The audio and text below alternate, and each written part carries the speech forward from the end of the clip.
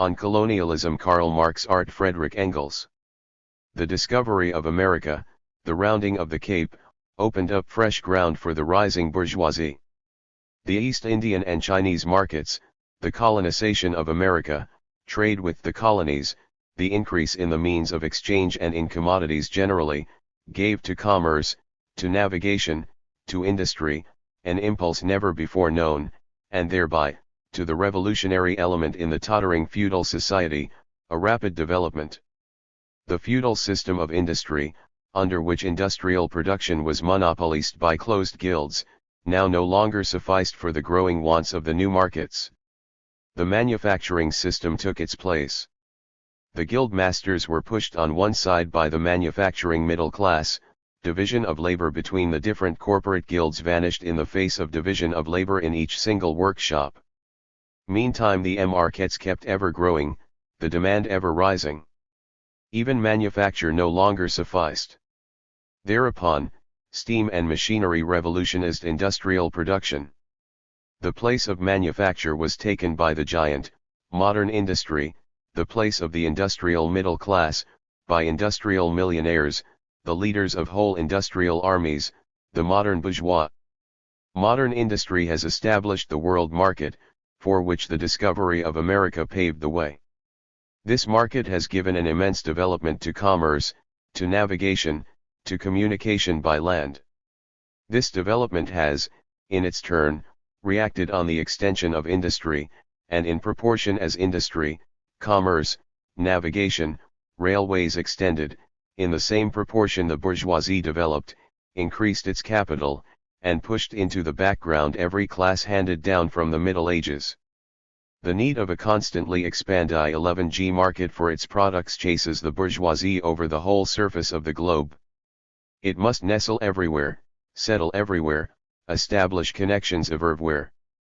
The bourgeoisie has through its exploitation of the world market given a cosmopolitan character to production and consumption in every country. To the great chagrin of reactionists, it has drawn from under the feet of industry the national ground on which it stood. All old established national industries have been destroyed or are daily being destroyed. They are dislodged by new industries, whose introduction becomes a life and death question for all civilized nations, by industries that no longer work up indigenous raw material, but raw material drawn from the remotest zones, industries whose products are consumed, not only at home, but in every quarter of the globe. In place of the old wants, satisfied by the productions of the country, we find new wants, requiring for their satisfaction the products of distant lands and climes.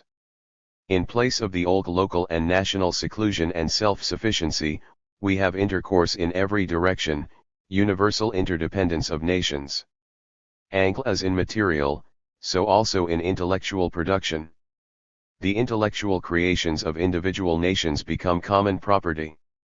National one-sidedness and narrow-mindedness become more and more impossible, and from the numerous national and local literatures, there arises a world literature.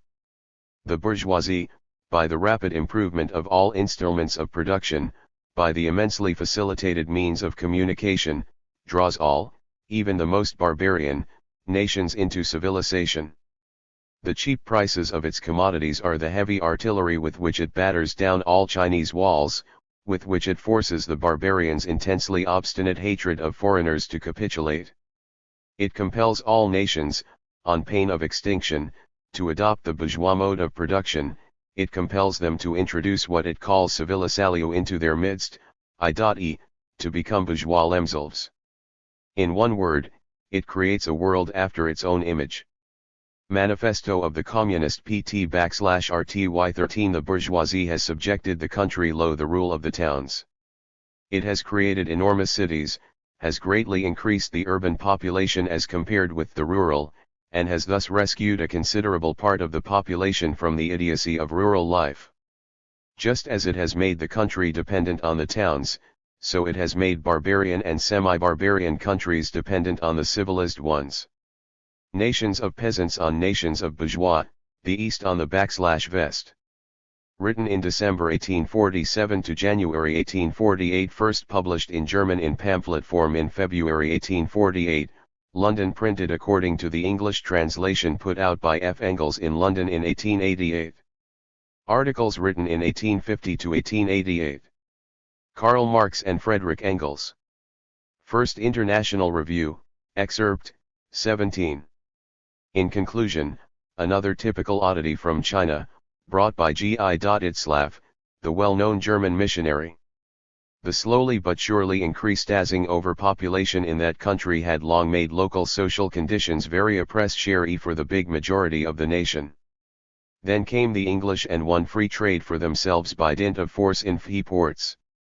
Thousands of British and American ships sailed to China, and soon the country was flooded with cheap British and American machine-made goods. Chinese industry, reposing as it did on hand labor, succumbed to the competition of the machine. The imperturbable Celestial Empire went through a social crisis. The taxes ceased coming in, the state was on the brink of bankruptcy, the population was pauperized en masse, revolts broke out, the people went out of hand, mishandled and killed the emperor's mandarins and the fauxist bonzes. The country is on the verge of perdition, and is even threatened by a violent revolution. But what is still worse, people have appeared among the rebellious plebs who point to the poverty of some and the wealth of others, who demand a different distribution of property and even the complete abolition of private property. //7 Henher G.I. Itzlaff returned among civilized people and Europeans after an absence of 20 years. He heard talk of socialism and asked what it was. After he was given an explanation, he exclaimed with alarm, "Is there anywhere that I can escape that pernicious teaching?" The very same thing has been preached for some time by many people of the mob in China. Chinese socialism may stand in the same relation to the European variety as Chinese philosophy stands to the He-18 Karl Marx and Friedrich Engels Julian. Yet it is a gratifying fact that the bales of calico of the English bourgeoisie have in 8 years brought the oldest and most imperturbable empire on earth to the threshold of a social upheaval, one that will in any case hold most significant consequences for civilization. When in their imminent flight across Asia our European reactionaries will ultimately arrive at the wall of China, at the gates that lead to the stronghold of arch-reaction and arch-conservatism, who knows if they will not find there the inscription: République Chinoise. Liberté, Égalité, Fraternité. London, January 31, 1850. Published in the Neue Rheinische Zeitung.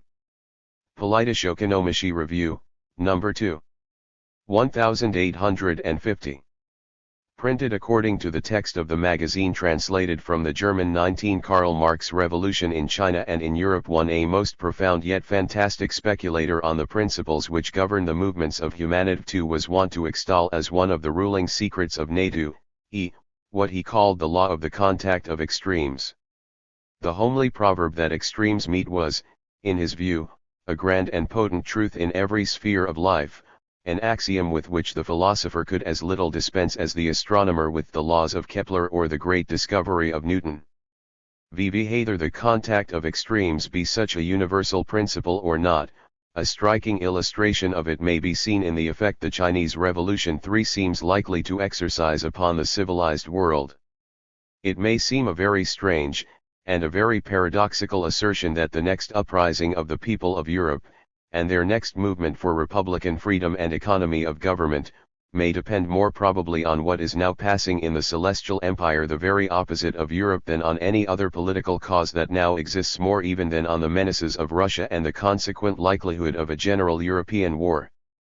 But yet it is no paradox, as all may understand by attentively considering the circumstances of the case. Whatever be the social causes, and whatever religious, dynastic, or national shape they may assume, that have brought about the chronic rebellions subsisting in China for about 10 years past, and now gathered together in one formidable revolution, the occasion of this outbreak has unquestionably been afforded by the English cannon forcing upon China that soporific drug called opium. 4 Before the British arms the authority of the Manchu dynasty 5 fell to pieces, the superstitious faith in the eternity of the Celestial Empire broke down, the barbarous and hermetic isolation from the civilized world was infringed, and an opening was made for that intercourse which has since proceeded so rapidly under the golden attractions of California and Australia. At the same time the silver coin of the empire, its lifeblood, began to be drained away to the British East Indies. Up to 1830, the balance of trade being continually in favor of the Chinese, there existed an uninterrupted importation of silver from India, Britain, and the United States into China. Since 1833, and especially since 1840, the export of silver from China to India has become almost exhausting for the Celestial Empire. Hence the strong decrees of the emperor against the opium trade, responded to by still stronger resistance to his measures. Besides this immediate economical consequence, the bribery connected with opium smuggling has entirely demoralized the Chinese state officers in the southern provinces. Just as the emperor was wont to be considered the father of all China, so his officers were looked upon as sustaining the paternal relation to their respective districts. But this patriarchal authority, the only moral link embracing the vast machinery of the state, has gradually been corroded by the corruption of those officers, who have made great gains by conniving at opium smuggling. This has occurred principally in the same southern provinces where the rebellion commenced. It is almost needless to observe that, in the same measure in which opium has obtained the sovereignty over the Chinese, the emperor and his staff of pedantic mandarins have become dispossessed of their own sovereignty. It would seem as though history had first to make this whole people drunk before it could rouse them out of their hereditary stupidity. Though scarcely existing in former times, the import of English cottons, and to a small extent of English woolens, has rapidly risen since 1833, the epoch when the monopoly of trade with China was transferred from the East India Company to private commerce, and on a much greater scale since 1840, the epoch when other nations, and especially our own, also obtained a share in the Chinese trade. This introduction of foreign manufactures has had a similar effect on the native industry to that which it formerly had on Asia Minor, Persia and India. In China the spinners and weavers have suffered greatly under this foreign competition, and the community has become unsettled in proportion. The tribute to be paid to England after the unfortunate War of 1840, the great unproductive consumption of opium, the drain of the precious metals by this trade, the destructive influence of foreign competition on native manufactures, the demoralized condition of the public administration, produced two things. The old taxation became more burdensome and harassing, and new taxation was added to the old. Thus in a decree of the Emperor dated Peking, January 5, 1853, we find orders given to the viceroys and governors of the southern provinces of Fujian and Hanyang to remit and defer the payment of taxes, and especially not in any case to exact more than the regular amount, for otherwise, says the decree, how will the poor people be able to bear it? And thus, perhaps, continues the emperor, will my people, in a period of general hardship and distress, be exempted from the evils of being pursued and worried by the tax-gatherer. Such language as this, and such concessions we remember to have heard from Austria, the China of Germany, in 1848. All these dissolving agencies acting together on the fluid nances, the morals, the industry, and political structure of China, received their full development under the English canon in 1840, which broke down the authority of the emperor, and forced the Celestial Empire into contact with the terrestrial world. Complete isolation was the prime condition of the preservation of old China. That isolation having come to a violent end by the medium of England, dissolution must follow as surely as that of any mummy carefully preserved in a hermetically sealed coffin, whenever it is brought into contact with the open air. Now, England having brought about the revolution of China, the question is how that revolution will in time react on England, and through England on Europe. This question is not difficult of solution. Xianfeng ed. The attention of our readers has often been called to the unparalleled growth of British manufactures since 1850. Amid the most surprising prosperity, it has not been difficult to point out the clear symptoms of an approaching industrial crisis.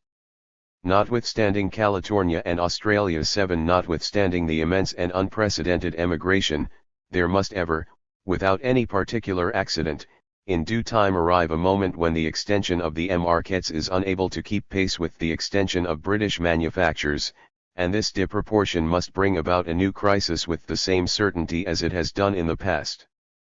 But, if one of the great markets suddenly becomes contracted, the arrival of the crisis is necessarily accelerated thereby. Now, the Chinese rebellion must, for the time being, have precisely this effect upon England. The necessity for opening new markets, or for extending the old ones, was one of the principal causes of the reduction of the British tea duties, as, with an increased importation of tea, an increased exportation of manufactures to China was expected to take place. Now, the value of the annual exports from the United Kingdom to China amounted, before the repeal in 1833 of the trading monopoly possessed by the East India Company, to only £600,000, in 1836, it reached the sum of £1,326,388, in 1845, it had risen to £2,394,827, in 1852, it amounted to about £3 million.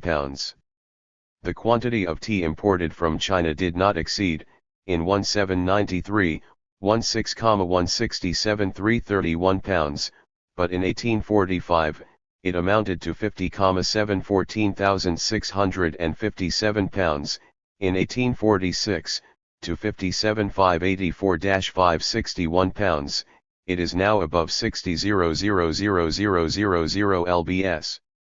The tea crop of the last season will not prove short, as shown already by the export lists from Shanghai, of 2,000 pounds above the preceding year.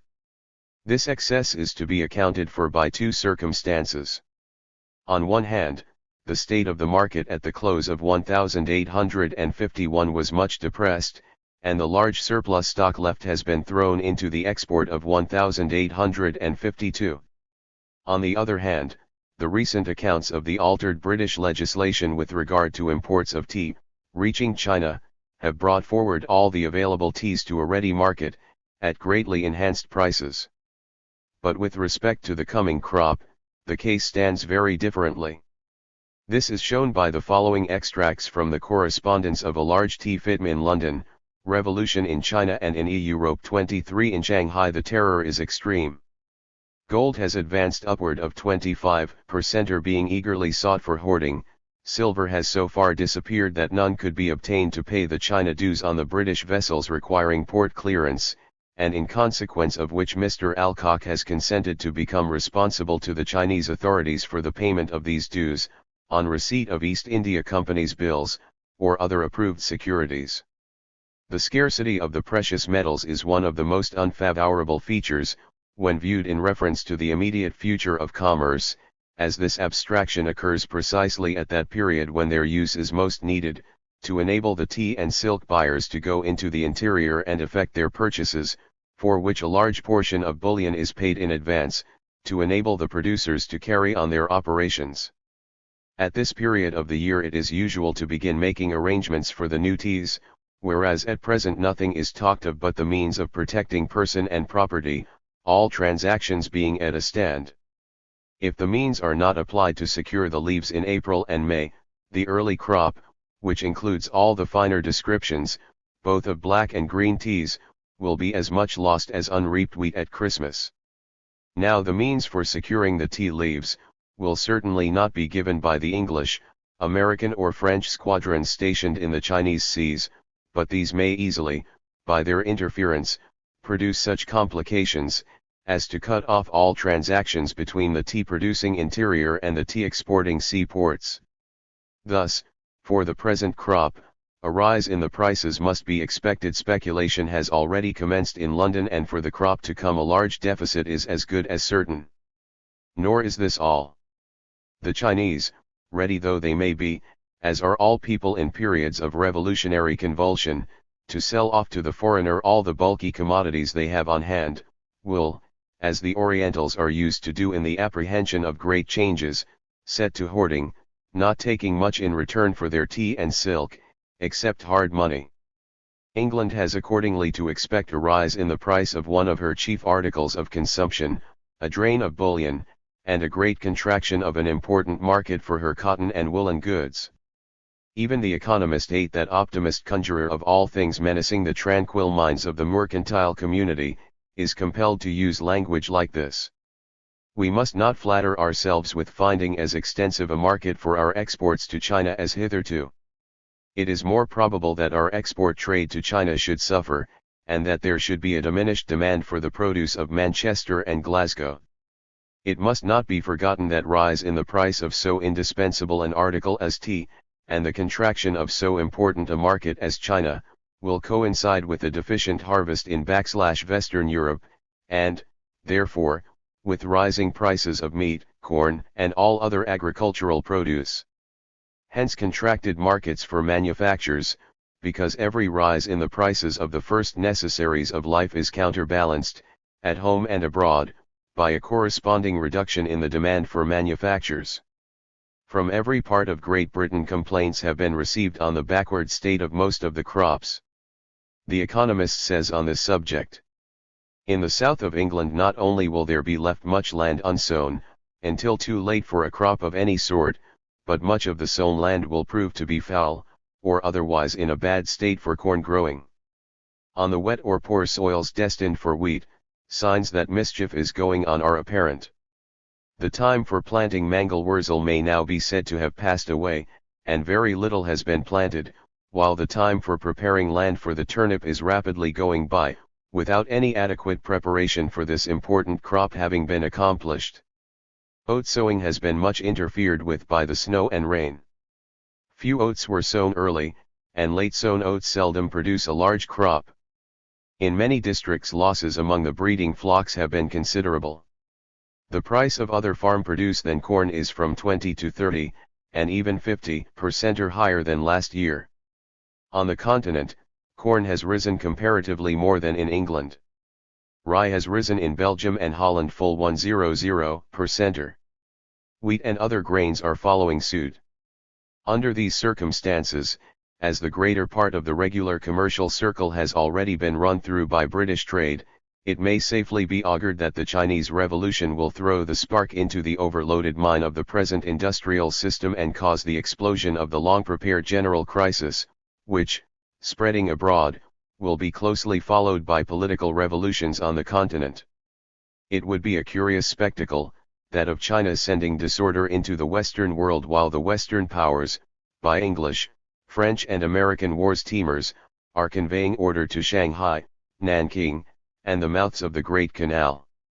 Do these order-mongering powers, which would attempt to support the wavering men revolution in China and in Europe 25 Chu dynasty, forget that the hatred against foreigners and their exclusion from the empire, once the mere result of China's geographical and ethnographical situation, have become a political system only since the conquest of the country by the race of the Manchu Tartars? There can be no doubt that the turbulent dissensions among the European nations who, at the later end of the 17th century, rivaled each other in the trade with China, lent a mighty aid to the exclusive policy adopted by the Manchus. But more than this was done by the fear of the new dynasty, lest the foreigners might favor the discontent existing among a large proportion of the Chinese during the first half-century or thereabouts of their subjection to the Tartars.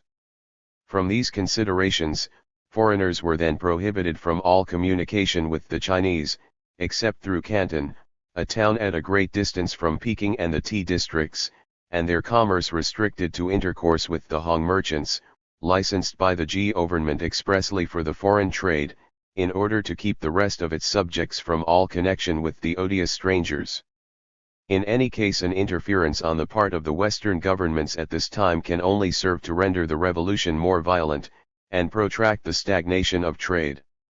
At the same time, it is to be observed with regard to India, that the British government of that country depends for full 1/7 of its revenue on the sale of opium to the Chinese, while a considerable proportion of the Indian demand for British manufactures depends on the production of that opium in India. The Chinese, it is true, are no more likely to renounce the use of opium than are the Germans to forswear tobacco. But as the new emperor is understood to be favorable to the culture of the poppy and the preparation of opium in China itself, it is evident that a death blow is very likely to be struck at once at the business of opium raising in India, the Indian revenue, and the commercial resources of Hindustan. Though this blow would not immediately be felt by the interests concerned, it would operate effectually in due time, and would come in to intensify and prolong the universal financial crisis whose horoscope we have cast above.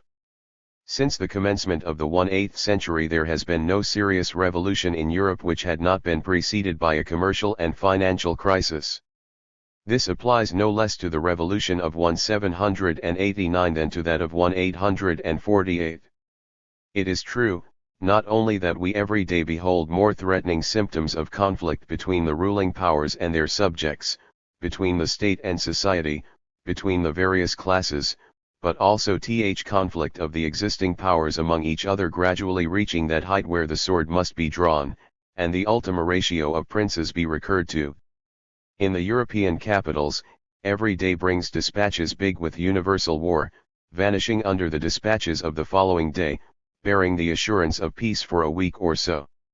We may be sure, nevertheless, that to whatever height the conflict between the European powers may rise, however threatening the aspect of the diplomatic horizon may appear, whatever movements might be attempted by some enthusiastic fraction in this or that country, the rage of princes and the fury of the people are alike enervated by the breath of prosperity.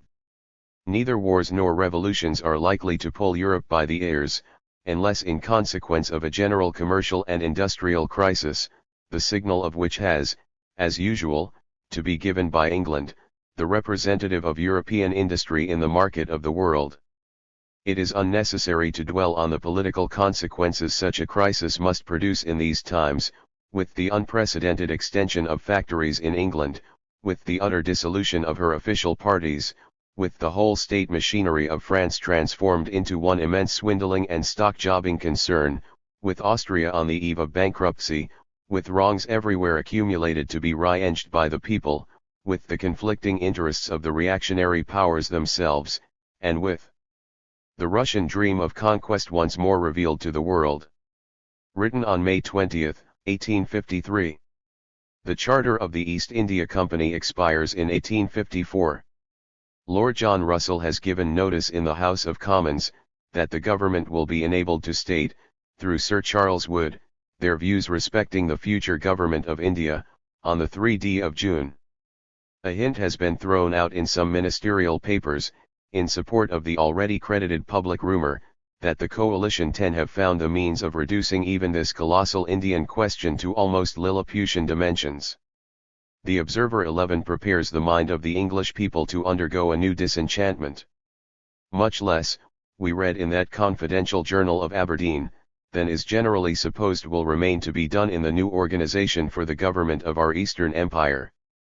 Much less even than is supposed, will have to be done by my Lords Russell and Aberdeen. The leading features of the proposed change appear to consist in two very small items. Firstly, the Board of Directors 12 will be refreshed by some additional members, appointed directly by the Crown, and even this new blood will be infused sparingly at first. The cure of the old directorial system is thus meant to be applied, so that the portion of blood now infused with great caution will have ample time to come to a standstill before another second infusion will be proceeded upon. Secondly, the union of judge and of exciseman in one and the same person, will be put an end to, and the judges shall be educated men. Does it not seem, on hearing such propositions, as if one were transported back into that earliest period of the Middle Ages, when the feudal lords began to be replaced? 28. As judges, by lawyers who were required, at any rate, to have a knowledge of reading and writing? The Sir Charles Wood who, as President of the Board of Control 13 will bring forward this sensible piece of reform, is the same timber who, under the late Whig administration, displayed such eminent capacities of mind, that the coalition were at a dreadful loss what to do with him, till they hit upon the idea of making him over to India. Richard III offered a kingdom for a horse, the coalition offers an ass for a kingdom. Indeed, if the present official idiocy of an oligarchical government be the expression of what England can do now, the time of England's ruling the world must have passed away. On former occasions we have seen that the coalition had invariably some fitting reason for postponing every, even the smaller measure. Now, with respect to India, their postponing propensities are supported by the public opinion of two worlds. The people of England and the people of India simultaneously demand the postponement of all the legislation on Indian affairs, until the voice of the natives shall have been heard, the necessary materials collected, the pending inquiries completed. Petitions have already reached Downing St. from the three presidencies, 14 deprecating precipitate legislation. The Manchester School have formed an Indian Society, 15 which they will put immediately into motion, to get up public meetings in the metropolis and throughout the country, for the purpose of opposing any legislation on the subject for this session. Besides, two parliamentary committees are now sitting with a view to report respecting the state of affairs in the Indian government. But this time the coalition ministry is inexorable. It will not wait for the publication of any committee's advice. It wants to legislate instantly and directly for 150 millions of people, and to legislate for 20 years at once. Sir Charles Wood is anxious to establish his claim as the modern Manu. Hence, of a sudden, this precipitate legislative rush of our cautious political valetudinarians. They want to renew the old Indian Charter for a period of 20 years. They avail themselves of the eternal pretext of reform. Why? The English oligarchy have a presentiment of the approaching end of their days of glory, and they have a very justifiable desire to conclude such a treaty with English legislation, that even in the case of England's escaping soon from their weak and rapacious hands, they shall still retain for themselves and their associates the privilege of plundering India for the space of 20 years. Written on May 24, 1853. Sir Charles Wood's East Indian Reform 16. The last India Bill of 1783 proved fatal to the coalition cabinet of Mr. Fox and Lord North. The new India Bill of 1853 is likely to prove fatal for the coalition cabinet of Mr. Gladstone and Lord John Russell. But if the former were thrown overboard, because of their attempt to abolish the courts of directors and of proprietors, the latter are threatened with a similar fate for the opposite reason. On June 3, Sir Charles Wood moved for leave to bring in a bill to provide for the government of India. Sir Charles commenced by excusing the anomalous length of the speech he was about to deliver, by the magnitude of the subject, and the 150 million of souls he had to deal with. For every 30 million of his fellow subjects, Sir Charles could do no less than sacrifice 1 hour's breath. But why this precipitate legislation on that great subject, while you postpone it for even the most trifling matters? Because the charter of the East India Company expires on the April 30, 1854. But why not pass a temporary continuance bill, reserving to future discussion more permanent legislation? Because it cannot be expected that we shall ever find again such an opportunity of dealing quietly with this vast and important question, of burking it in a parliamentary way. Besides, we are fully informed on the matter. The directors of the East India Company express the opinion that it is necessary to legislate in the course of the present session, and the Governor-General of India, Lord Dalhousie, summons the government by an express letter by all means to conclude our legislation at once. But the most striking argument wherewith Sir Charles justifies his immediate legislation, is that, prepared as he might appear to speak of Sir Charles Wood's East Indian Reforms 31, a world of questions, not comprised in the bill he proposed to bring in, the measure which he has to submit is, so far as legislation goes, comprised in a very small compass. After this introduction, Sir Charles delivered himself of an apology for the administration of India for the last 20 years. VVE must look at India with somewhat of an Indian eye, which Indian eye seems to have the particular gift of seeing everything bright on the part of England and everything black on the side of India. In India you have a race of people slow of change, bound up by religious prejudices and antiquated customs. There are, in fact, all obstacles to rapid progress. Perhaps there is a Whig coalition party in India. The points, said Sir Charles Wood, upon which the greatest stress has been laid, and which are the heads of the complaints contained in the petitions presented to the committee, relate to the administration of justice, the want of public works, and the tenure of land. With regard to the public works, the government intends to undertake some of the greatest magnitude and importance. With regard to the tenure of lands, Sir Charles proves very successfully that its three existing forms, the zemindari, the ryotwary 17 and the village systems *, are only so many forms of fiscal exploitation in the hands of the company, none of which could well be made general, nor deserve to be made so. An idea of establishing another form, of an altogether opposite character, does not in the least preoccupy the mind of Sir Charles.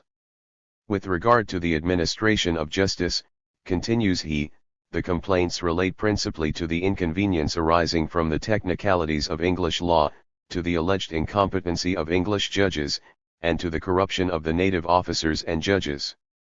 And now, in order to prove the hard labor of providing for the administration of justice in India, Sir Charles * see this collection, pages 39-41 ed. 32. Relates that already, as early as 1833, a law commission was appointed in India. But in what manner did this commission act, according to Sir Charles Wood's own testimony? The first and last result of the labors of that commission was a penal code, prepared under the auspices of Mr. Macaulay. This code was sent to the various local authorities in India, which sent it back to Calcutta, from which it was sent to England, to be again returned from England to India. In India, Mr. Macaulay having been replaced as Legislative Counsel by Mr. Bethune, the code was totally altered, and on this plea the Governor-General * not being then of opinion that delay is a source of weakness and danger, sent it back to England, and from England it was returned to the Governor-General, with authority to pass the code in whatever shape he thought best. But now, Mr. Bethune having died, the Governor-General thought best to submit the code to a third English lawyer, and to a lawyer who knew nothing about the habits and customs of the Hindus, reserving himself the right of afterward rejecting a code concocted by wholly incompetent authority. Such have been the adventures of that yet unborn code. As to the technical absurdities of the law in India, Sir Charles takes his stand on the no less absurd technicalities of the English law procedure itself, but while affirming the perfect incorruptibility of the English judges in India, he nevertheless is ready to sacrifice them by an alteration in the manner of nominating them. The general progress of India is demonstrated by a comparison of the present state of Delhi with that under the invasion of Kuli Khan. The salt tax is justified by the arguments of the most renowned political economists, all of whom have advised taxation to be laid on some article of first necessity. But Sir Charles does not add what those same economists would have said, on finding that in the 2 years from 1849 to 50 and 1851 to 52, there had been a decrease in the consumption of salt, of 60,000 tons, a loss of revenue to the amount of £41 5,000, the total salt revenue amounting to £2 million. Dalhousie ed. The measures proposed by Sir Charles, and comprised in a very small compass, are, 1. The Court of Directors to consist of 18 instead of 24 members, 12 to be elected by the proprietors, and 6 by the Crown. 2. The revenue of directors to be raised from £300 to £500 a year, the chairman to receive £1,000. 3. All the ordinary appointments the civil service, and all the scientific in the military service of India, to be thrown open to public competition, leaving to the directors the nomination to the cadetships in the cavalry of the line. 4. The Governor-Generalship to be separated from the Governorship of Bengal, and power to be given to the Supreme Government to constitute a new presidency in the districts on the Industry 5. And lastly, the whole of this measure only to continue until the Parliament shall provide otherwise. The speech and measure of Sir Charles Wood was subjected to a very strong and satirical criticism by Mr. Bright, whose picture of India ruined by the fiscal exertions of the company and government did not, of course, receive the supplement of India ruined by Manchester and free trade.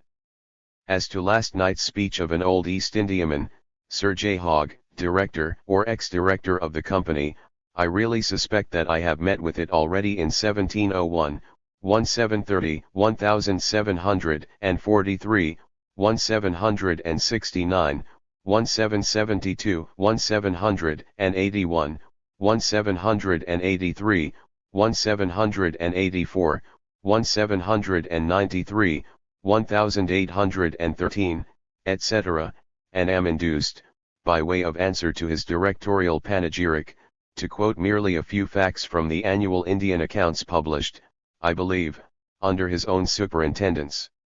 1849-50. 1850-51. 1851-52. 1849-50.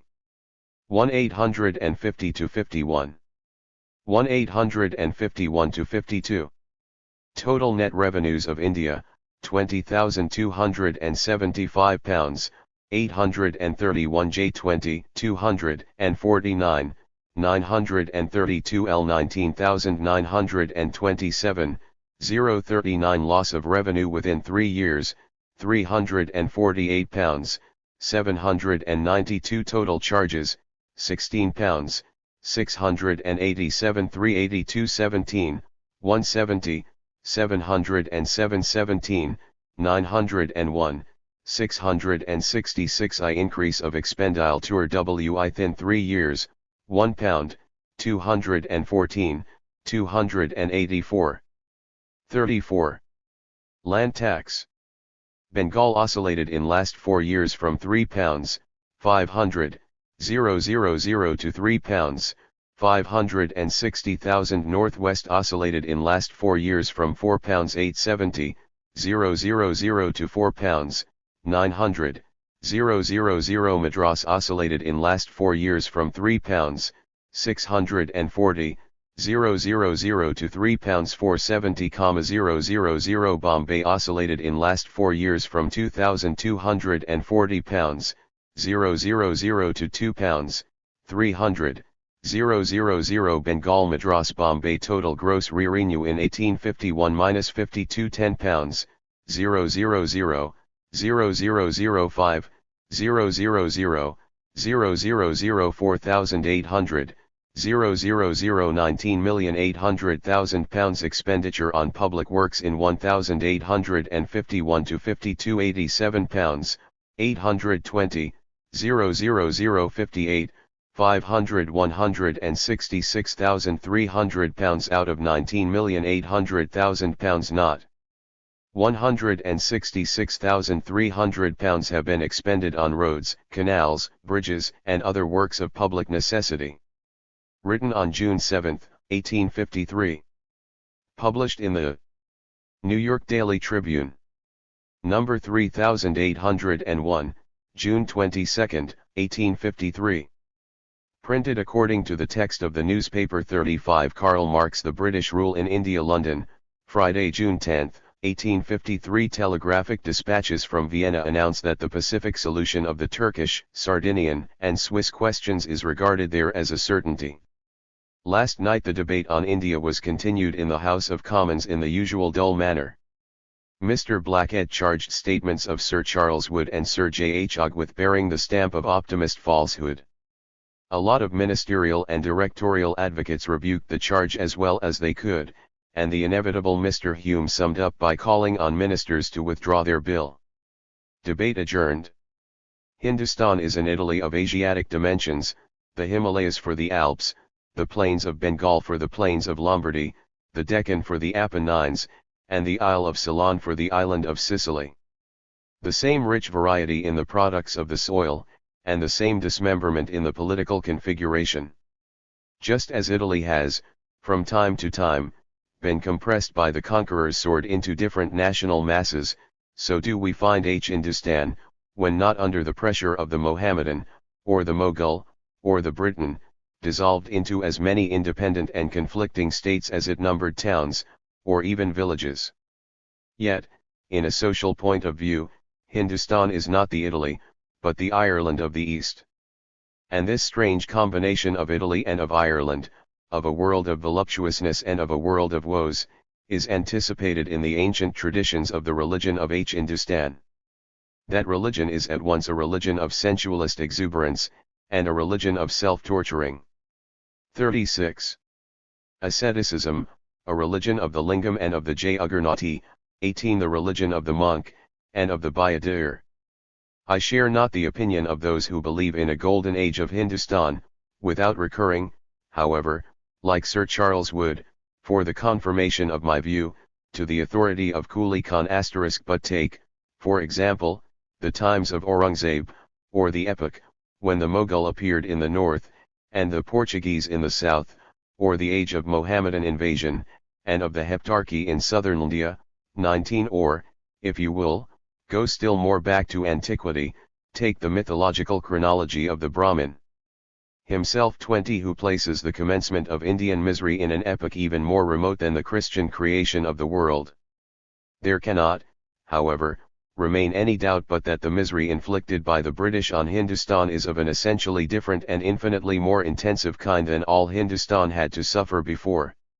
I do not allude to European despotism, planted upon Asiatic despotism, by the British East India Company, forming a more monstrous combination than any of the divine monsters startling us in the Temple of Sal's et. 21. This is no distinctive feature of British colonial rule, but only an imitation of the Dutch, and so much so that in order to characterize the working of the British East India Company, it is sufficient to literally repeat what Sir Stamford Raffles, the English governor of Java, said of the old Dutch East India Company. The Dutch Company, actuated solely by the spirit of gain, and viewing their subjects with less regard or consideration than a /West India planter formerly viewed a gang upon his estate, because the latter had paid the purchase money of human property, which the other had not, employed all the existing machinery of despotism to squeeze from the people their utmost mite of contribution, the last dregs of their labor, and thus aggravated the evils of a capricious and semi-barbarous government. By working it with all the practiced ingenuity of politicians, and all the monopolizing selfishness of traders. All the civil wars, invasions, revolutions, conquests, famines, strangely complex, rapid and destructive as the success. See this collection, p. 32 ed. Civ. Action in Hindustan may appear, did not go deeper than its surface. England has broken down the entire framework of Indian society, without any symptoms of reconstitution yet appearing. This loss of his old world, with no gain of a new one, imparts a particular kind of melancholy to the present misery of the Hindu, and separates Hindustan, ruled by Britain, from all its ancient traditions, and from the whole of its past history. There have been in Asia, generally, from immemorial times, but three departments of government, that of finance, or the plunder of the interior, that of vivar, or the plunder of the exterior, and finally, the department of public works. Climate and territorial conditions, especially the vast tracts of desert, extending from the Sahara, through Arabia, Persia, India, and Tartary, to the most elevated Asiatic highlands, constituted artificial irrigation by canals and waterworks the basis of Oriental agriculture. As in Egypt and India, inundations are used for fertilizing the soil of Mesopotamia, Persia, etc., advantage is taken of a high levee for feeding irrigative canals. This prime necessity of an economical and common use of water, which, in the Occident, drove private enterprise to voluntary association, as in Flanders and Italy, necessitated, in the Orient where civilization was too low and the territorial extent too vast to call into life voluntary association, the interference of the centralizing power of government. Hence an economical function devolved upon all Asiatic governments, the function of providing public works. This artificial fertilization of the soil, dependent on a central government, and immediately decaying with the neglect of irrigation and drainage, explains the otherwise strange fact that we now find whole territories barren and desert that were once brilliantly cultivated, as Palmyra, Petra, the ruins in Yemen, and large provinces of Egypt, Persia, and Hindustan. It also explains how a single war of devastation has been able to depopulate a country for centuries, and to strip it of all its civilization. Now, the British in East India accepted from their predecessors the departments of finance and of war, but they have neglected entirely that of public works. Hence the deterioration of an agriculture which is not capable of being conduct on the British principle of free competition, of laissez-faire and laissez-aller. 22 But in Asiatic empires we are quite accustomed to see agriculture deteriorating under one government and reviving again under some other government. There the harvests correspond to good or bad governments, as they change in Europe with good or bad seasons. Thus the oppression and neglect of agriculture, bad as it is, could not be looked upon as the final blow dealt to Indian society by the British intruder, had it not been attended by a circumstance of quite different importance, a novelty in the annals of the whole Asiatic world. However changing the political aspect of India's past must appear, its social condition has remained unaltered since its remotest antiquity, until the first decennium of the 19th century. The handloom and the spinning wheel, producing their regular myriads of spinners and weavers, were the pivots of the structure of that society. From immemorial times, Europe received the admirable textures of Indian labor, sending in return for them her precious metals, and furnishing thereby his material to the goldsmith, that indispensable member of Indian society, whose love of finery is so great that even the lowest class, those who go about nearly naked, have commonly a pair of golden earrings and a gold ornament of some kind hung round their necks. Rings on the fingers and toes have also been common.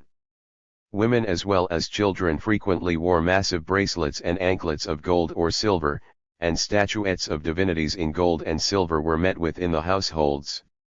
It was the British intruder who broke up the Indian handloom and destroyed the spinning wheel. England began with driving the Indian cottons from the European market, it then introduced twist into Hindustan and in the end inundated the very mother country of cotton with cottons. From 1818 to 1836 the export of twist from Great Britain to India rose in the proportion of 1 to 5,200. LN 1824 the export of British muslins to India hardly amounted to 1,000,000 yards, while in 1837 it surpassed 64,000 yards. But at the same time the population of Dhaka decreased from 150,000 inhabitants to 20,000. This decline of Indian towns celebrated for their fabrics was by no means the worst consequence. British steam and science uprooted, over the 9. whole surface of Hindustan, the union between agriculture and manufacturing industry. T has two circumstances: the Hindu, on the one hand, leaving, like all Oriental peoples, to the central government the care of the great public works, the prime condition of his agriculture and commerce, dispersed, on the other hand, over the surface of the country, and agglomerated in small centers by the domestic union of agricultural and manufacturing pursuits. These two circumstances had brought about, since the remotest times, a social system of particular features, the so-called village system, which gave to each of these small unions their independent organization and distinct life.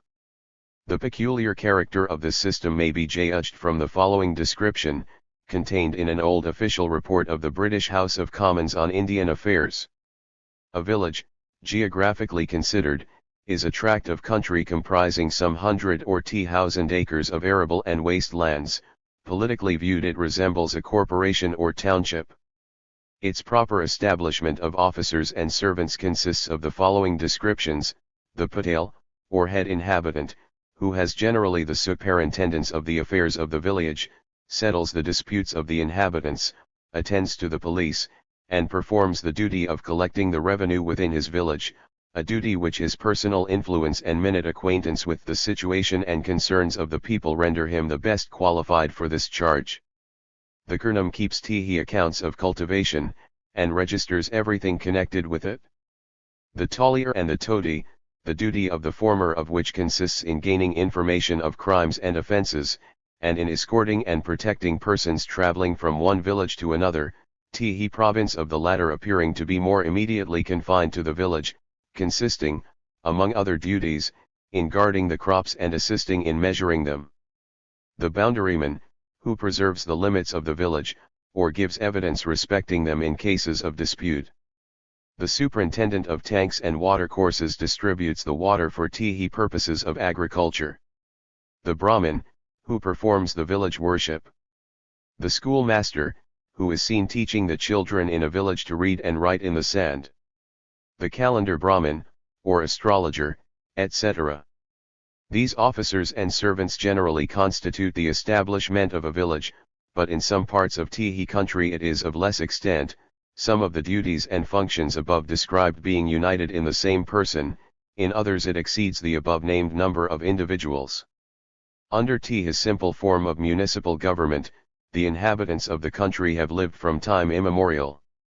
The boundaries of the villages have been but seldom altered, and though the villages themselves have been sometimes injured, and even desolate by war, famine, or disease, the same name, the same limits, the same interests, and even the same families, have continued for ages. The inhabitants gave themselves no trouble about the breaking up and divisions of kingdoms, while the village remains entire, they care not to what power it is transferred, or to what sovereign it devolves, its internal economy remains unchanged. The patel is still the head inhabitant, and still acts as the petty judge or magistrate, and collector or renter of the village.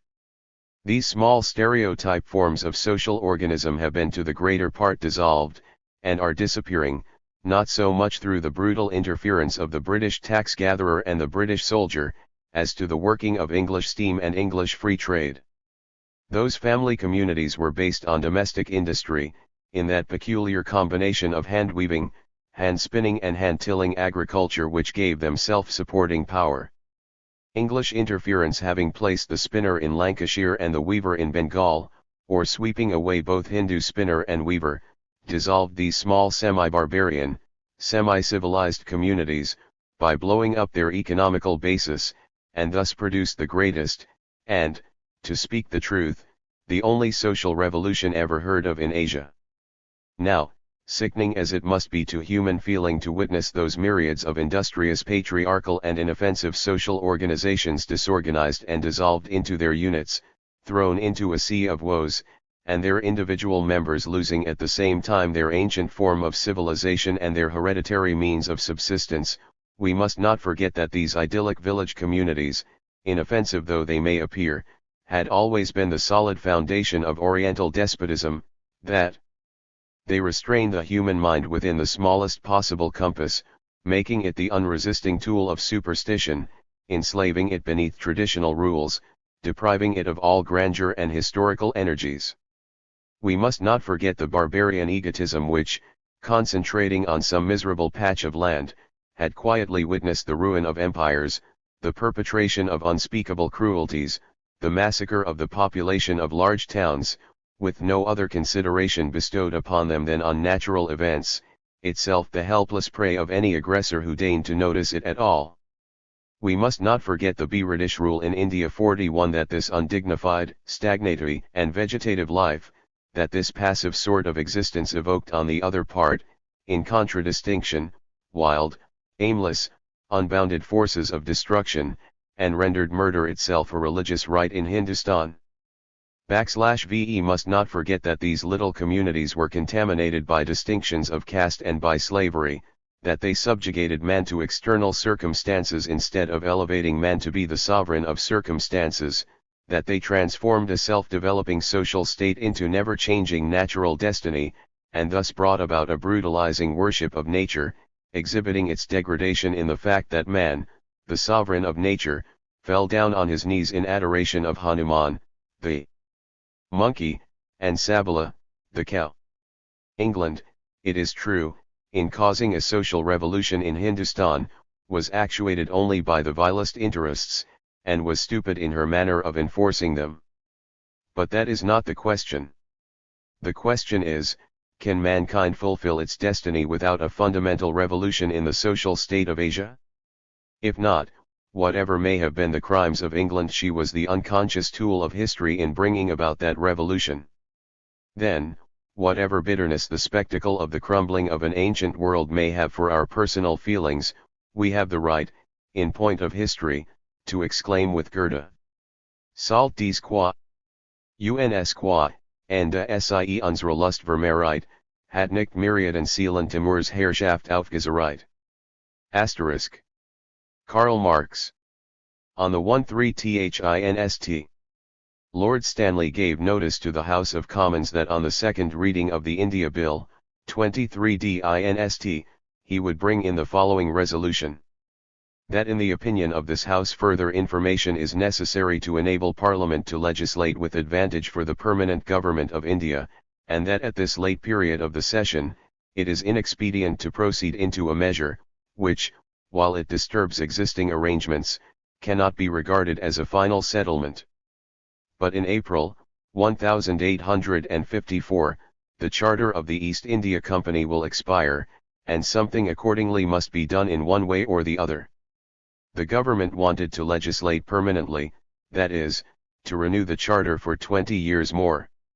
The Manchester School wanted to postpone all legislation, by prolonging the charter at the utmost for 1 year. The government said that permanent legislation was necessary for the best of India. The Manchester men replied that it was impossible for want of information. The best of India, and the want of information, are alike false pretenses. The governing oligarchy desired, before a reformed House should meet, to secure at the cost of India, their own best for 20 years to come. The Manchester men desired no legislation at all in the unreformed Parliament, where their views had no chance of success. Now, the coalition cabinet, through Sir Charles Wood, has, in contradiction to its former statements, but in conformity with its habitual system of shifting difficulties, brought in something that looked like legislation, but it dared not, on the other hand, to propose the renewal of the charter for any definite period, but presented a settlement, which it left to Parliament to unsettle whenever that body should India 43 determine to do so. If the ministerial propositions were adopted, the East India Company would obtain no renewal, but only a suspension of life.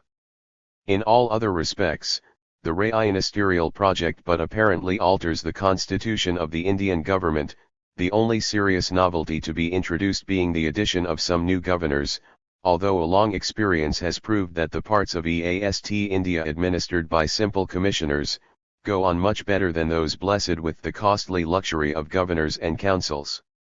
The Vivek invention of alleviating exhausted countries by burdening them with new sinecures for the paupers of aristocracy, reminds one of the old Russell administration, when the Viveks were suddenly shrouded with the state of spiritual destitution, in which the Indians and Mohammedans of the East were living, and determined upon relieving them by the importation of some new bishops, the Tories, in the plenitude of their power, having never thought more than one to be necessary.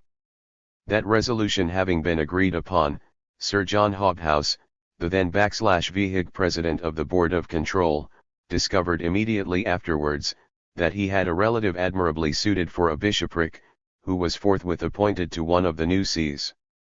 In cases of this kind, remarks an English writer, where the fit is so exact, it is really hardly possible to say, whether the shoe was made for the foot, or the foot for the shoe.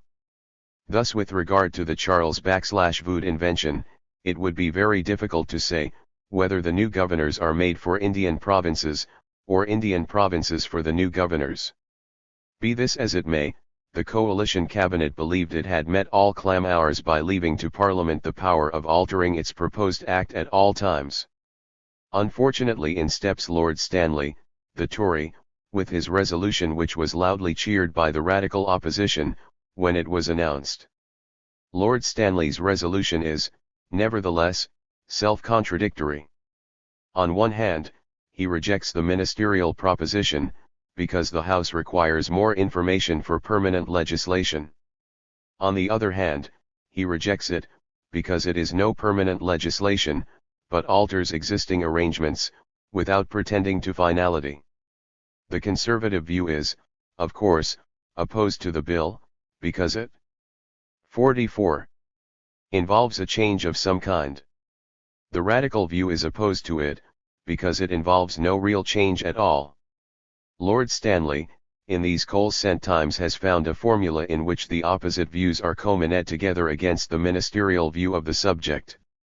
The coalition ministry affects a virtuous indignation against such tactics, and the Chronicle, its organ, exclaims.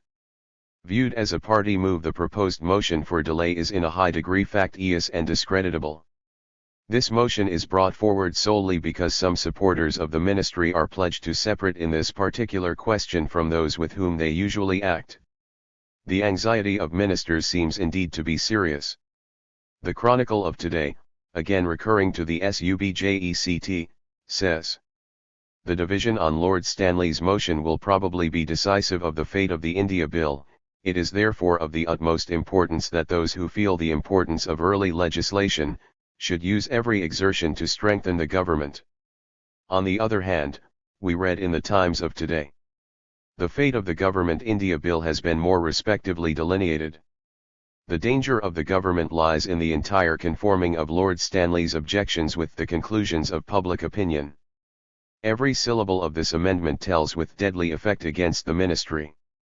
I shall expose in a subsequent letter * the bearing of the Indian question on the different parties in Great Britain, and the benefit the poor Hindu may reap from this quarrelling of the aristocracy, the moneyocracy, and the millocracy about his amelioration."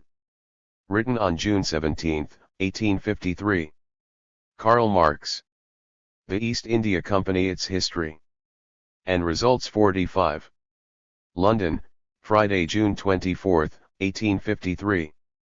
The debate on Lord Stanley's motion to postpone legislation for India, has been deferred until this evening.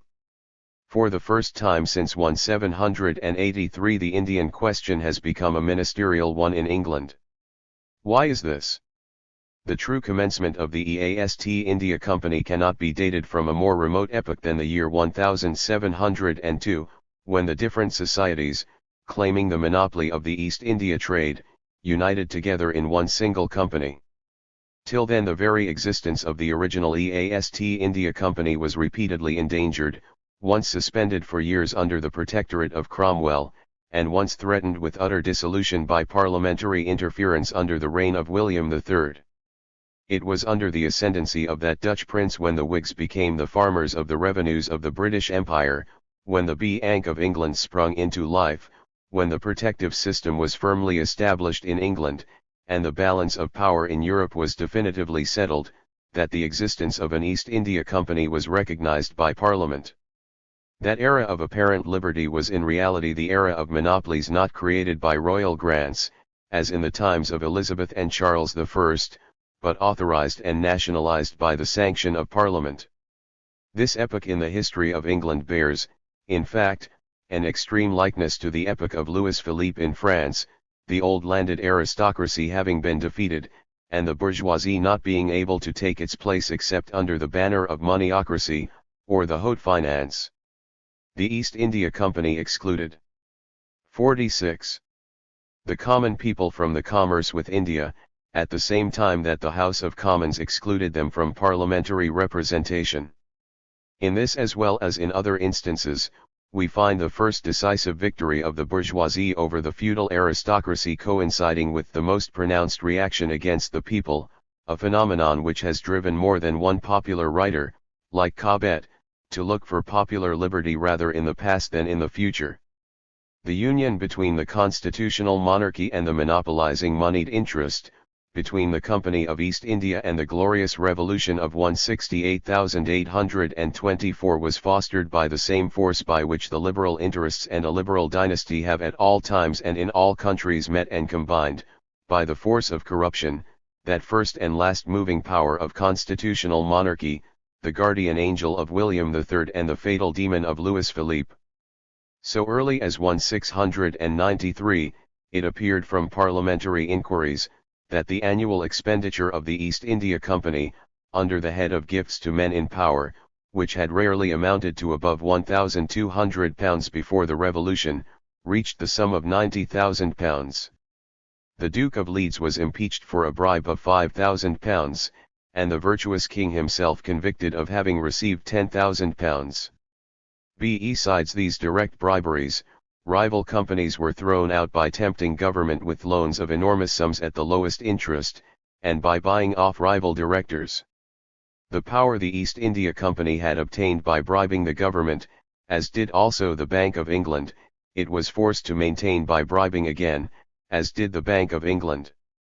At every epoch when its monopoly was expiring, it could only effect a renewal of its charter by offering fresh loans and by fresh presents made to the government.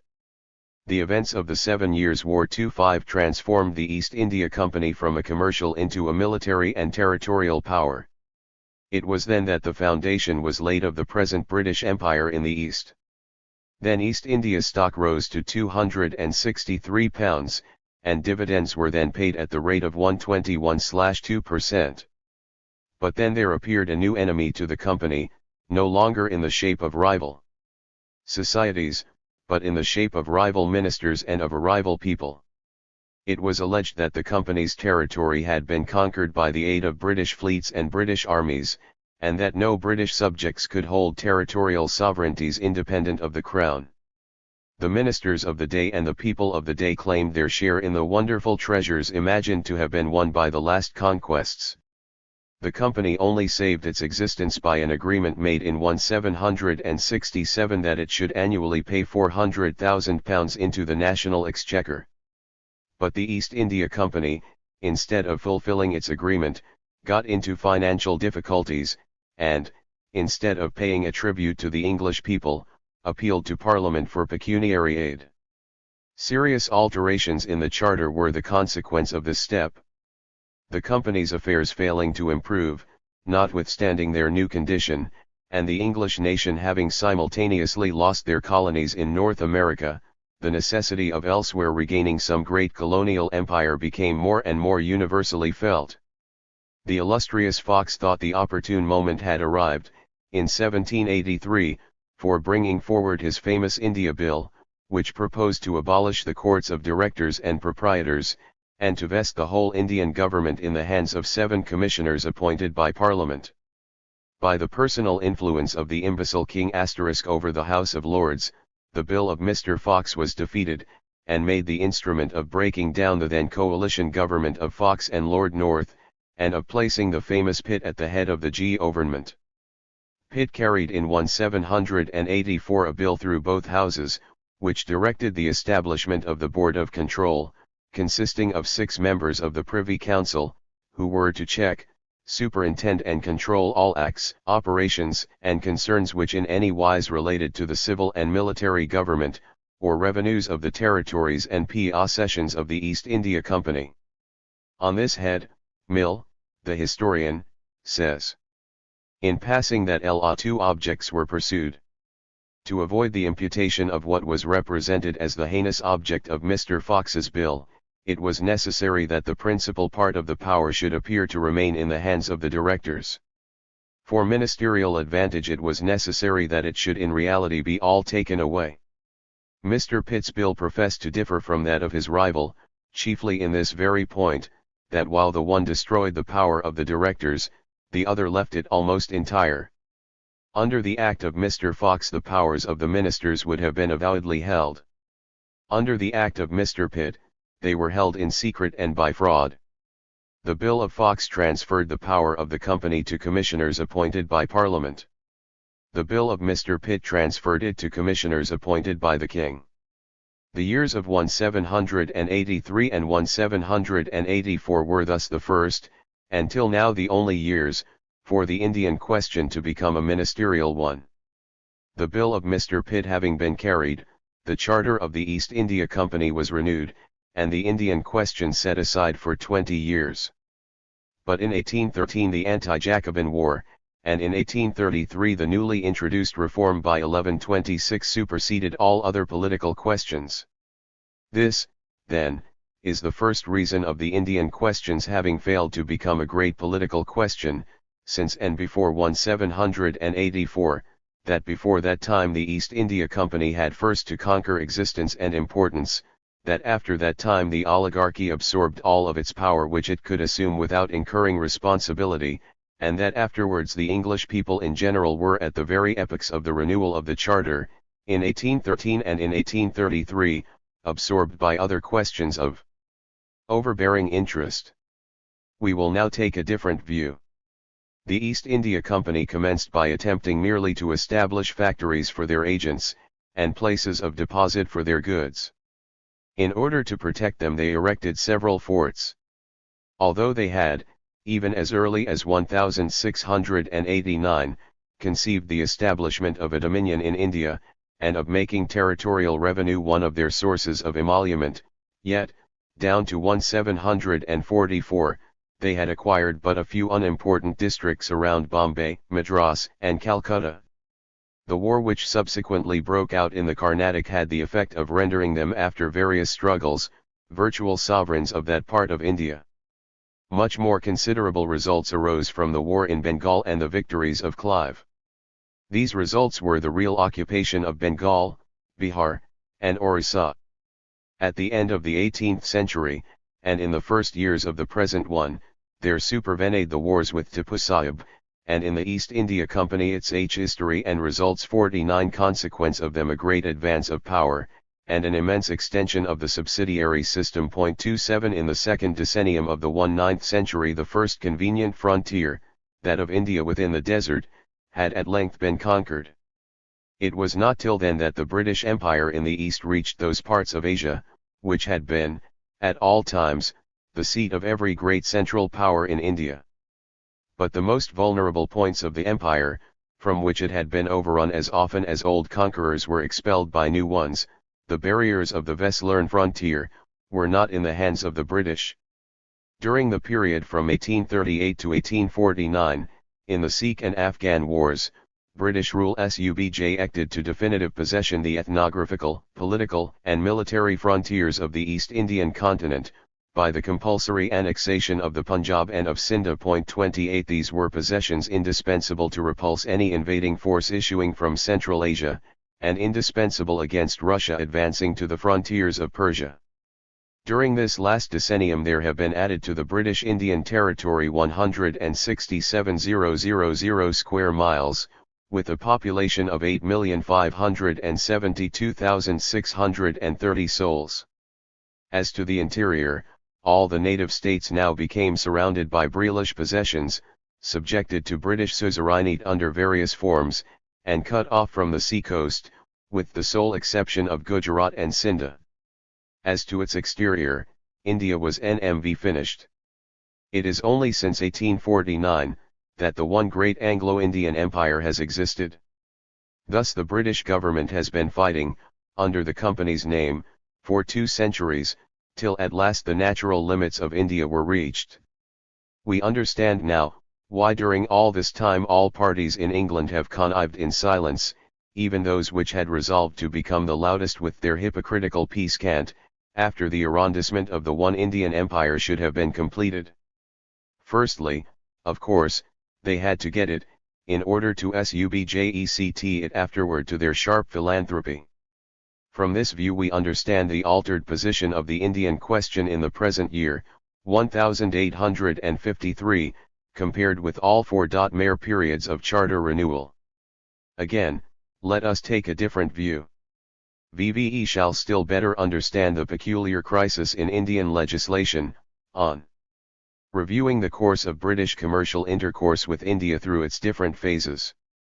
At the commencement of the East India Company's operations, under the reign of Elizabeth, the company was permitted, for the purpose of profitably carrying on its trade with India, to export an annual value of £30,000 in silver, gold, and foreign coin. This was an infraction against all the prejudices of the age.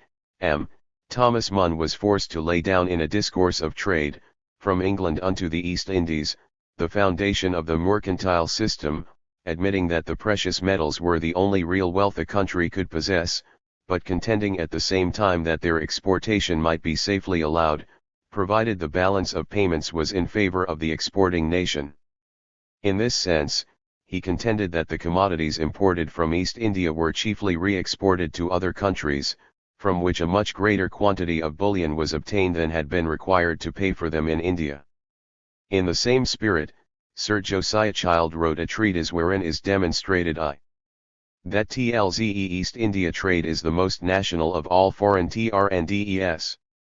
By and by the partisans of the East India Company grew more audacious, and it may be noticed as a curiosity, in this strange Indian history, that the Indian monopolists were the first preachers of free trade in England.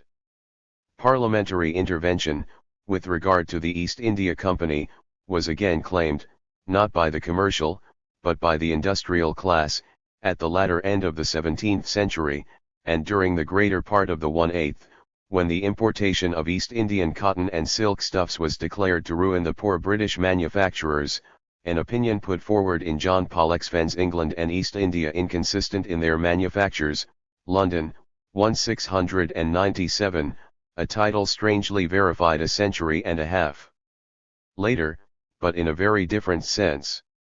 Parliament did then interfere.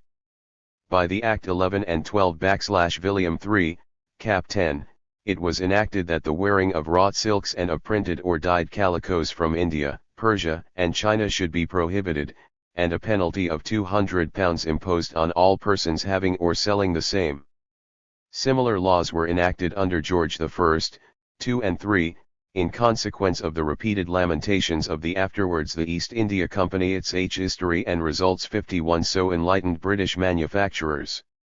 And thus, during the greater part of the 18th century, Indian manufactures were generally imported into England in order to be sold on the continent, and to remain excluded from the English market itself. Besides this parliamentary intervenance with East India, solicited by the greedy home manufacturer, efforts were made at every epoch of the renewal of the Charter, by the merchants of London, Liverpool, and Bristol, to break down the commercial monopoly of the company, and to participate in that commerce, estimated to be a true mine of gold. In consequence of these efforts, a provision was made in the Act of 1773 prolonging the company's charter till March 1, 1814, by which private British individuals were authorized to export from, and the company's Indian servants permitted to import into, England almost all sorts of commodities. But this concession was surrounded with conditions annihilating its effects, in respect to the exports to British India by private merchants. In 1813 the company was unable to further withstand the pressure of general commerce, and accept the monopoly of the Chinese trade. The trade to India was opened, under certain conditions, to private competition. At the renewal of the Charter in 1833, these last restrictions were at length superseded, the company forbidden to carry on any trade at all, their commercial character destroyed, and their privilege of excluding British subjects from the Indian territories withdrawn. Meanwhile the East Indian trade had undergone very serious revolutions, altogether altering the position of the different class interests in England with regard to it. During the whole course of the 18th century the treasures transported from India to England were gained much less by comparatively insignificant commerce, than by the direct exploitation of that country, and by the colossal fortunes there extorted and transmitted to England. After the opening of the trade in 1813 the commerce with India more than trebled in a very short time. But this was not all. The whole character of the trade was changed. Till 1813 India had been chiefly an exporting country, while it now became an importing one, and in such a quick progression, that already in 1823 the rate of exchange, which had generally been 2/6 per rupee, sunk down to 2/ per rupee. India, the great workshop of cotton manufacture for the world, since immemorial times, became now inundated with English twists and cotton stuffs.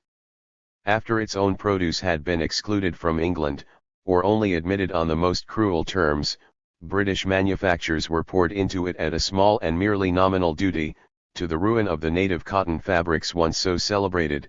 In 1780 the value of British produce and manufactures amounted only to £386,152, the bullion exported during the same year to £1,5041, the total value of exports during 1780 being £12,648,616, so that the Indian trade amounted to only 1/32 of the entire foreign trade. In 1850 the total exports to India from Great Britain and Ireland were £8,024,000, of which cotton goods alone amounted to £5,220,000, so that it reached more than 1/s of the whole export, and more than 1/1 of the foreign cotton trade. but, the cotton manufacture also employed now 1/s of the population of Britain, and contributed 1/12 of the whole national revenue. After each commercial crisis, the East Indian trade grew of more paramount importance for the British cotton manufacturers, and the East Indian continent became actually their best market. At the same rate at which the cotton manufactures became of vital interest for the whole social frame of Great Britain, East India became of vital interest for the British cotton manufacture. Till then the interests of the moneyocracy which had converted India into its landed estates, of the oligarchy who had conquered it by their armies, and of the millocracy who had inundated it with their fabrics, had gone hand in hand.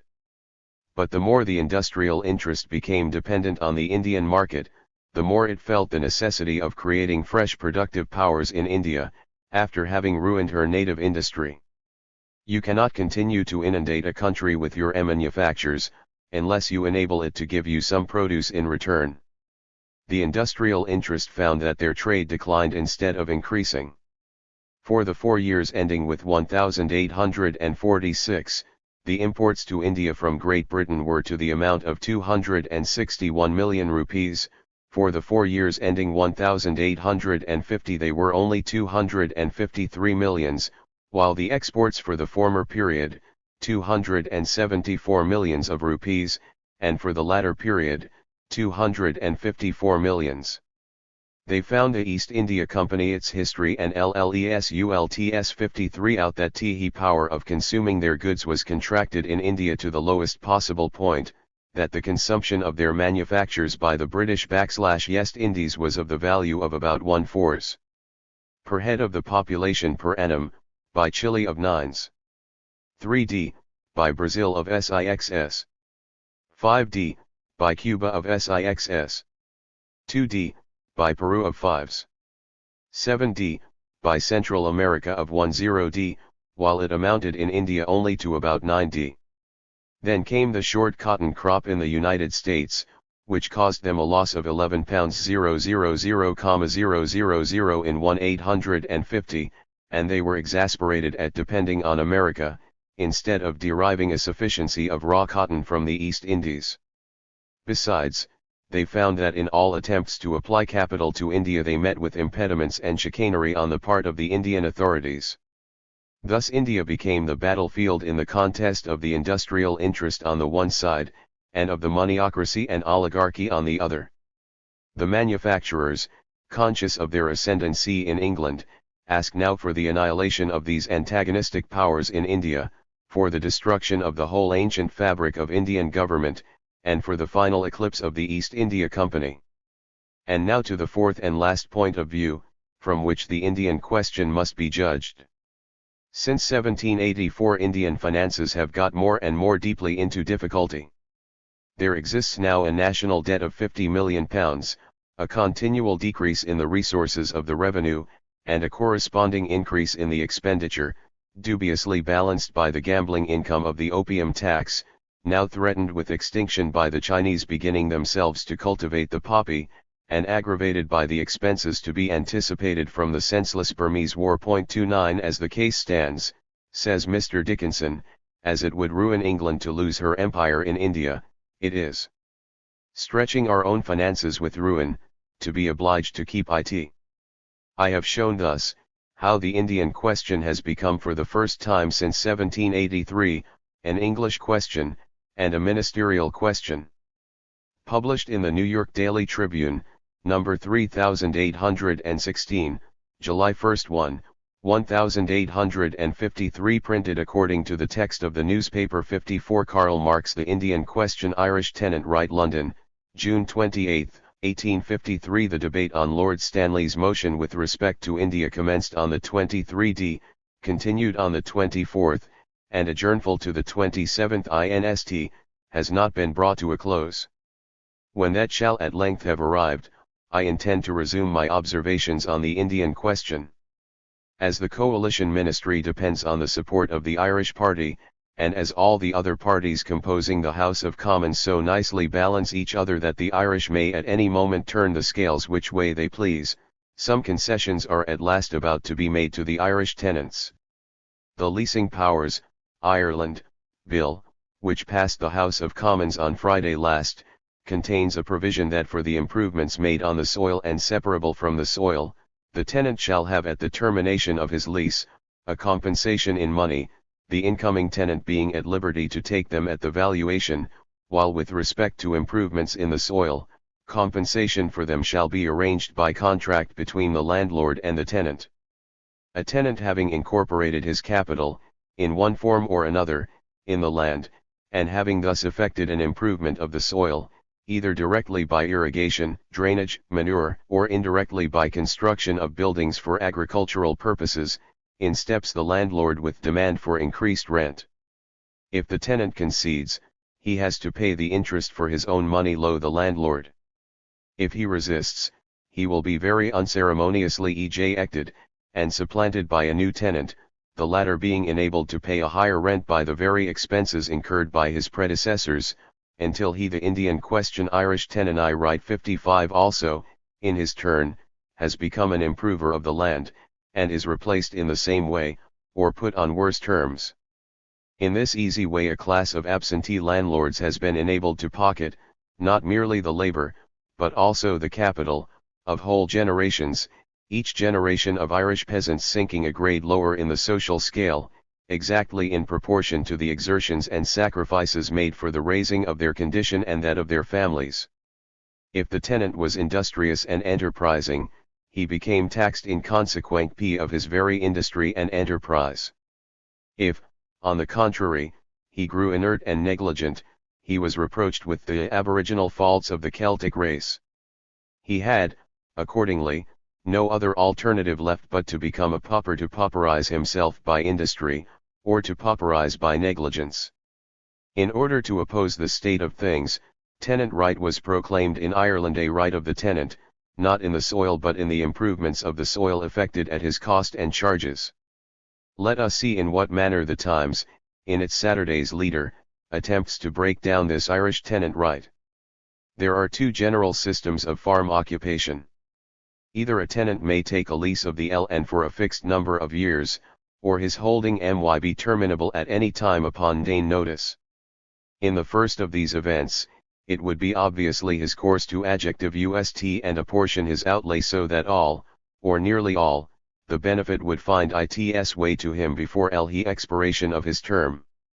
In the second case it seems equally obvious that he should not run the risk of the investment without a proper assurance of return. \v Here the landlords have to deal with a class of large capitalists who may, as they please, invest their stock in commerce, in manufactures or in farming. There can be no doubt but that these capitalist farmers, whether they take long leases or no time leases at all, know how to secure the proper return of their outlays. But with regard to Ireland the supposition is quite fictitious. On the one side you have there a small class of land monopolists, on the other, a very large class of tenants with very petty fortunes, which they have no chance to invest in different ways, no other field of production opening to them, except the soil. They are, therefore, forced to become tenants at will. Being once tenants at will, they naturally run the risk of losing their revenue, provided they do not invest their small capital. Investing it, in order to secure their revenue, they run the risk of losing their capital, also. Perhaps, continues the Times, it may be said, that in any case a tenantry could hardly expire without something being left upon the ground, in some shape or another, representing the tenant's own property, and that for this compensation should be forthcoming. There is some truth in the remark, but the demand thus created ought, under proper conditions of society, to be easily adjusted between landlord and tenant, as it might, at any rate, be provided for in the original contract. We say that the conditions of society should regulate these arrangements, because we believe that no parliamentary enactment can be effectually substituted for such an agency. Indeed, under proper conditions of society, we should want no more parliamentary interference with the Irish land tenant, as we should not want, under proper conditions of society, the interference of the soldier, of the policeman, and of the hangman. Legislature, magistracy, and armed force, are all of them but the offspring of improper conditions of society, preventing those arrangements among men which would make useless the compulsory intervention of a third supreme power. Has, perhaps, the Times been converted into a social revolutionist? Does it want a social revolution, reorganizing the conditions of society, and the arrangements emanating from them, instead of parliamentary enactments? England has subverted the conditions of Irish society.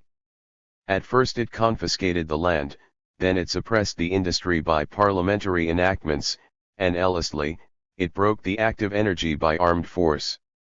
And thus England created those abominable conditions of society which enable a small caste of rapacious lordlings to dictate to the Irish people the terms on which they shall be allowed to hold the land and to live upon it. Too weak yet for revolutionizing those social conditions, the people appeal to Parliament, demanding at least their mitigation and regulation. But no, says THIRD-Times, if you don't live under proper conditions of society, Parliament can't mend that. And if the Irish people, on the advice of the Times, tried tomorrow to mend their conditions of society, the Times would be the first to appeal to bayonets, and to pour out sanguinary denunciations of the aboriginal faults of the Celtic race, wanting the Anglo-Saxon taste for pacific progress and legal amelioration. If a landlord, says the Times, deliberately injures one tenorier, he will find it so much the harder to get another, and whereas his occupation consists in letting land, he will find his land all the more difficult to let. The case stands rather differently in Ireland. The more a landlord injures one tenant, the easier he will find it to oppress another. The tenant who comes in, is the means of injuring the ejected one, and the ejected one is the means of keeping down the new occupant. That, in due course of time, the landlord, beside injuring the tenant, will injure himself and fun himself, is not only a probability, but the very fact, in Ireland a fact affording, however, a very precarious source of comfort to the ruined tenant. The relations between the landlord and tenant are those between two traders, says the Times. This is precisely the petitio principii which pervades the whole leader of the Times. The needy Irish tenant belongs to the soil, while the soil belongs to the English lord. As well you might call the relation between the robber who presents his pistol, and the traveller who presents his purse, a relation between two traders. But, says the Times, in point of fact, the relation between Irish landlords and tenants will soon be reformed by an agency more potent than that of legislation.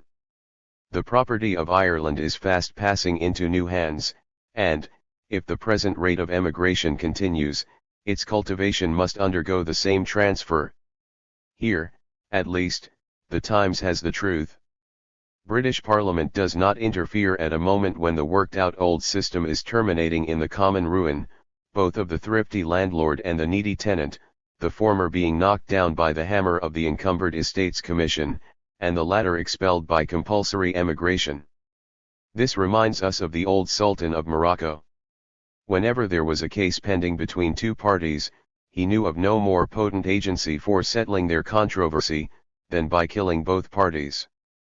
58. Nothing could tend, concludes the Times with regard to tenant right, to greater confusion than such a communistic distribution of ownership.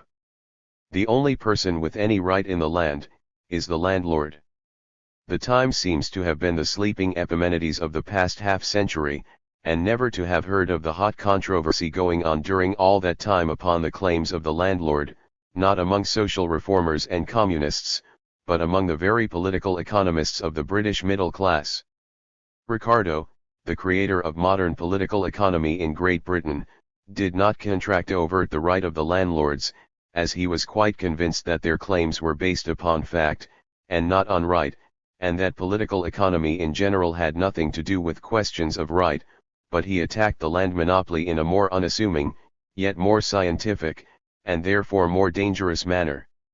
He proved that private proprietorship in land, as distinguished from the respective claims of the laborer, and of the farmer, was a relation quite superfluous in, and incoherent with the whole framework of modern production, that the economical expression of that relationship and the rent of land, might, with great advantage, be appropriated by the state, and finally that the interest of the landlord was opposed to the interest of all other classes of modern society. It would be tedious to enumerate all the conclusions drawn from these premises by the Ricardo school against the landed monopoly. For my end, it will suffice to quote three of the most recent economical authorities of Great Britain.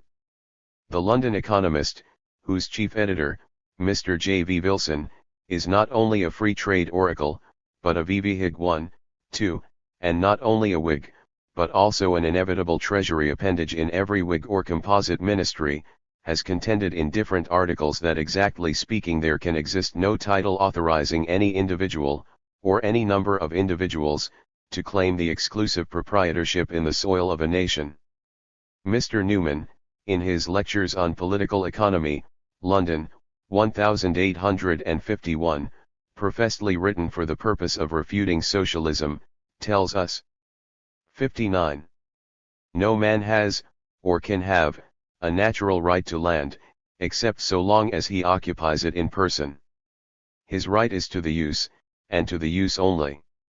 All other right is the creation of artificial law, or parliamentary enactments as the Times would call it. If, at any time, land becomes needed to live upon, the right of private possessors to withhold it comes to an end. This is exactly the case in Ireland, and Mr. Newman expressly confirms the claims of the Irish tenantry, and in lectures held before the most select audiences of the British aristocracy. In conclusion, let me quote some passages from Mr. Herbert Spencer's work, Social Statics, London, 185-1, also, purporting to be a complete refutation of communism, and acknowledged as the most elaborate development of the free trade doctrines 30 of modern England. No one may use the earth in such a way as to prevent the rest from similarly using it. Equity, therefore, does not permit property in land, or the rest would live on the earth by sufferance only. The landless men might equitably be expelled from the earth altogether. It can never be pretended, that the existing titles to such property are legitimate. Should anyone think so, let him look in the chronicles. The original deeds were written with the sword, rather than with the pen. Not lawyers but soldiers were the conveyancers, blows were the current coin given in payment, and for seals blood was used in preference to wax. Could valid claims be thus constituted? Hardly. And if not, what becomes of the pretensions of all subsequent holders of estates so obtained? Does sale or bequest generate a right where it did not previously exist? If one act of transfer can give no title, can any? At what rate per annum do invalid claims become valid? The right of mankind at large to the earth's surface is still valid, all deeds, customs and laws notwithstanding. It is impossible to discover any mode in which land can become private property. We daily deny landlordism by our legislation. Is a canal, a railway, or a turnpike road to be made? /VE do not scruple to seize just as many acres as may be requisite. /VE do not wait for consent. The change required would simply be a change of landlords. Instead of being in the possessio quo of individuals, the country would be held by the great corporate body society. Instead of leasing his acres from an isolated proprietor, the farmer would lease them from the nation. Instead of paying his rent to the agent of Sir John, or his Grace, he will pay to an agent, or deputy agent of the community. Stewards would be public officials instead of private ones, and tenantry the only land tenure. Pushed to its ultimate consequences, a claim to exclusive possession of the soil involves land-owning despotism. Thus, from the very point of view of modern English political economists, it is not the usurping English landlord. 60.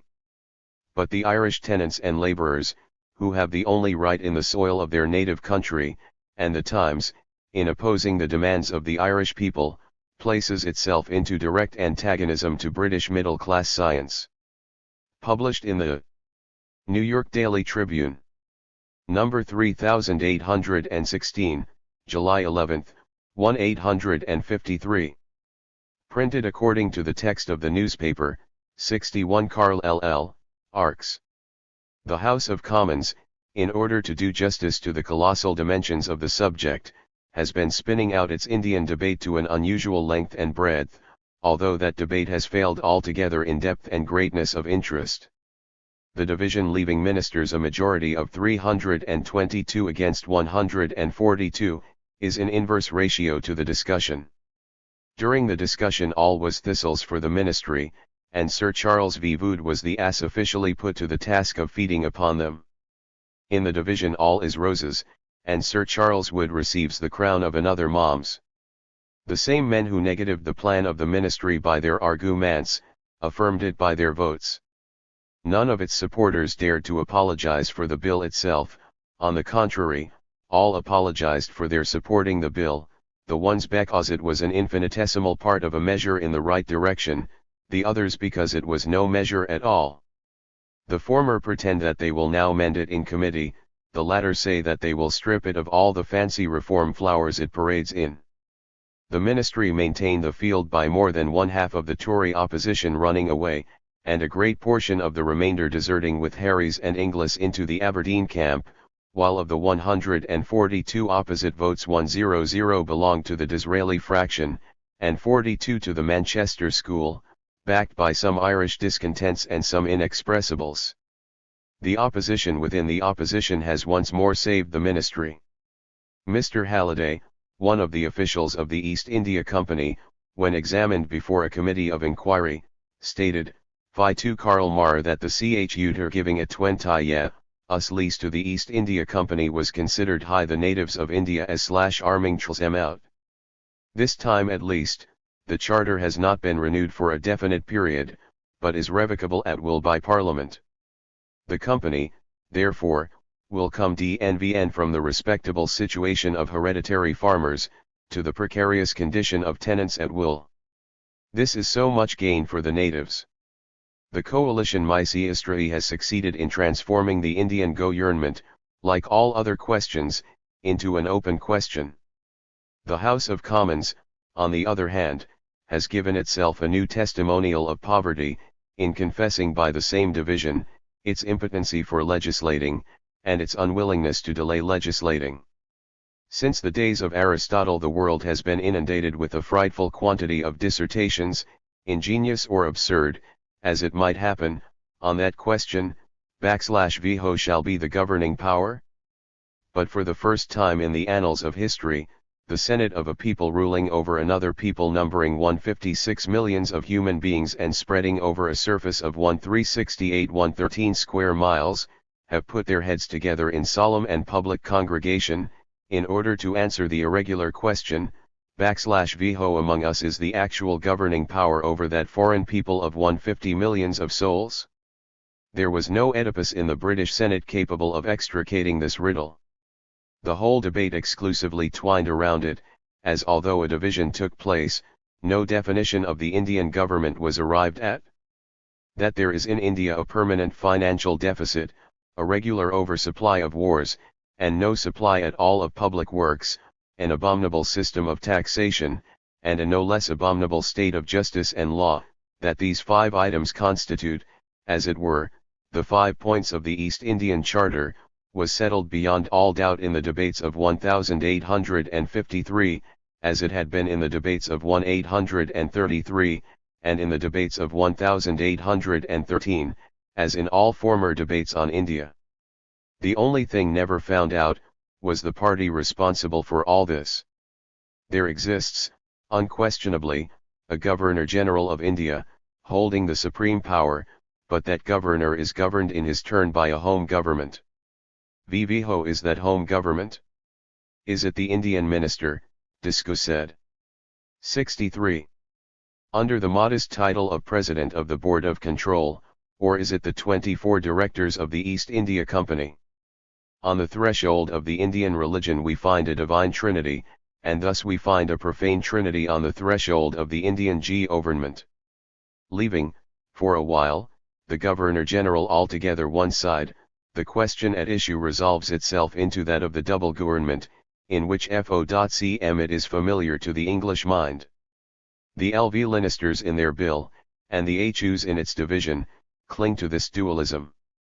\V hen the company of English merchant adventurers, who conquered India to make money out of it, began to enlarge their factories into an empire, when their competition with the Dutch and French private merchants assumed the character of national rivalry, then, of course, the British government commenced meddling with the affairs of the East India Company, and the double government of India sprung up in fact if not in name.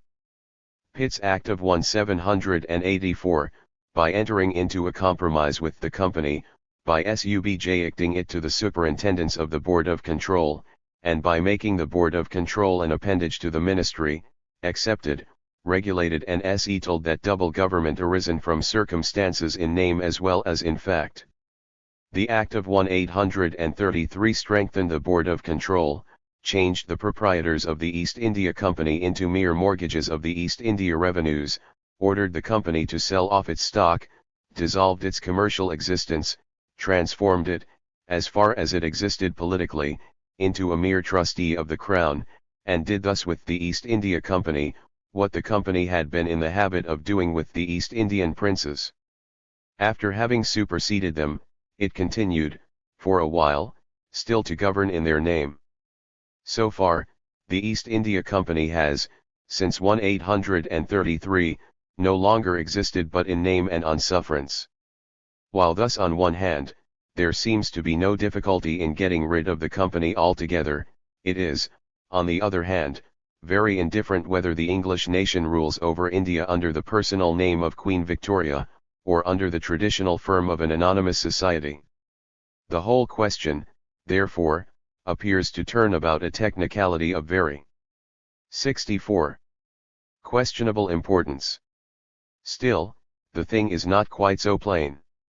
It is to be remarked, in the first instance, that the Ministerial Board of Control, residing in Caq.non-Ro, is as much a fiction as the East India Company, supposed to reside in Leadenhall St. The members composing the Board of Control are a mere cloak for the supreme rule of the President of the Board. The President is himself but a subordinate though independent member of the Imperial Ministry. In India it seems to be assumed that if a man is fit for nothing it is best to make him a judge, and get rid of him. In Great Britain, when a party comes into office and finds itself encumbered with a 10th-rate statesman, it is considered best to make him President of the Board of Control, successor of the Great Mogul, and in that way to get rid of him. Test Kerala would. The letter of the law entrusts the Board of Control, which is but another name for its president, with full power and authority to superintend, direct, and control all acts, operations, and concerns of the East India Company which in any wise relate to or concern the government or revenues of the Indian territories. Directors are prohibited from issuing any orders, instructions, dispatches, official letters, or communications whatever relating to India, or to the government thereof, until the same shall have been sanctioned by the board. Directors are ordered to prepare instructions or orders upon any subject whatever at 14 days' notice from the board, or else to transmit the orders of the board on the subject of India. The board is authorized to inspect all correspondence and dispatches to and from India, and the proceedings of the courts of proprietors and directors. Lastly, the court of directors has to appoint a secret committee, consisting of their chairman, their deputy chairman and their senior member, who are sworn to secrecy, and through whom, in all political and military matters, the President of the Board may transmit his personal orders to India, while the Government of India 65 the committee acts as a mere channel of his communications. The orders respecting the Afghan and Burmese wars, and as to the occupation of Scinde were transmitted through the secret committee, without the court of directors being any more informed of them than the general public or Parliament.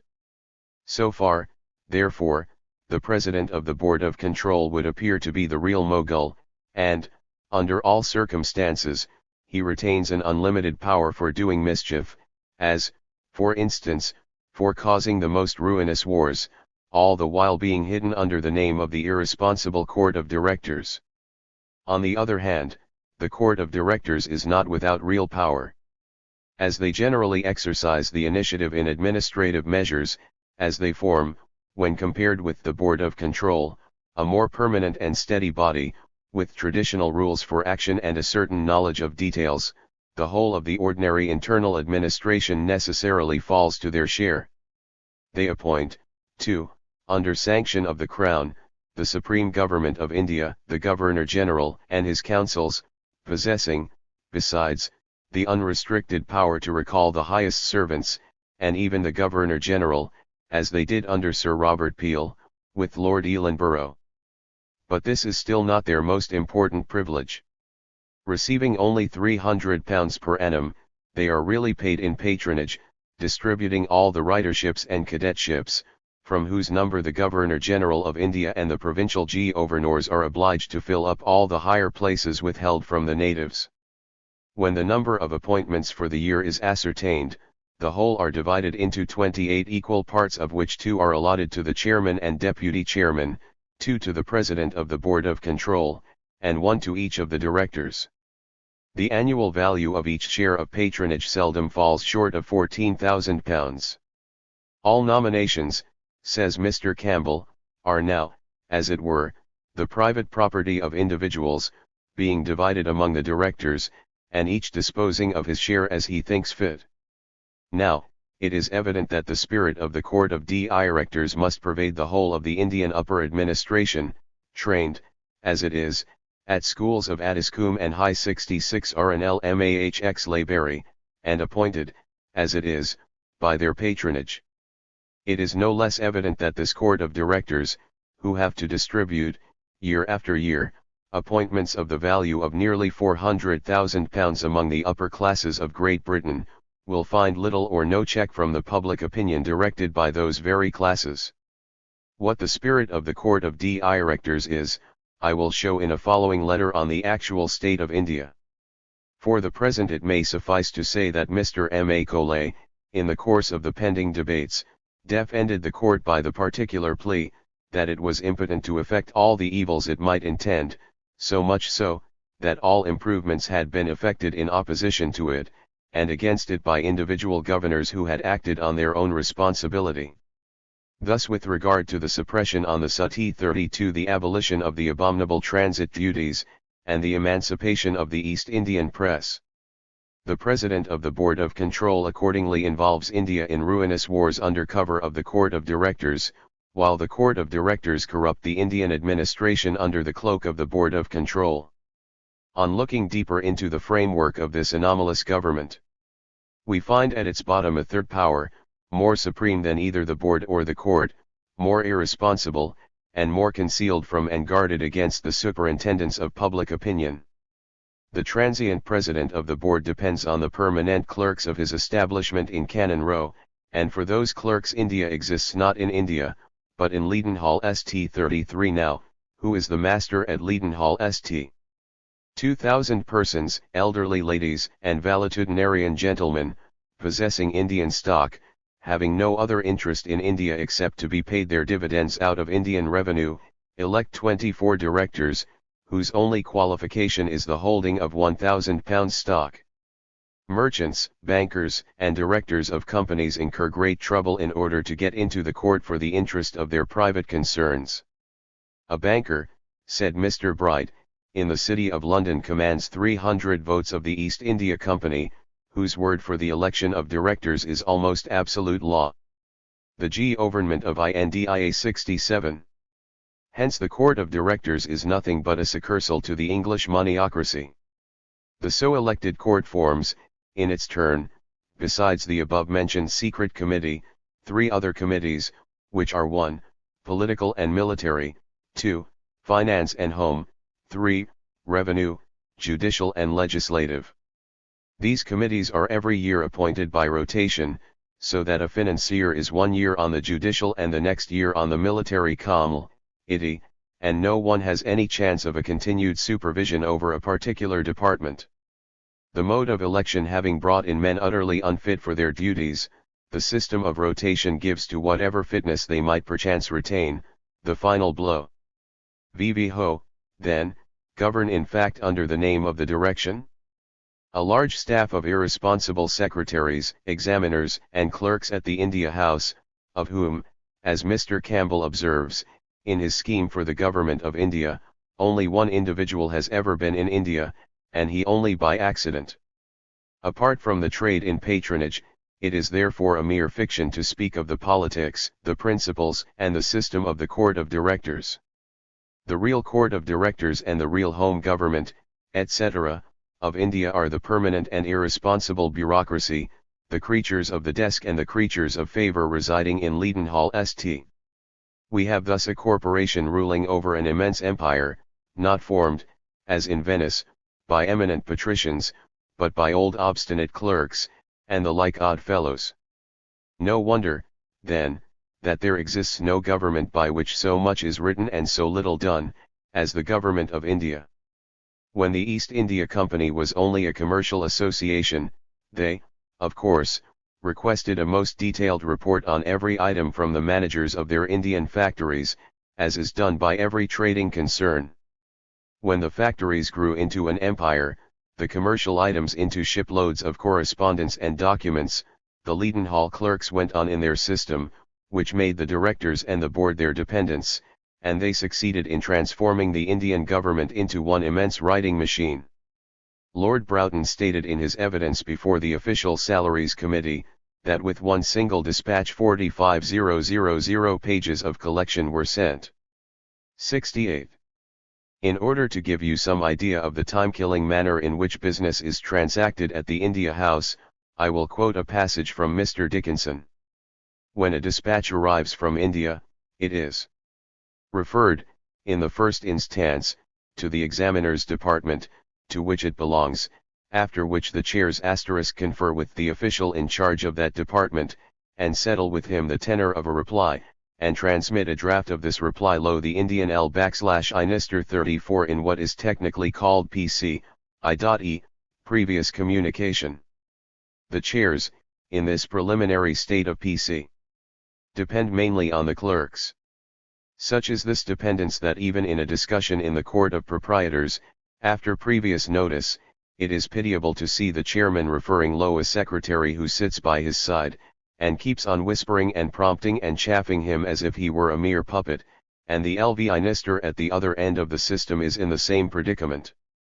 In this stage of PC, if there is a difference of opinion on the draft it is discussed, and almost invariably settled in friendly communication between the minister and the chair. Finally the draft is returned by the minister, either adopted or altered, and then it is submitted to the committee of directors superintending the department to which it belongs, with all papers bearing on the case, to be considered and discussed and adopted or altered, and afterward it is exposed to the same process in the aggregate court, and then goes, for the first time, as an official communication to the minister, after which it undergoes the same process in the opposite direction. When a measure is discussed in India, says Mr. Campbell, the announcement that it has been referred to the Court of Directors, is regarded as an indefinite postponement. The close and abject spirit of this bureaucracy deserves to be stigmatized in the celebrated words of Burke. This tribe of vulgar politicians are the lowest of our species. There is no trade so vile and mechanical as government in their hands. Virtue is not their habit. They are out of themselves in any course of conduct recommended only by conscience and glory. A large, liberal, and prospective view of the interests of states passes with them for romance, and the principles that recommend it, for the wanderings of a disordered imagination. The calculators compute them out of their senses. The jesters and buffoons shame them out of everything grand and elevated. Littleness in object and in means to them appears soundness and sobriety. The clerical establishments of Leadenhall St and Cannon Row cost the Indian people the trifle of £160,000, and this refers to the chairman and deputy chairman of the Court of Directors of the East India Company ed. Annually. The oligarchy involves India in wars. In order to find employment for their younger sons, the moneyocracy consigns it to the highest bidder, and a subordinate bureaucracy paralyze its administration and perpetuate its abuses as the vital condition of their own perpetuation. Sir Charles Voode's bill alters nothing in the existing system. It enlarges the power of the ministry, without adding to its responsibility. Written on July 5, 1853, published in the New York Daily Tribune, number 3824, July 20, 1853 printed according to the text of the newspaper 70 Karl Marx. 35. The clauses of the India Bill are passing one by one, the debate scarcely offering any remarkable features, except the inconsistency of the so-called India reformers. There is, for instance, my Lord Jocelyn, MP, who has made a kind of political livelihood by his periodical denunciation of Indian wrongs, and of the maladministration of the East India Company. What do you think his amendment amounted to? To give the East India Company a lease for 10 years. Happily, it compromised no one but himself. There is another professional reformer, Mr. Jos. Hume, who, during his long parliamentary life, has succeeded in transforming opposition itself into a particular manner of supporting the ministry. He proposed not to reduce the number of East India directors from 24 to 18. The only amendment of common sense, yet agreed to, was that of Mr. Bright, exempting directors nominated by the government from the qualification in East India stock, imposed upon the directors elected by the Court of Proprietors. Go through the pamphlets published by the East Indian Reform Association 36 and you will feel a similar sensation as when, hearing of one great act of accusation against Bonaparte, devised in common by Legitimists, Orleanists, Blue and Red Republicans, and even disappointed Bonapartists. Their only merit until now has been to draw public attention to Indian affairs in general, and further they cannot go in their present form of eclectic opposition. For instance, while they lack the doings of the English aristocracy in India, they protest against the destruction of the Indian aristocracy of native princes. After the British intruders had once put their feet on India, and made up their mind to hold it, there remained 71. No alternative but to brak the power of the native princes by force or by intrigue. Placed with regard to them in similar circumstances as the ancient Romans with regard to their allies, they followed in the track of Roman politics. It was, says an English writer, a system of fattening allies, as we fatten oxen, till they were worthy of being devoured. After having won over their allies in the way of ancient Rome, the East India Company executed them in the modern manner of Change Alley. 37 In order to discharge the engagements they had entered into with the company, the native princes were forced to borrow enormous sums from Englishmen at usurious interest. When their embarrassment had reached the highest pitch, the creditor got inexorable, the screw was turned and the princes were compelled either to concede their territories amicably to the company, or to begin war, to become pensioners on their usurpers in one case, or to be deposed as traitors in the other.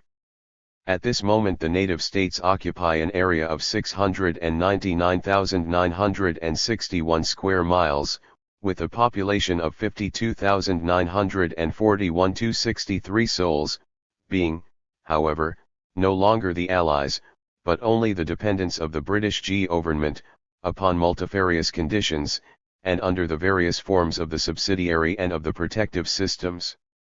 These systems have in common the relinquishment, by the native states of the right of self-defense, of maintaining diplomatic relations, and of settling the disputes among themselves without the interference of the Governor-General. All of them have to pay a tribute, either in hard cash, or in a contingent of armed forces, commanded by British officers. The final absorption or annexation of these native states is at present eagerly contracted over between the reformers who denounce it as a crime, and the men of business who excuse it as a necessity.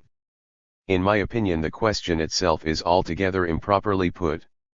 As to the native states, they virtually ceased to exist from the moment they became subsidiary to or protected by the company. If you divide the revenue of a country between two governments, you are sure to cripple the resources of the one and the administration of both. Under the present SYSLCM the natives late succumb under the double incubus of their native administration and the tributes and 72. Inordinate military establishments imposed upon them by the company. The conditions under which they are allowed to retain their apparent independence are at the same time the conditions of a permanent decay, and of an utter inability of improvement. Organic weakness is the constitutional law of their existence, as of all existences living upon sufferance. It is, therefore, not the native states, but the native princes and courts about whose maintenance the question revolves. Now, is it not a strange thing that the same men who denounce the barbarous splendours of the crown and aristocracy of England are shedding tears at the downfall of Indian nabobs, Rajahs, and Jagirdars, 38, the great majority of whom possess not even the prestige of antiquity, being generally usurpers of very recent date, set up by English intrigue. There exists in the whole world no despotism more ridiculous, absurd, and childish than that of those Shahzamans and Shahriars of the Arabian Nights. The Duke of Wellington, Sir J. Malcolm, Sir Henry Russell, Lord Ellenborough, General Briggs, and other authorities, have pronounced in favor of the status quo, but on what grounds? Because the native troops under English rule want employment in the petty warfares with their own countrymen, in order to prevent them from turning their strength against their own European masters.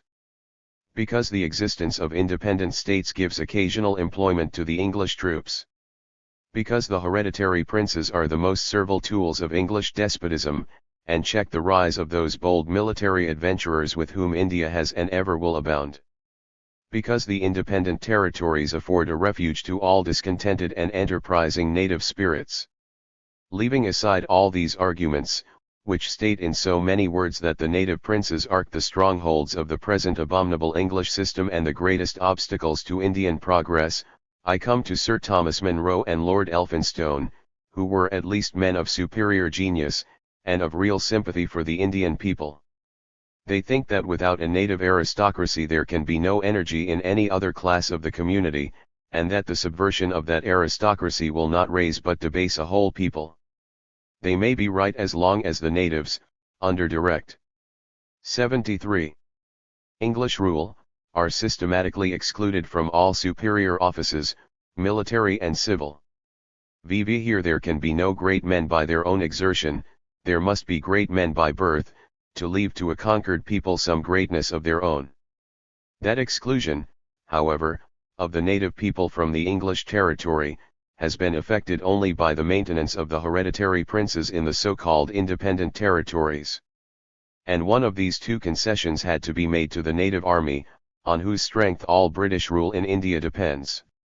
I think we may trust the assertion of Mr. Campbell, that the native Indian aristocracy are the least enabled to fill higher offices, that for all fresh requirements it is necessary to create a fresh class, and that from the acuteness and aptness to learn of the inferior classes, this can be done in India as it can be done in no other country. The native princes themselves are fast disappearing by the extinction of their houses, but, since the commencement of this century, the British government has observed the policy of allowing them to make heirs by adoption, or of filling up their vacant seats with puppets of English creation. The great Governor-General, Lord Dalhousie, was the first to protest openly against this system. Were not the natural course of things artificially resisted, there would be wanted neither wars nor expenses to do away with the native princes. As to the pensioned princes, the £2 468,969 assigned to them by the British government on the Indian revenue is a most heavy charge upon a people living on rice, and deprived of the first necessaries of life. If they are good for anything, it is for exhibiting royalty in its lowest stage of degradation and ridicule. Take, for instance, the great Mughal *, the descendant of Timur Tamerlane. 39 He is allowed £1 20,000 a year. His authority does not extend beyond the walls of his palace, within which the royal idiotic race, left to itself, propagates as freely as rabbits. Even the police of Delhi is held by Englishmen above his control. There he sits on his throne, a little shriveled yellow old man, trimmed in a theatrical dress, embroidered with gold, much like Bahadur Shah 11 ed. 74. That of the dancing girls of Hindustan. On certain stale occasions, the tinsel-covered puppet issues forth to gladden the hearts of the loyal. On his clays of reception strangers have to pay a fee, in the form of guineas, as to any other saltimbanque exhibiting himself in public, while he, in his turn, presents them with turbans, diamonds, etc. On looking nearer at them, they find that the royal diamonds are, like so many pieces of ordinary glass, grossly painted and imitating as roughly. as possible the precious stones, and jointed so wretchedly, that they break in the hand like gingerbread. The English money lenders, combined with the English aristocracy, understand, we must own, the art of degrading royalty, reducing it to the nullity of constitutionalism at home, and to the seclusion of etiquette abroad. And now, here are the radicals, exasperated at this spectacle. Written on July 1, 1853. Published in the New York Daily Tribune. Number 3828, July 25, 1853. PR Intel according to the text of the newspaper 75 Karl Marx. 40. London, Friday, July 15, 1853. By the latest overland mail from India, intelligence has been received that the Burmese ambassadors have rejected the treaty proposed by General Godwin. The general afforded them 24 hours more for reflection, but the Burmese departed within 10 hours. A third edition of the interminable Burmese War 41 appears to be inevitable. Of all the warlike expeditions of the British in the East, none have ever been undertaken on less warranted grounds than those against Burma. There was no possible danger of invasion from that side, as there was from the northwest, Bengal being separated from Burma by a range of mountains, across which troops cannot be marched. To go to war with Burma, the Indian government is obliged to go to sea.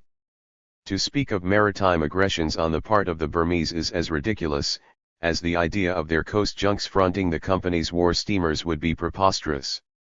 The pretension that the Yankees had strong annexation propensities applied to Pigou, is borne out by no facts. No argument, therefore, remains behind, but the want of employment for a needy aristocracy, the necessity of creating, as an English writer says, a regular quality workhouse, or Hampton Court 42 in the East.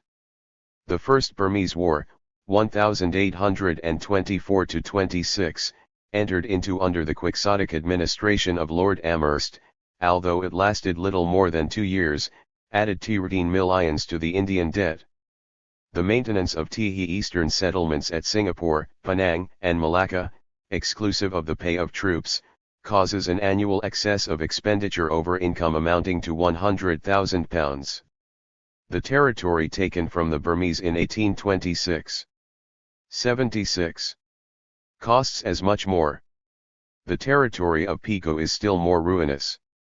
Now, why is it that England shrinks from the most necessary war in Europe, as now against Russia, while she tumbles, year after year, into the most reckless wars in Asia? The national debt has made her a trembler in Europe. The charges of the Asiatic wars are thrown on the shoulders of the Hindus.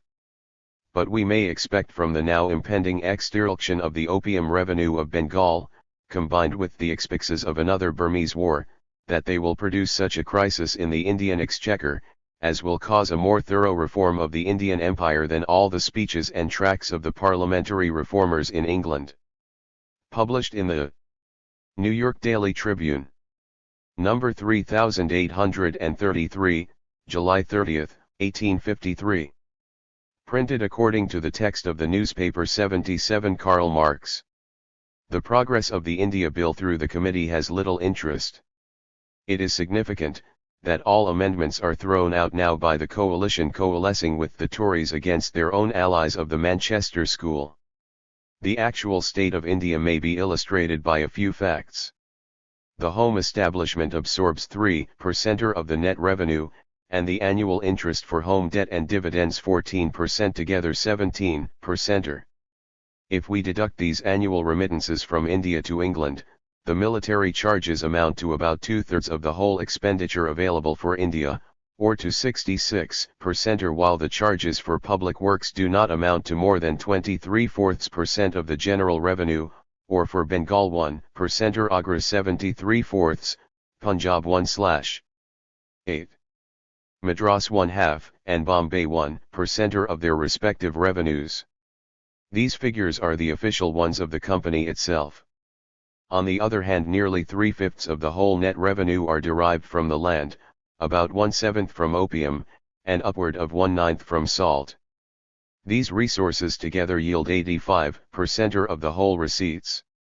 As to minor items of expenditure and charges, it may suffice to state that the motive for revenue maintained in the Presidency of Madras, and levied on shops, looms, sheep, cattle, sundry professions, etc., yields somewhat about £50,000, while the yearly dinners of the East India House 4.4 cost about the same sum. The great bulk of the revenue is derived from the land. As the various kinds of Indian land tenure have recently been described in so many places, and in popular style, too, I propose to limit my observations on the subject to a few general remarks on the zamindari and ryotwari systems. The zamindari and the ryotwari were both of them agrar 78 Ian revolutions, effected by British ukases, and opposed to each other, the one aristocratic, the other democratic, the one a caricature of English landlordism, the other of French peasant proprietorship, but pernicious, both combining the most contradictory character, both made not for the people, who cultivate the soil, nor for the holder, who owns it, but for the government that taxes it. By the zamindari system, the people of the Presidency of Bengal were depossessed at once of their hereditary claims to the soil, in favor of the native tax gatherers called zamindars. By the ryotwari system, introduced into the Presidencies of Madras and Bombay, the native nobility, with their territorial claims, murasis, jagirs, etc., were reduced with the common people to the holding of minute fields, cultivated by themselves, in favor of the collector of the East India Company. 45 But a curious sort of English landlord was the zamindar, receiving only 1/10 of the rent, while he had to make over 9/10 of it to the government. A curious sort of French peasant was the ryot, without any permanent title in the soil, and with the taxation changing every year in proportion to his harvest. The original class of zamindars, notwithstanding their unmitigated and uncontrolled rapacity against the depossessed mass of the ex-hereditary landholders, soon melted away under the pressure of the company, in order to be replaced by mercantile speculators who now hold all the land of Bengal, with exception of the estates returned under the direct management of the government. These speculators have introduced a variety of the zamindari tenure called putney. Not content to be placed with regard to the British government in the situation of middlemen, they have created in their turn a class of hereditary middlemen called putneydars, who created again their subpalnidars, etc., so that a perfect scale of hierarchy of middlemen has sprung up, which presses with its entire weight on the unfortunate cultivator. As to the ryals in Madras and Bombay, the system soon degenerated into one of forced cultivation, and the land lost all its value. The land, says Mr. Campbell, would be sold for balances by the collector, as in Bengal, but generally is not, for a very good reason, viz., that nobody will buy it. India 79. Thus, in Bengal, we have a combination of English landlordism, of the Irish middlemen system, of the Austrian system, transforming the landlord into the tax gatherer, and of the Asiatic system making the state the real landlord. In Madras and Bombay we have a French peasant proprietor who is at the same time a serf, and a métayer of the state. The drawbacks of all these various systems accumulate upon him without his enjoying any of their redeeming features. The ryot is subject, like the French peasant, to the extortion of the private usurer, but he has no hereditary, no permanent title in his land, like the French peasant. Like the serf he is forced to cultivation, but he is not secured against want like the serf. Like the métayer he has to divide his produce with the state, but the state is not obliged, with regard to him, to advance the funds and the stock, as it is obliged to do with regard to the métayer. In Bengal, as in Madras and Bombay, under the zamindari as under the ryotwari, the ryot sandhe form 11/12 of the whole Indian population have been wretchedly pauperized, and if they are, morally speaking, not sunk as low as the Irish cottagers, they owe it to their climate, the men of the south being possessed of less wants, and of more imagination than the men of the north.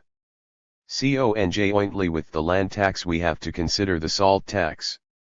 Notoriously the company retain the monopoly of that article which they sell at 3 times its mercantile value, and this in a country where it is furnished by the sea, by the lakes, by the mountains and the earth itself. The practical working of this monopoly was described by the Earl of Albemarle in the following words.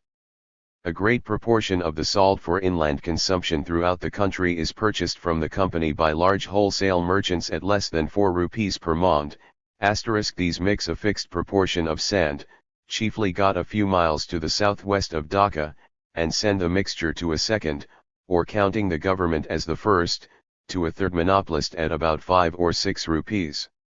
This dealer adds more earth or ashes, and thus passing through more HNs, from the large towns to villages, the price is still from 8 to 10 rupees and the in Indian dry measure varying locally. On the average it is 26.4 pounds ed. 80. Porlian of a Clulleralian from 25 low 40 per center. It appears then the people pay from £2 17 s2d to 27 pounds, sixs. 2d for their salt, or in other words, from 30 to 36 limes as much as the wealthy people of Great Britain. As an instance of English bourgeois morals, I may allege, that Mr. Campbell defends the opium monopoly because it prevents the Chinese from consuming too much of the drug, and that he defends the brandy monopoly, licenses for spirit selling in India, because it has wonderfully increased the consumption of brandy in India. The Zamindar tenure, the riot war, and the salt tax, combined with the Indian climate, were the hotbeds of the cholera. India's ravages upon the Western world a striking and severe example of the solidarity of human woes and wrongs. Written on July 19, 1853. Published in the New York Daily Tribune. Number 3838, August 5, 1853. Printed according to the text of the newspaper Karl Marx. The Future Results of the British Rule in India, 81 London, Friday, July 22, 1853. I propose in this letter to conclude my observations on India.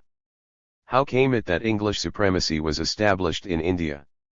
The paramount power of the great Mughal was broken by the Mughal viceroys. The power of the viceroys was broken by the Marathas. 46 The power of the Marathas was broken by the Afghans, and while all were struggling against all, the Briton rushed in and was enabled to subdue them all. A country not only divided between Mohammedan and Hindu, but between tribe and tribe, between caste and caste, a society whose framework was based on a sort of equilibrium, resulting from a general repulsion and constitutional exclusiveness between all its members. Such a country and such a society, were they not the predestined prey of conquest? If we knew nothing of the past history of Hindustan, would there not be the one great and incontestable fact, that even at this moment India is held in English thraldom by an Indian army maintained at the cost of India? India, then, could not escape the fate of being conquered, and the whole of her past history, if it be anything, is the history of the successive conquests she has undergone. Indian society has no history at all, at least no known history. \v had we call its history, is but the history of the successive intruders who founded their empires on the passive basis of that unresisting and unchanging society. The question, therefore, is not whether the English had a right to conquer India, but whether we are to prefer India conquered by the Turk, by the Persian, by the Russian, to India conquered by the Briton. England has to fulfill a double mission in India, one destructive, the other regenerating the annihilation of old Asiatic society, and the laying of the material foundations of Western society in Asia. Arabs, Turks, Tartars, Mughals, who had successively overrun India, soon became Hinduized, the barbarian conquerors being, by an eternal law of history, conquered themselves by the superior civilization of their subjects. The British were the first conquerors superior, and, therefore, inaccessible to Hindu civilization. They destroyed it by breaking up the native communities, by uprooting the native industry, and by levelling all that was great and elevated in the native society. The historic pages of their rule in India report hardly anything beyond that destruction.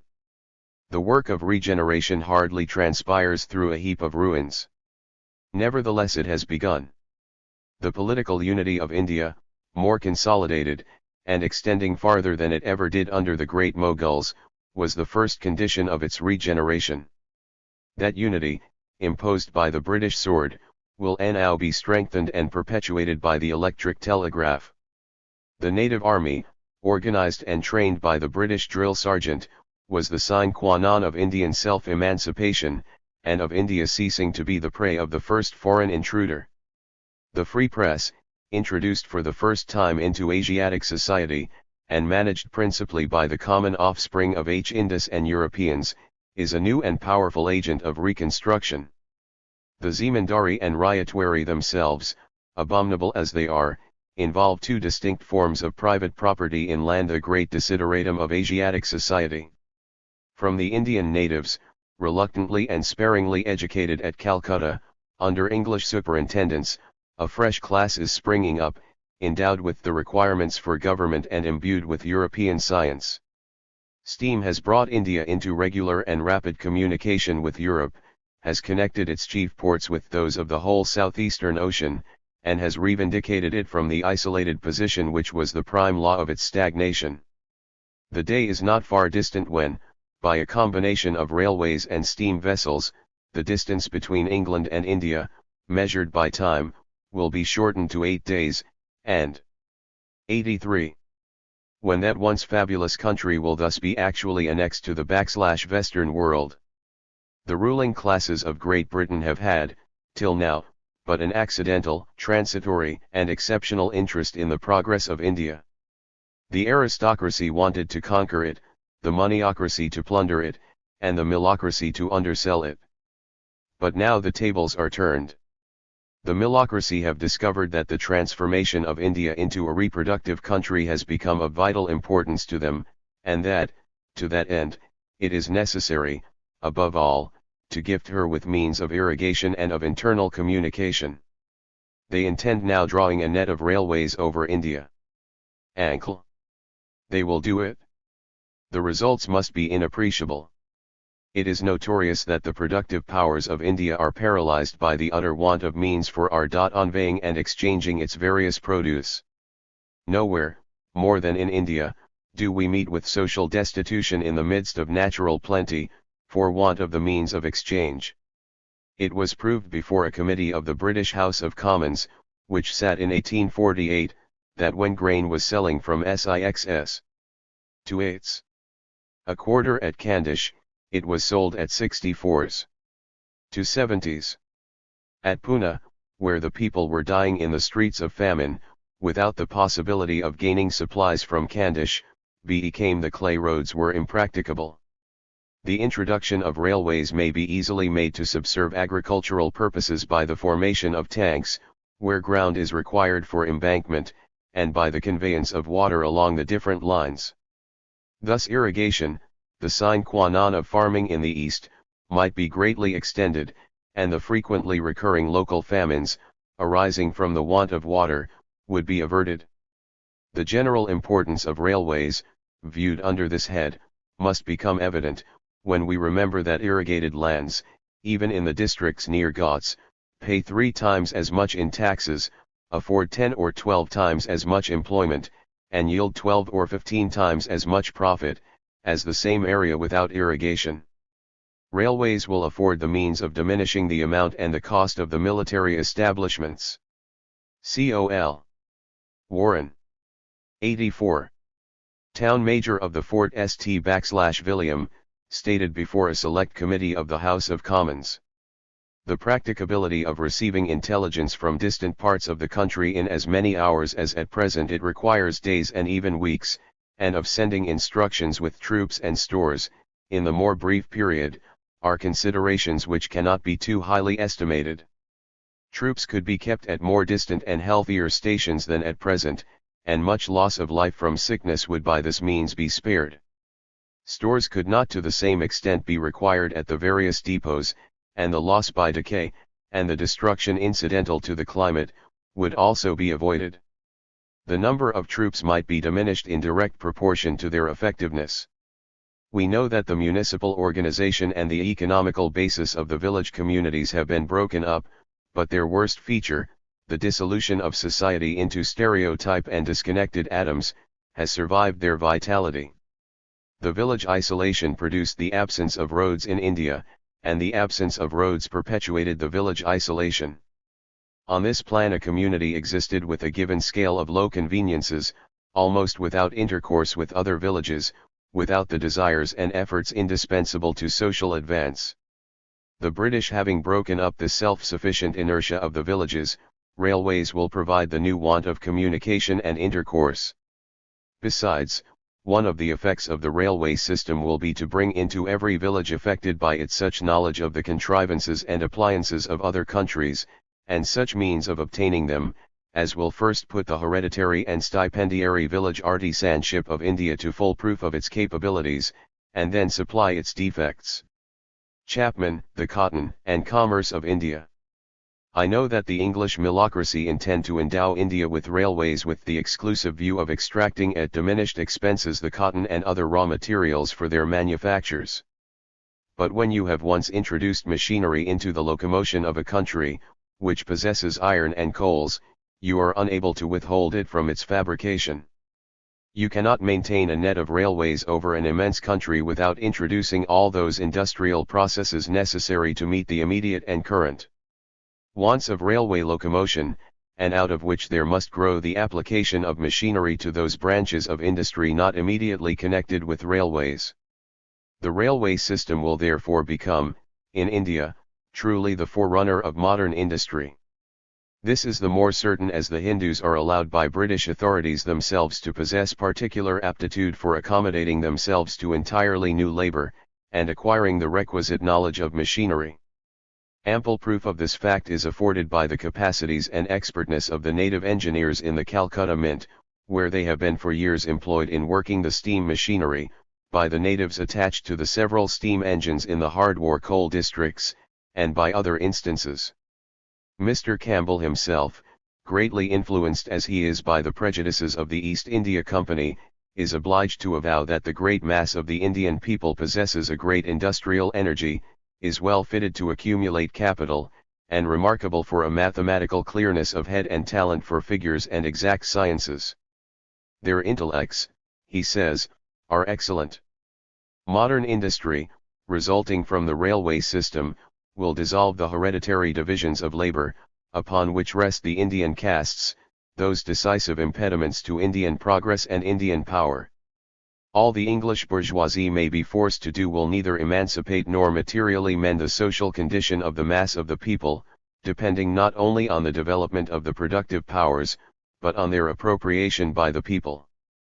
But what they will not fail to do is to lay down the material premises for both. Has the bourgeoisie ever done more? Has it ever effected a progress without dragging individuals and peoples through blood and dirt, through misery and degradation? The Indians will not reap the fruits of the new elements of society scattered among them by the British bourgeoisie, till in Great Britain itself the now ruling classes shall have been supplanted by the industrial proletariat, or till the Hindus themselves shall have grown strong enough to throw out the English yoke altogether. At all events, we may safely expect to see, at a more or less remote period, the regeneration of that great and interesting country, whose gentle natives are, to use the expression of Prince Saltykov, even in the most inferior classes, plus fins et plus adroits es Italians, whose submission even is counterbalanced by a certain calm nobility, who, notwithstanding their natural languor, have astonished the British officers by their bravery, whose country has been the source of our languages, our religions, and who represent the type of the ancient German in the Jot 47 and the type of the ancient Greek in the Brahmin. I cannot part with the subject of India without some concluding remarks. The profound hypocrisy and inherent barbarism of bourgeois civilization lies unveiled before our eyes, turning from its home, where it assumes respectable forms, to the colonies, where it goes naked. They are the defenders of property, but did any revolutionary party ever originate agrarian revolutions like those in Bengal, in Madras, and in Bombay? Did they not, in India, to borrow an expression of that great robber, Lord Clive himself, resort to atrocious extortion, when simple corruption could not keep pace with their rapacity? While they prat in Europe about the inviolable sanctity of the national debt, did they not confiscate in India the dividends of the Rajas, who had invested their private savings in the company's own funds? While they combated the French Revolution under the pretext of defending our holy religion, did they not forbid, at the same time, Christianity to be propagated in India, and did they not, in order to make money out of the pilgrims streaming to the temples of Orissa and Bengal, take up the trade in the murder and prostitution perpetrated in the temple of Juggernaut? 48 These are the men of property, order, family, and religion. The devastating effects of English industry, when contemplated with regard to India, a country as vast as Europe, and containing 150 millions of acres, are palpable and confounding. But we must not forget that they are only the organic results of the whole system of production, as it is more subtle and adroit than the Italians. Marx quotes from A. D. Saltykov's book Lettres sur l'Inde. Paris, 1848, p. 61 ed. The future results of TIIE British rule in India 87 now constituted. That production rests on the supreme rule of capital. The centralization of capital is essential to the existence of capital as an independent power. The destructive influence of that centralization upon the markets of the world does but reveal, in the most gigantic dimensions, the inherent organic laws of political economy now at work in every civilized town. The bourgeois period of history has to create the material basis of the new world on the one hand the universal intercourse founded upon the mutual dependency of mankind, and the means of that intercourse, on the other hand the development of the productive powers of man and the transformation of material production into a scientific domination of natural agencies.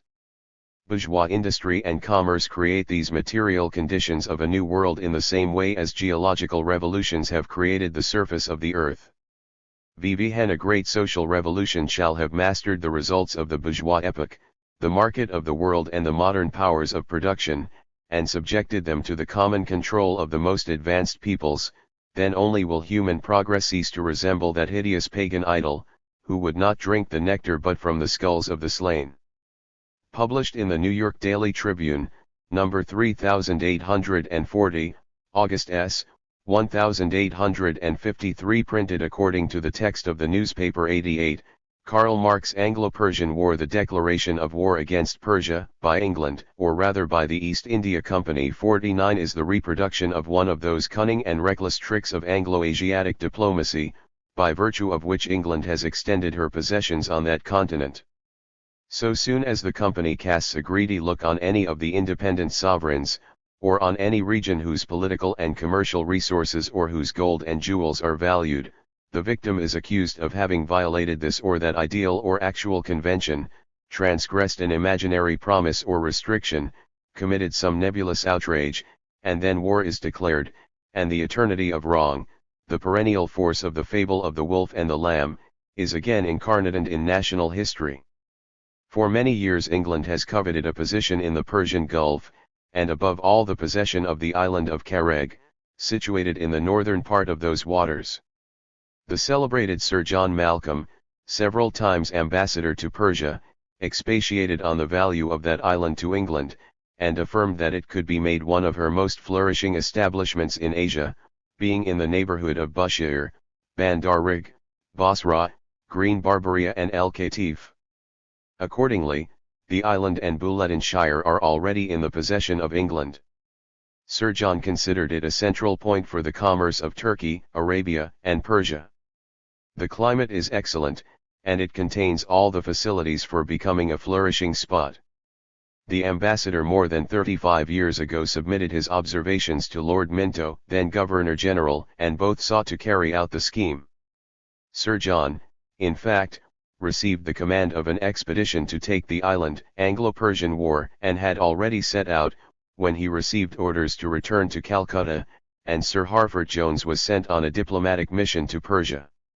During the first siege of Herat by Persia, in 1837-38, England, under the same ephemeral pretense as now, that is, to defend the Afghans, with whom she has constantly a deadly feud, seized upon Kareg, but was forced by circumstances, by the interference of Russia, to surrender her prey.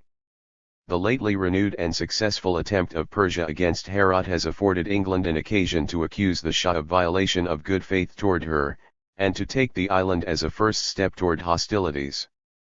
Thus, for half a century, England has striven continually, but rarely with success, to establish her preponderance in the cabinet of the Persian Shahs.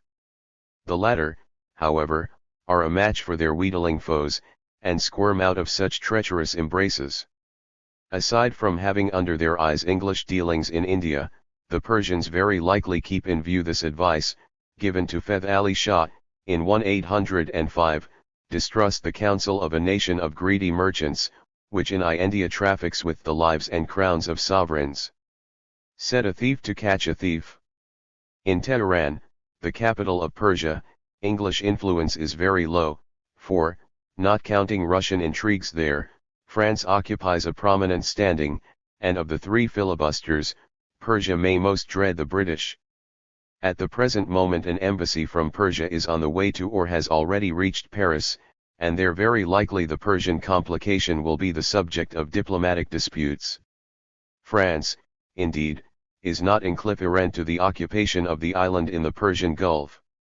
The question is rendered yet more knotty by the fact that France disentombs some buried parchment by which Karag has already been twice ceded to her by the Persian Shahs, one so far back as in 1708, under Louis XIV, and then in 1808 on both occasions conditionally, it is true, but in terms sufficient to constitute some rights, or justify pretensions from the present imitator of those sovereigns, who were sufficiently anti-English.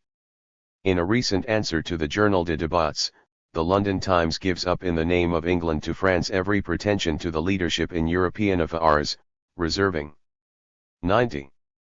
For the English nation the undisputed direction of the affairs of Asia and America, where no other European power must interfere. It may, nevertheless, be doubted if Louis Bonaparte will accept this division of the world. At any rate, French diplomacy in Tehran during the L8 misunderstandings did not heartily support England, and the French press exhuming and ventilating Gallic pretensions to Karag seems to foreshadow that England will not find it an easy game to attack and dismember Persia. Written on October 30, 1856. Published in the New York Daily Tribune. Number 4904, January 7, 1857. Printed according to the text of the newspaper 91 Karl LL1 Arcs. J. The mails of the America which reached us yesterday morning bring a variety of documents concerning the British quarrel with the Chinese authorities at Canton, and the warlike operations of Admiral Seymour. The result which a careful study of the official correspondence between the British and Chinese authorities at Hong Kong and Canton must, we think, produce upon every impartial mind, is that the British are in the wrong in the whole proceeding. The alleged cause of the quarrel, as stated by the latter, is that instead of appealing to the British consul, certain Chinese officers had violently removed some Chinese criminals from a lorcha lying in Canton River, and hauled down the British flag which was flying from its mast. But, as says the London Times, there are, indeed, matters in dispute such as whether the lorcha was carrying British colours, and whether the consul was entirely justified in the steps that he took. The doubt thus admitted is confirmed when we remember that the provision of the treaty so which the consul insists should be applied to this lorcha, relates to British ships alone, while the lorcha, as it abundantly appears, was not in any just sense British. But in order that our readers may have the whole case before them, we proceed to give what is important in the official correspondence. First, we have a communication dated October 21, from Mr. Parkes, the British consul at Canton, to Governor-General Ye, as follows. On the morning of the 8th inst the British lorcha Arrow, when lying among the shipping anchored before Tlh City, was boardful, without any previous reference being made to the British consul, by a large force of Chinese officers and soldiers in uniform, who, in the face of the remonstrance of the master, an Englishman, seized, bound and 92-1.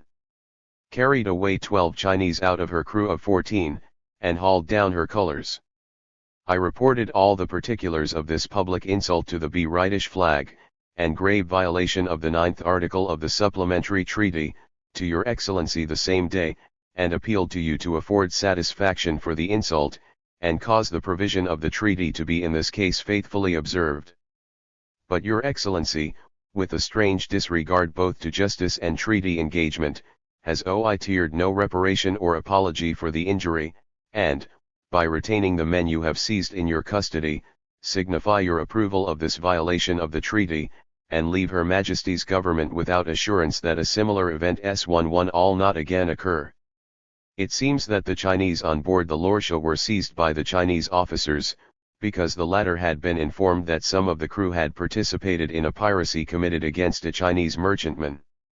The British consul accuses the Chinese Governor-General of seizing the crew, of hauling down the British flag, of declining to offer any apology, and of retaining the men seized in his custody. The Chinese governor, in a letter addressed to Admiral Seymour, affirms that, having ascertained that 9 of the captives were innocent, he directed, on October 10, an officer to put them on board of their vessel again, but that Consul Parks refused to receive them. As to the Lorcha itself, he states that when the Chinese on board were seized, she was supposed to be a Chinese vessel, and rightly so, because she was built by a Chinese, and belonged to a Chinese, who had fraudulently obtained possession of a British ensign, by entering his vessel on the colonial British register, a method, it seems, habitual with Chinese smugglers. As to the question of the insult to the flag, the governor remarks, "It has been the invariable rule with Lorchas of your Excellency's nation, to haul down the flag when they drop anchor, and to hoist it again when they get under way. When the Lorcha was boarded, in order that the prisoners might be seized, it has been satisfactorily proved that no flag was flying. How then could a flag have been hauled clown?" Yet Consul Parks, in one dispatch after another, pretends that satisfaction is required for the insult omitted to the flag. From these premises the Chinese governor concludes that no breach of any treaty has been committed. On October 12, nevertheless, the British plenipotentiary 51 demanded not only the surrender of the whole of the arrested crew, but also an apology. The governor thus replies: "The British quarrel with F.Hina 93 early in the morning oit. 22, I wrote to Consul Parks, and at the same time forwarded to him 12 men, namely, Li L_Ing Tai and Li Chi-Fu, envied on the inquiry I had instituted, and the witness, _Vuai Ya, together with 9 previously tendered. But Consul Parks would neither receive the 12 prisoners nor my letter. Parks might, therefore, have now got back the whole of his 12 men, together with what was most probably an apology, contained in a letter which he did not open." In the evening of the same day, Governor Ya again made inquiry why the prisoners tendered by him were not received, and why he received no answer to his letter. No notice was taken of this step, but on the 24th fire was opened on the forts, and several of them were taken, and it was not until November 1 that Admiral Seymour explained the apparently incomprehensible conduct of Consul Parks in a message to the governor. The men, he says, had been restored to the consul, but not publicly restored to their vessel, nor had the required apology been made for the violation of the consular jurisdiction. To this quibble, then, of not restoring in state a set of men numbering 3 convicted criminals, the whole case is reduced. To this the governor of Canton answers, first, that the 12 men had been actually handed over to the consul, and that there had not been any refusal to return them to their vessel. _V had was still the matter with this British consul, the Chinese governor only learned after the city had been bombarded for 6 days. As to an apology, Governor Ye insists that none could be given, as no fault had been committed.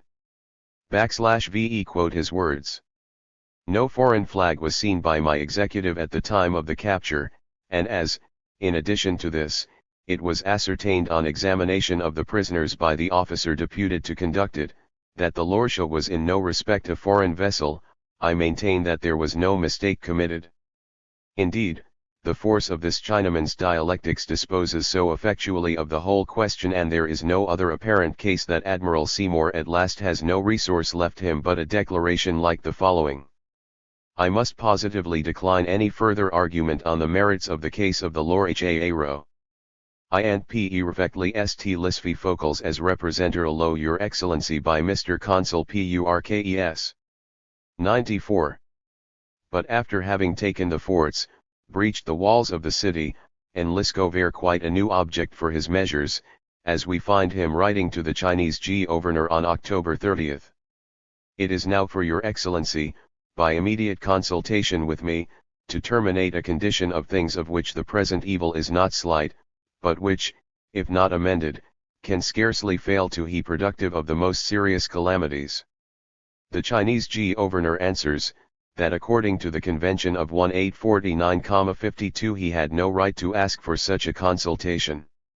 He further says, in reference to the admission into the city, I must observe that, in April 1, 1849, His Excellency the Plenipotentiary Bonham issued a public notice at the factories here, to the effect that he thereby prohibited foreigners from entering the city. The notice was inserted in the newspapers of the time, and will, I presume, have been read by Your Excellency. Add to this that the exclusion of foreigners from the city is by the unanimous vote of the whole population of Canton. It may be supposed how little to their liking has been this storming of the forts and this destruction of their dwellings, and, apprehensive as I am of the evil that may hence befall the officials and citizens of Your Excellency's nation, I can suggest nothing better than a continued adherence to the policy of the Plenipotentiary Bonham, as to the correct course to be pursued. As to the consultation proposed by Your Excellency, I have already, some days ago, deputed Tsung, Prefect of Liuchao.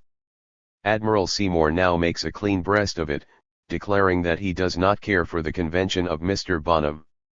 Your Excellency's reply refers me to the notification of the British Plenipotentiary of 1849, prohibiting foreigners from entering Canton. Now, I must remind you that, although we have indeed serious matter of complaint against the Chinese government for breach of the promise given in 1847 to admit foreigners into Canton at the end of 2 years, my demand now made is in no way connected with former negotiations on the same subject, neither am I demanding admission of any but the foreign officials, and this only for the simple and sufficient reasons above assigned.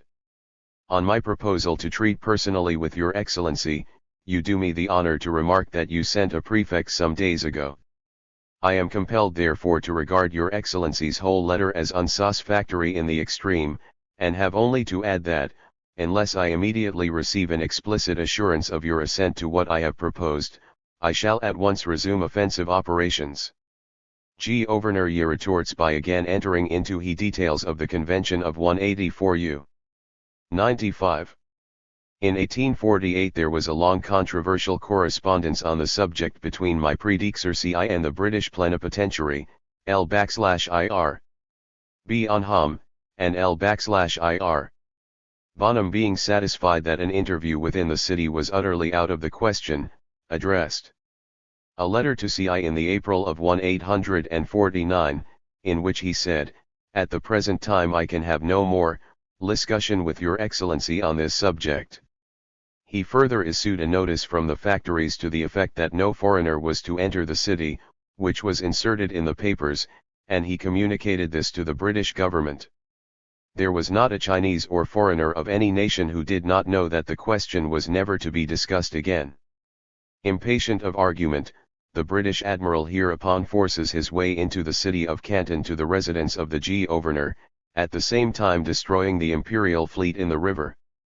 Thus there are two distinct acts in this diplomatic and military drama, the first introducing the bombardment of Canton on the pretext of a breach of the Treaty of 1842 committed by the Chinese governor, and the second, continuing that bombardment on an enlarged scale, on the pretext that the governor clung stubbornly to the Convention of 1849. First Canton is bombarded for breaking a treaty, and next it is bombarded for observing a treaty. Besides, it is not even pretended that redress was not given in the first instance, but only that redress was not given in the orthodox manner. The view of the case put forth by the London Times would do no discredit even to General William Walker of Nicaragua. By this outbreak of hostilities, says that journal, existing treaties are annulled, and we are left free to change our relations with the Chinese Empire as we please. The recent proceedings at Canton warn us that we ought to enforce that right of free entrance into the country and into the ports open to us, which was stipulated for in the Treaty of 1842. /VE must not again be told that our representatives must be excluded from the presence of the Chinese Governor-General, because we've waived the performance of the article which enabled foreigners to penetrate beyond the precincts of our factories. In other words, we have commenced hostilities in order to break an existing treaty and to enforce a claim which we have waived by an express convention. We are happy to say, however, that another prominent organ of British opinion expresses itself in a more humane and becoming tone. It is, says the Daily News, a monstrous fact, that in order to avenge the irritated pride of a British official, and punish the folly of an idiotic governor, we prostitute our strength lo the wicked work of carrying ore and sword, and desolation and death, into the peaceful homes of unoffending men, on whose shores we were originally intruders. Whatever may be the issue of the sea Anton bombardment, the deed itself is a bad and base one, a reckless and wanton waste of human life at the shrine of a false etiquette and a mistaken policy. It is, perhaps, a question whether the civilized nations of the world will approve this mode of invading a peaceful country, without previous declaration of war, for an alleged infringement of the fanciful code of diplomatic etiquette. If the first Chinese War 53, in spite of its infamous pretext, was patiently looked upon by other powers, because it held out the prospect of opening the trade with China, is not this second war likely to obstruct that trade for an indefinite period?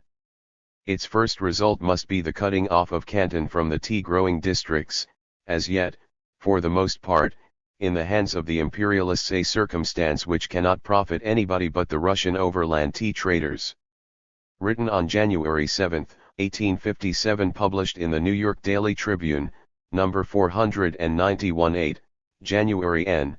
1857. Prin led according to the text of the newspaper LFL 7 Karl Marx to understand the policy and object of the war lately undertaken by the British against Persia, and which, according to the most recent accounts, has been so energetically pushed as to lead to submission on the part of the Shah. It is necessary to take a slight retrospect of Persian affairs.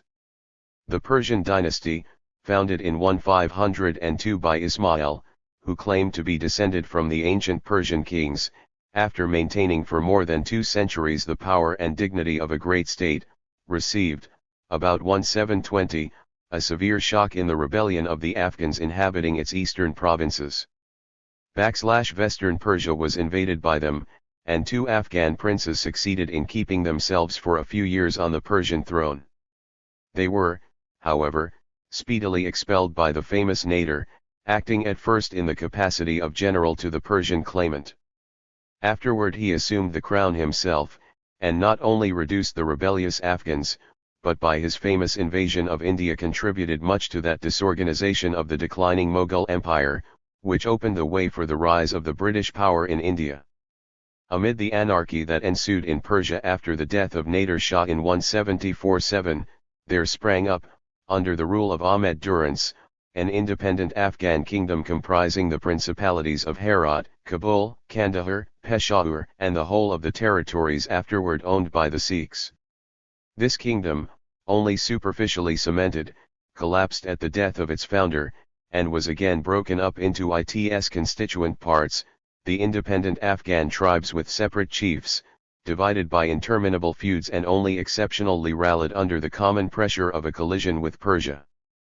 Is political antagonism between 98 Catalmatics, the Afghans and Persians, founded and diversity of race, blended with historical reminiscences, kept alive by frontier quarrels and rival claims, is also, as it were, sanctioned by religious antagonism, the Afghans being Mohammedans of the Sunni sect, that is to say, of the Orthodox Mohammedan faith, while Persia forms the stronghold of the heretical Shiites. 54 In spite of this intense and universal antagonism, there existed one point of Contact between the Persians and Afghans, their common hostility to Russia. Russia invaded Persia for the first time under Peter the Great, but without much advantage.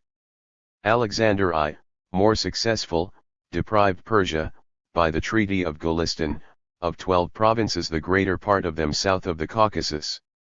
Nicholas, by the War of 1826–27, ending in the Treaty of Turkmenchay, stripped Persia of several additional districts, and interdicted her from the navigation on her own shores along the Caspian Sea. The memory of past spoliations, the endurance of present restrictions, and the fear of future encroachments, alike concurred to spur Persia into deadly opposition to Russia. The Afghans, on their part, although never involved in actual quarrels with Russia, were used to consider her as the eternal foe of their religion, and a giant which was to swallow Asia. From considering Russia as their natural foe, both races, Persians and Afghans, were induced to consider England as their natural ally. Thus, to maintain her supremacy, England had but to play the benevolent mediator between Persia and Afghanistan, and to prove the decided adversary of Russian encroachment. A show of amity on the one hand, and an earnest of resistance on the other, nothing else was required. It cannot be said, however, that the advantages of this position have been very successfully improved. In 1834, in the matter of the selection of an heir to the Shah of Persia, the English were induced to cooperate in favor of the prince proposed by Russia, and the next year to aid that prince with money and the active assistance of British military officers in maintaining his claim by arms against his Riva I.55. The English ambassadors dispatched to Persia were charged to warn the Persian government against allowing itself to be pushed on to make war against the 99 Afghans, which could only result in a waste of resources. But when these ambassadors earnestly called for authority to prevent a threatened war of this sort, they were put in mind by the ministry at home of an article in an old treaty of 1814, by which, in case of war between Persia and the Afghans, the English were not to interfere unless their mediation should be solicited. The idea of the British envoys and of the British Indian authorities was that this war was planned by Russia, which power desired to employ the extension of Persian authority eastward as the means of opening a road by which at some time or other a Russian army might enter India. These representations seem, however, to have made little or no impression on Lord Palmerston, then at the head of the Department of Foreign Affairs, and in September 1, 1837, a Persian army invaded Afghanistan. Various small successes carried it to Herat, before which town it encamped and began siege operations under the personal direction of Count Simonik, the Russian ambassador at the Persian court. During the progress of these warlike acts, McNeill, the British ambassador, found himself paralyzed by contradictory instructions. On the one hand, Lord Palmerston enjoined him to refrain from making the relations of Persia with Herat a subject of discussion, as England had nothing to say between Persia and Herat. On the other hand, Lord Auckland, the Governor-General of India, wanted him to dissuade the Shah from pushing on his operations. At the very outset of the expedition, Mr. Ellis had recalled the British officers serving in the Persian army, but Palmerston had them reinstated. So, again, the Indian Governor-General instructing McNeill to withdraw the British officers, Palmerston again reversed that decision. On March 8, 1838, McNeill proceeded to the Persian camp and offered his mediation, not in the name of England, but of India. Toward the end of May 1, 1838, the siege having now lasted about 9 months, Palmerston sent a menacing dispatch to the Persian court, for the first time making the affair of Herat a subject of remonstrance, and for the first time inveighing against Persia's connection with Russia. Simultaneously, a hostile expedition was ordered by the Indian government to sail to the Persian Gulf and seize 100 upon the island of Karak, the same lately occupied by the English. At a still later epoch the English envoy withdrew from Tehran to Erzurum, and the Persian ambassador sent to England was refused admission. In the meantime, in spite of a very protracted blockade, Herat had held out, the Persian assaults were beaten back, and on August 1, 1838, the Shah was forced to raise the siege and to retreat in hurried marches from Afghanistan. Here one would have supposed the operations of the English might have ended, but so far from that, matters took a most extraordinary turn. Not content with repelling the attempts of Persia, made, it was alleged, at the instigation and in the interest of Russia, to seize a part of Afghanistan, the English undertook to occupy the whole of it for themselves.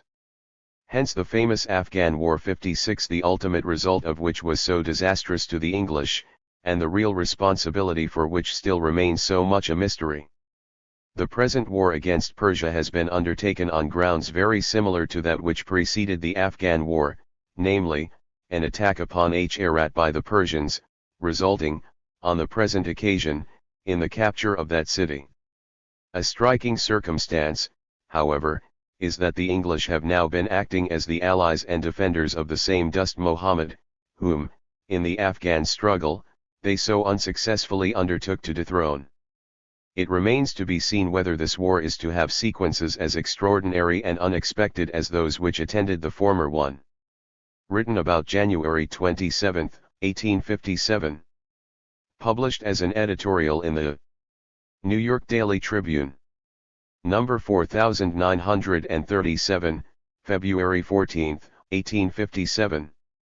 Printed according to the text of the newspaper Karl Marx. Parliamentary Debates on the Chinese Hostilities 101 London, February 27, 1857. The Earl of Derby's resolution, and that of Mr. Cobden, both of them passing condemnation upon the Chinese hostilities, were moved according to notices given, the one on the 24th of February, in the House of Lords, the other on the 27th of February, in the House of Commons. The debates in the Lords ended on the same day when the debates in the Commons began. The former gave the Palmerston cabinet a shock by leaving it in the comparatively weak majority of 36 votes. The latter may result in its defeat. But whatever interest may attach to the discussion in the Commons, the debates in the House of Lords have exhausted the argumentative part of the controversy. Masterly speeches of Lords Derby and Lyndhurst forestalling the eloquence of Mr. Cobden, Sir E. Bulwer, Lord John Russell, and Tooty Coomley. The only law authority on the part of the government, the Lord Chancellor *, remarked that unless England had a good case with regard to the arrow, all proceedings from the last to first were wrong. Derby and Lyndhurst proved beyond doubt that England had no case at all with regard to that lordship. The line of argument followed by them coincides so much with that taken up in the columns of the Tribune on the first publication of the English dispatches that I am able to condense it here into a very small compass. /Renwer, HFD. :com. See this collection, pp. ul-%. /d. 102. What is the charge against the Chinese government upon which the Canton massacres are pretended to rest? The infringement of Art. 9 of the Supplemental Treaty of 1843. That article prescribes that any Chinese offenders, being in the colony of Hong Kong, or on board a British man of war, or on board a British merchant ship, are not to be seized by the Chinese authorities themselves, but should be demanded from the British consul, and by him be handed over to the native authorities. Chinese pirates were seized in the river of Canton on board the Lordship Arrow, by Chinese officers, without the intervention of the British consul. The question arises, therefore, was the Arrow a British vessel? It was, as Lord Derby shows, a vessel Chinese built, Chinese captured, Chinese sold, Chinese bought and manned, and Chinese owned. By what means, then, was this Chinese vessel converted into a British merchantman? By purchasing at Hong Kong a British register or sailing license. The legality of this register relies upon an ordinance of the local legislation of Hong Kong, passed in March, 1855. That ordinance not only infringed the treaty existing between England and China, but annulled the law of England herself. It was, therefore, void and null. Some semblance of English legality it could but receive from the Merchant Shipping Act, which, however, was passed only 2 months after the issue of the ordinance. and even with the legal provisions of that act it had never been brought into consonance. The ordinance, therefore, under which the Lorcha Arrow received its register, was so much waste paper. But even according to this worthless paper the Arrow had forfeited its protection by the infringement of the provisions prescribed, and the expiration of its license. This point is conceded by Sir J. Bowring himself. But then, it is said, whether or not the Arrow was an English vessel, it had, at all events, hoisted the English flag, and that flag was insulted. Firstly, if the flag was flying, it was not legally flying. But was it flying at all? On this point there exists discrepancy between the English and Chinese declarations. The latter have, however, been corroborated by depositions, forwarded by the consuls, of the master and crew of the Portuguese Lorcha Parliamentary Debates on the Chinese Hostilities 103. No. 83. With reference to these depositions, the friend of Clesina 57 of Nov. 13 states that it is now notorious at Canton that the British flag had not been flying on board the Lorcha for 6 days previous to its seizure. Thus falls to the ground the punctilio of honor, together with the legal case *. Lord Derby had in this speech the good taste altogether to forbear from his habitual waggishness, and thus to give his argument a strictly judicial character. No efforts, however, on his part were wanted to impregnate his speech with a deep current of irony. The Earl of Derby, the chief of the hereditary aristocracy of England, pleading against the late Dr., now Sir John Bowring, the pet disciple of Bentham, pleading for humanity against the professional humanitarian, defending the real interests of nations against the systematic utilitarian, insisting upon a punctilio of diplomatic etiquette, appealing to the vox populi vox dei against the greatest benefit of the greatest number 58 man, the descendant of the conquerors preaching peace where a member of the Peace Society 59 preached red-hot shell, a Derby branding the acts of the British Navy as miserable proceedings and inglorious operations, where a Bowring congratulates it upon cowardly outrages which met with no resistance, upon its brilliant achievements, unparalleled bravery and splendid union of military skill and valor. Such contrasts were the more keenly satirical the less the Earl of Derby seemed to be aware of them. He had the advantage of that great historical irony which does not flow from the wit of individuals, but from the humour of situations. The whole parliamentary history of England has, perhaps, never exhibited such an intellectual victory of the aristocrat over the parvenu. Lord Derby declared at the outset that he should have to rely upon statements and documents exclusively furnished by the very parties whose conduct he was about to impugn, and that he was content to rest his case upon these documents. Now it has been justly remarked that those documents, as laid before the public by the government, would have allowed the latter to shift the whole *. The manuscript ends here ed. 104 Karl Mah's responsibility upon its subordinates. So much is this the case that the attacks made by the parliamentary adversaries of the government were exclusively directed to Bowring & Co., and could have been endorsed by the home government itself, without at all impairing its own position. I quote from his lordship. I do not wish to say anything disrespectful of D1 Bowring. He may be a man of great attainments, but it appears to me that on the subject of his admission into Canton he is possessed with a perfect monomania here, and laughter.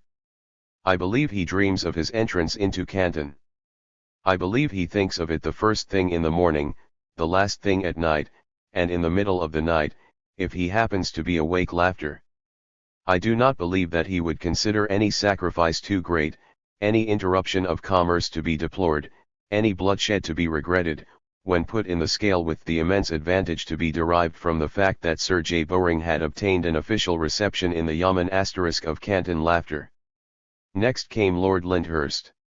Sir J. Bowring, who is a distinguished humanitarian as \\L as plenipotentiary. Laughter, himself admits the register is void, and that the Lorcha was not entitled to hoist the English flag. Now, mark hat, he says, the vessel had no protection, but the Chinese do not is. For God's sake do not whisper it to them. He persevered, too, for he said in effect, /VE No, the Chinese have not been guilty of any violation of treaty, but we will not tell them so. We will insist upon reparation and a return of the men they have seized in a particular form. If the men were not returned in the form, what was to be the remedy? /VHY, to seize a junk, a war junk.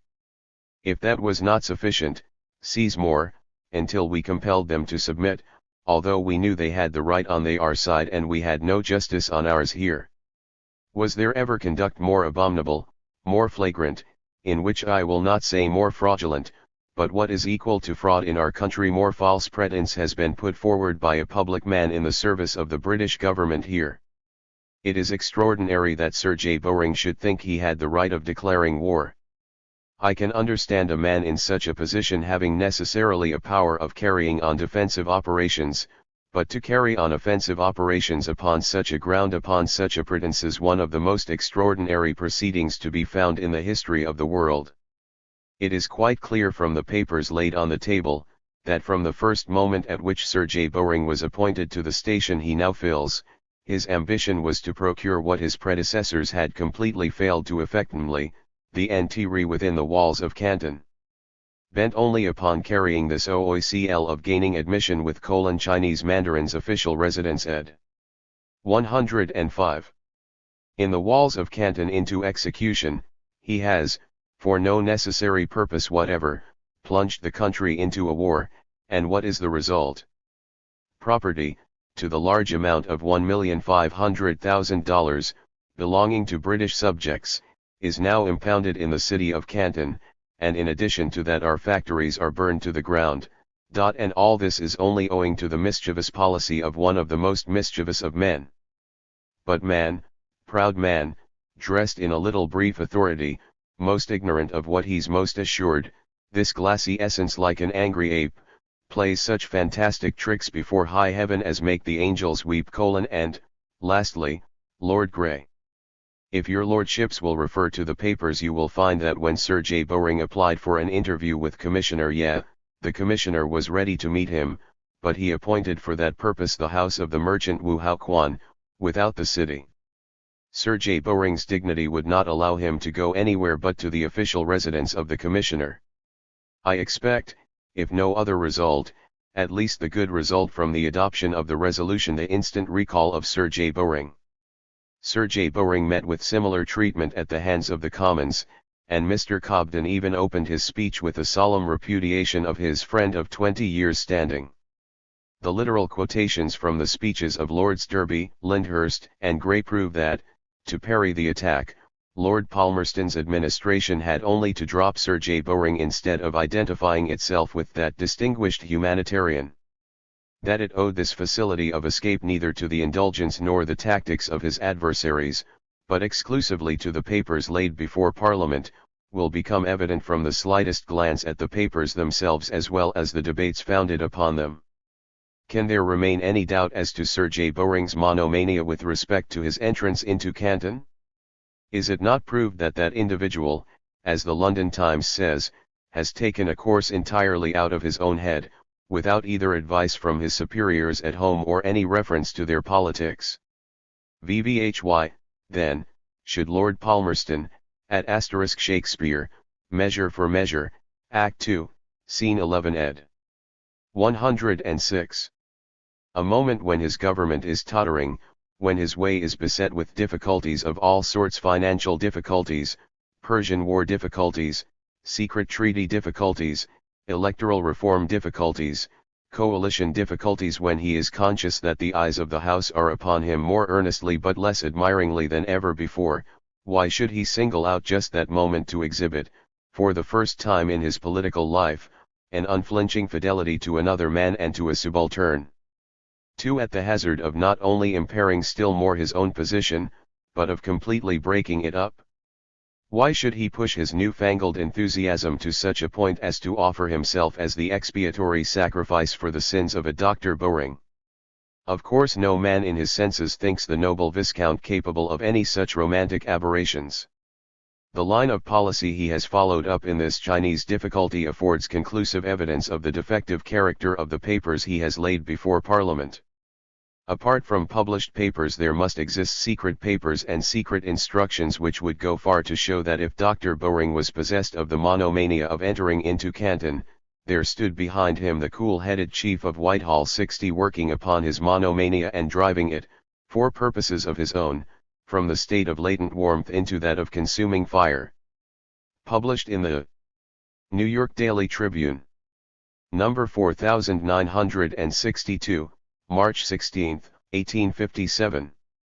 Printed according to the text of LE Newspaper 107 Karl Marx. London, March 13, 1857. And stand between two churchmen, good my lord, for on that ground I'll build a holy descant.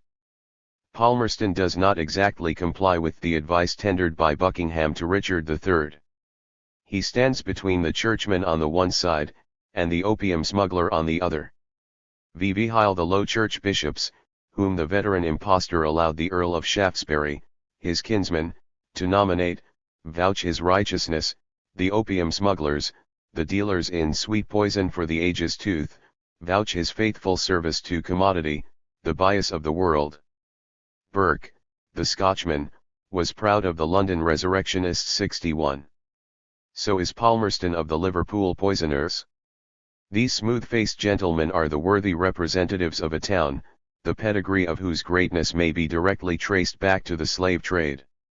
Liverpool, otherwise not famous for poetical production, may at least claim the original merit of having enriched poetry with odes on the slave trade. While Pindar commenced his hymn on the Olympian victors with the celebrated "Water is the best thing," Ariston Menhutter, a modern Liverpool Pindar might, therefore, be fairly expected to open his hymn on the Downing Street prize fighters with the more ingenious exordium, "Opium is the best thing." Along with the holy bishops and the unholy opium smugglers, there go the large tea dealers, for the greater part directly or indirectly engaged in the opium traffic, and, therefore, interested in setting the present treaties with China. They are, besides, actuated by motives of their own. Having in the past year ventured upon enormous speculations in tea, the prolongation of hostilities will at once enhance the huge stocks they hold, and enable them to postpone the large payments to their creditors at Canton. Thus, war will allow them to cheat at once their British buyers and their Chinese sellers, and consequently realize their notions of national glory and commercial interests. Generally the British manufacturers disagree for the tenets of this Liverpool Catechism, upon the same lofty principle which puts in opposition the Manchester man, wanting low cotton prices, to the Liverpool gentleman, wanting high ones. During the First Anglo-Chinese War, extending from 1839 to 1842, the British manufacturers had flattered themselves with false hopes of marvelously strengthened exports. Yard by yard they had measured the cotton stuffs the Celestials were to be clothed in. Experience broke the padlock Palmerstonian politicians had put upon their mind. From 1854 to 1857 the British manufactured exports to China did not average more than £1.250,000 sterling, and a shunt frequently reached in years preceding the First War with China. In fact, as Mr. Cobden, the spokesman of the British manufacturers, stated in the House of Commons, since 1842 we, the United Kingdom, have not added to our exports to China at all, at least as far as our manufactures are concerned. /VE have increased our consumption of tea, that is all. Hence the broader views which British manufacturers, in contradistinction to British bishops, opium smugglers, and TCARL CalRs, are able to take of Chinese politics. If we PNSS over the tax CATNSRND placlum T re ADM T ion, and the silly coffee house patriots who LT leave the nation to pluck up a heart. 109. Under PAM's asterisk auspices, we have in fact enumerated all the bona fide partisans of Palmerston. Still we must not forge T-Tile London Times and Punch, the Grand Kafta and Teehee Clown of the British Press 62, both of whom are riveted to the present administration by golden and official links, and, consequently, write up a factitious enthusiasm for the hero of the Canton massacres. But then, it ought to be considered that the vote of the House of Commons betokened a rebellion against Palmerston as much as against the Times. The imminent elections have, therefore, to decide not only whether Palmerston shall engross all the power of the state, but also whether Times shall monopolize the whole manufacture of public opinion. Upon which principle, then, is Palmerston likely to appeal to the general election? Extension of trade with China? But he has destroyed the very port upon which that commerce depended.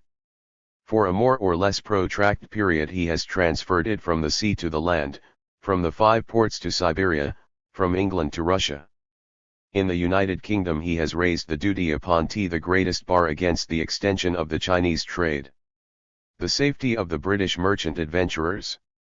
But the Blue Book, entitled Correspondence Respecting Insults in China, laid upon the table of the Commons by the Ministry itself, proves that, since the last 7 years, there occurred but 6 cases of insult, in 2 of which the English were THR aggressors, while in the 4 others the Chinese authorities exerted themselves to the full satisfaction of the British authorities in order to punish the offenders. If, then, the fortunes and the lives of the British merchants in Hong Kong, Singapore, etc., are at present endangered, their perils are conjured up by Palmerston himself. But the honour of the British flag. Palmerston has sold it for £50 apiece to the smugglers of Hong Kong, and stained it by the wholesale massacre of helpless British customers. Yet, these pleas of extension of trade, safety of British merchant adventurers, and honour of the British flag, are the only ones put up by the government oracles which till now have addressed their constituents. They wisely refrain Palmerston's ed. 110. From touching any point of internal policy, as the cry of no reform, and more taxes, would not do. One member of the Palmerstonian cabinet, Lord Mulgrave, the household treasurer, tells his constituents that he has no political theories to propound. Another one, Bob Lowe, in his Kidderminster address, girds at the ballot, the extension of suffrage, and similar humbug.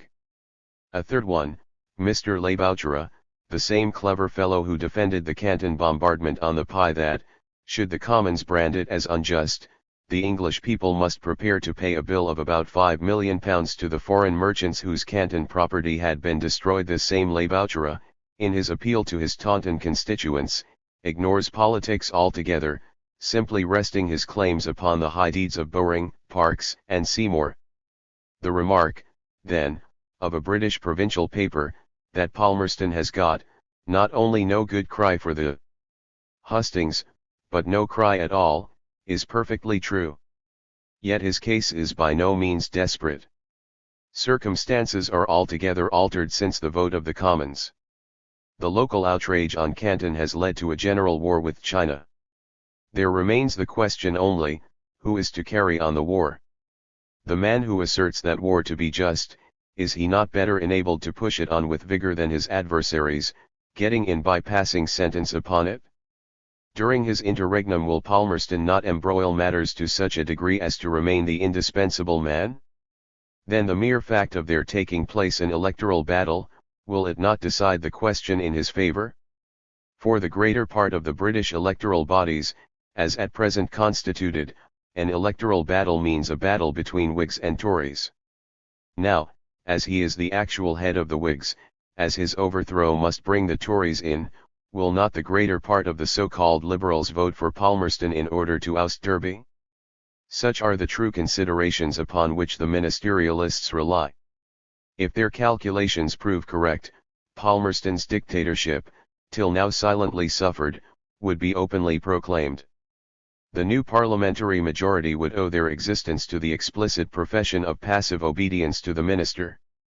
A coup d'état might then, in due course of time, follow.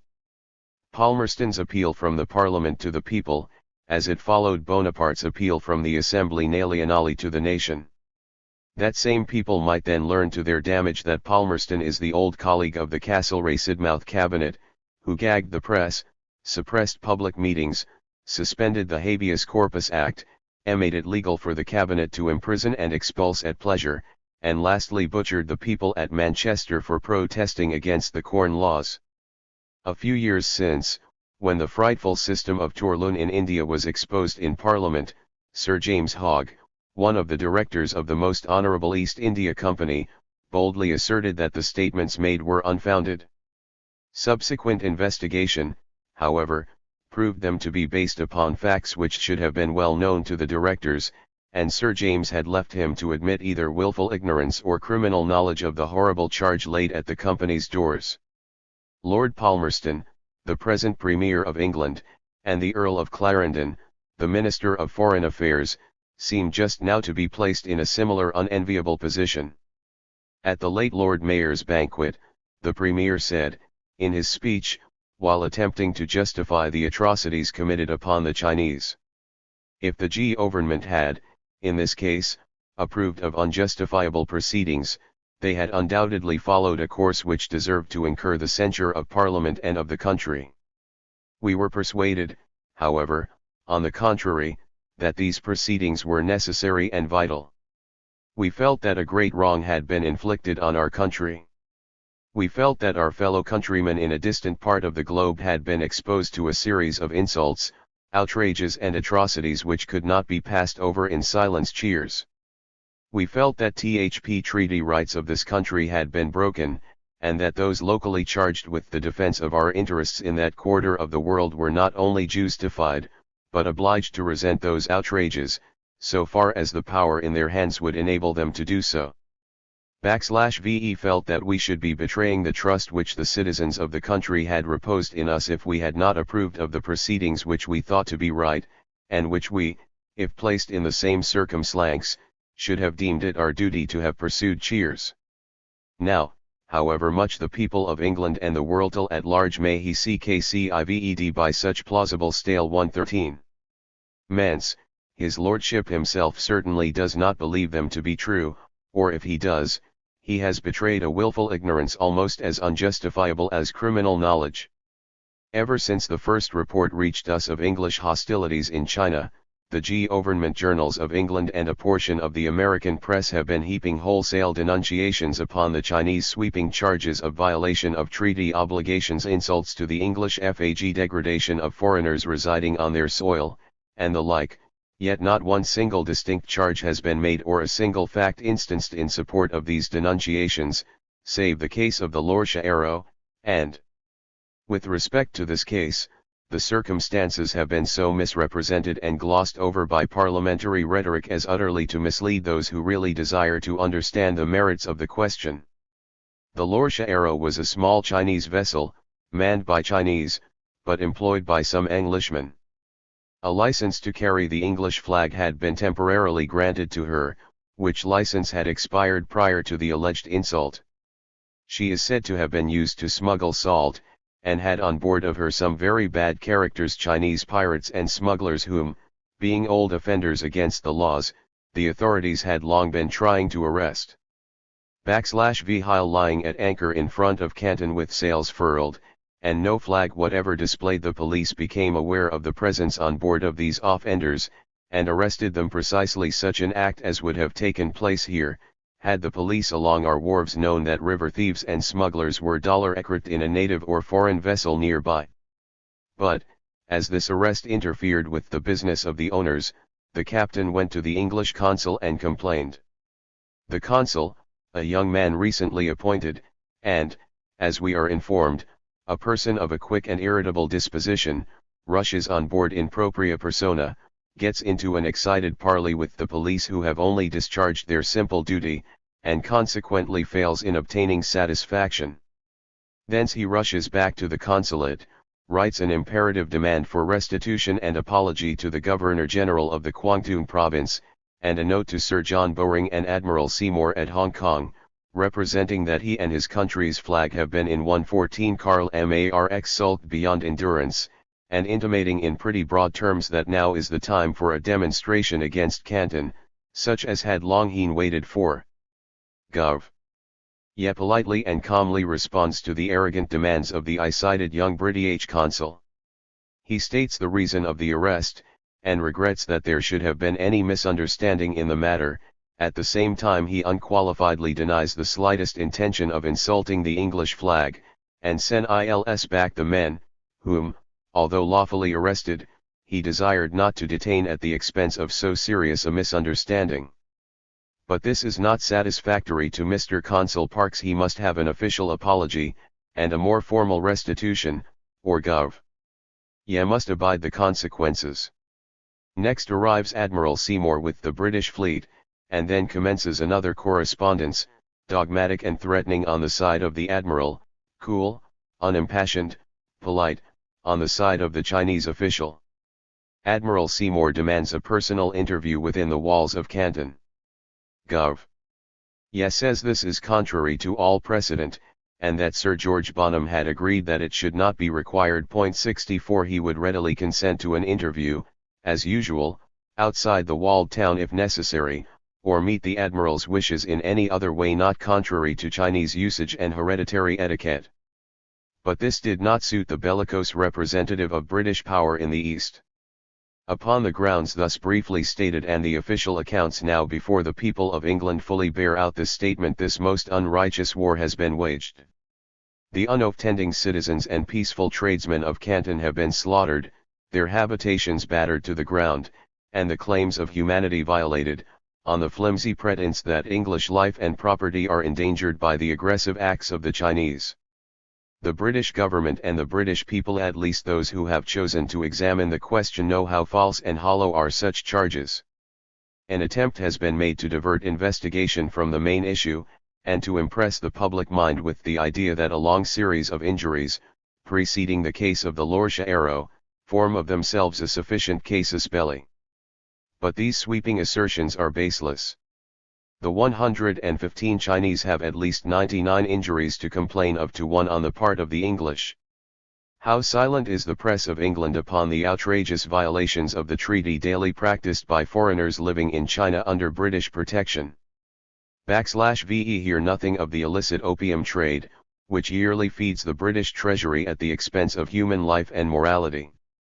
/VE hear nothing of the constant bribery of sub-officials, by means of which the Chinese government is defrauded of its rightful revenue on incoming and outgoing merchandise.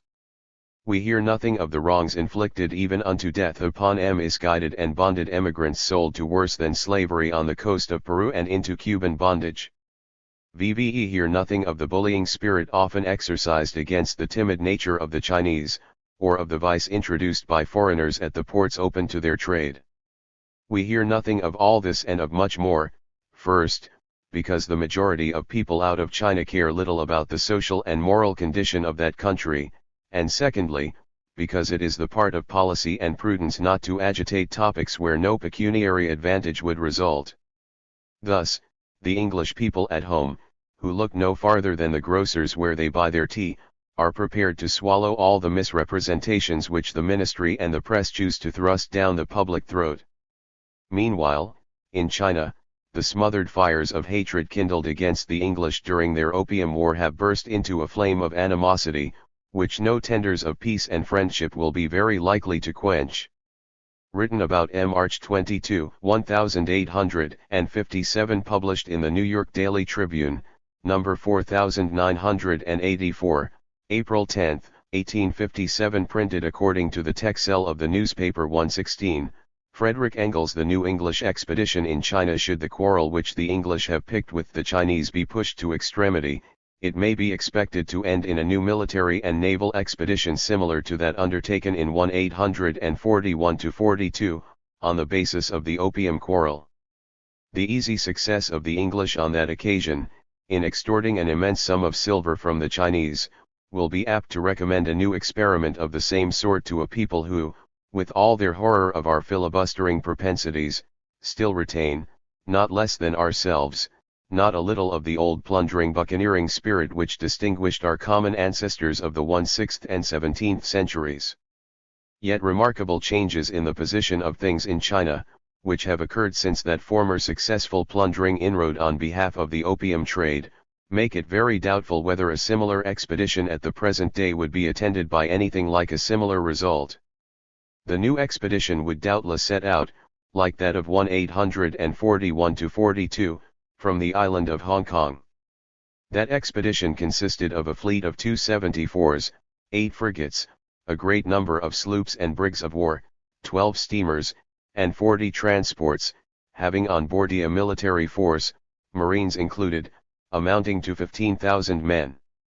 The new expedition would hardly be attempted with any smaller force. Indeed, some of the considerations we are about to state would indicate the policy of making it much larger.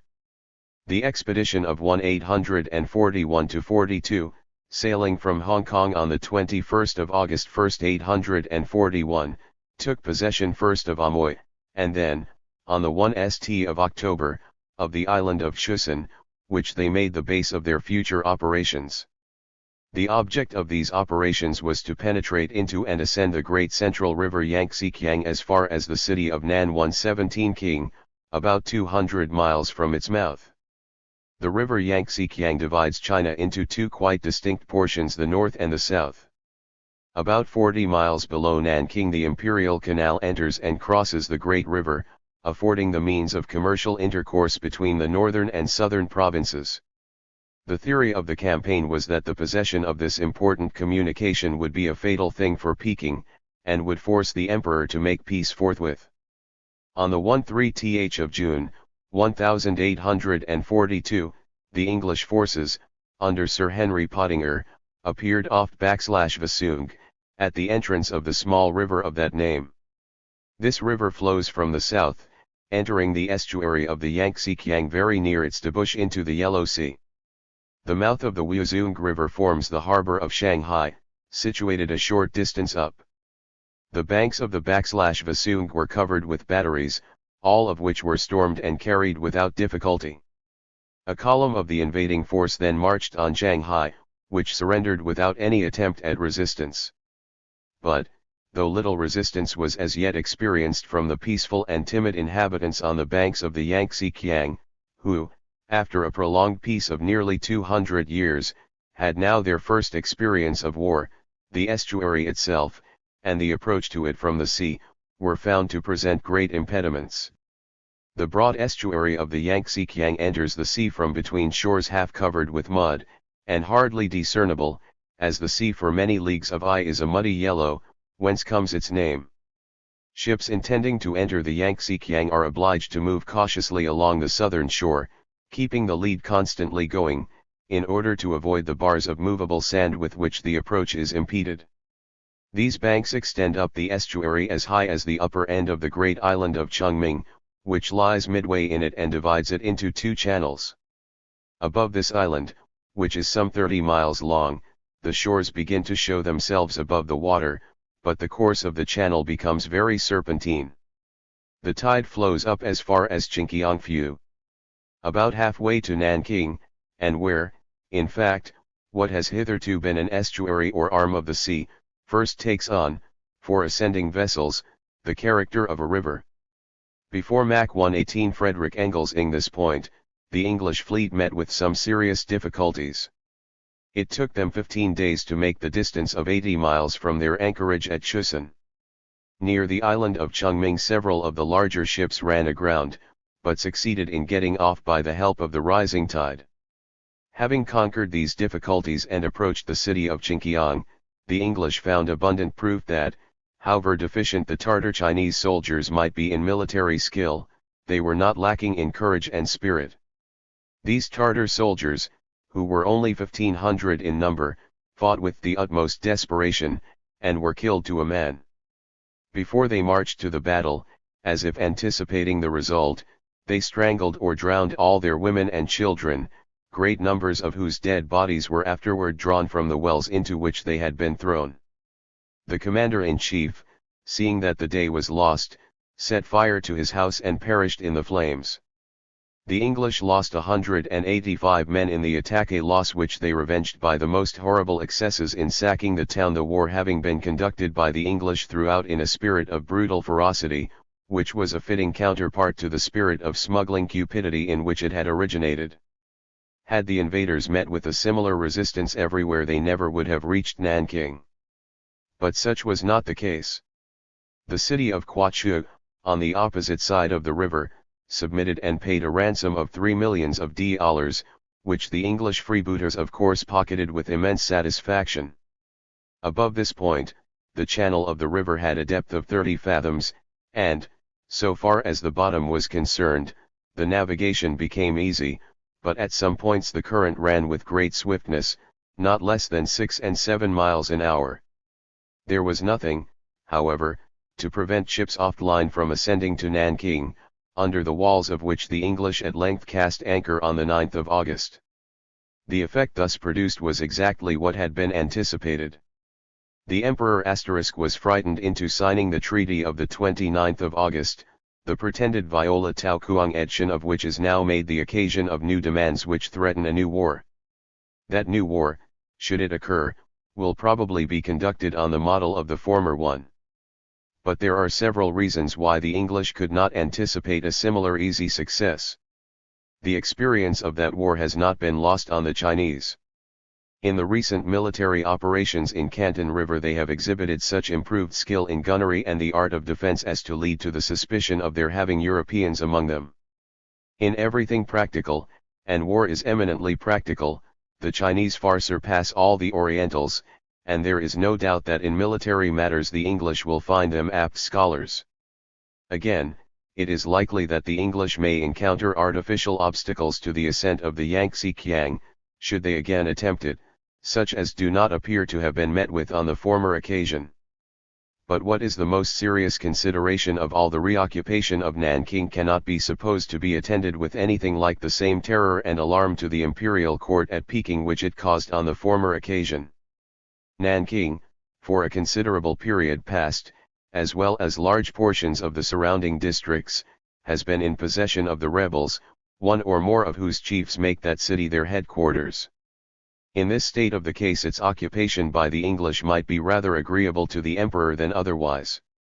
They might do him good service in driving the rebels from a city which, when they had got it, might prove a possession rather difficult, troublesome, and dangerous to keep, and which, as recent experience has shown, may be held by a hostile power without any immediately fatal results to Peking or the imperial rule.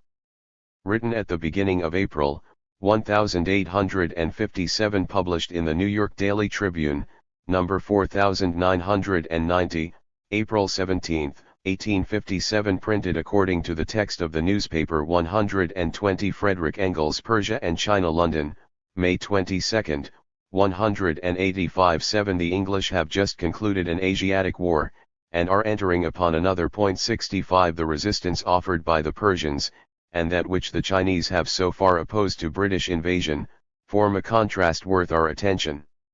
In Persia, the European system of military organization has been engrafted upon Asiatic barbarity.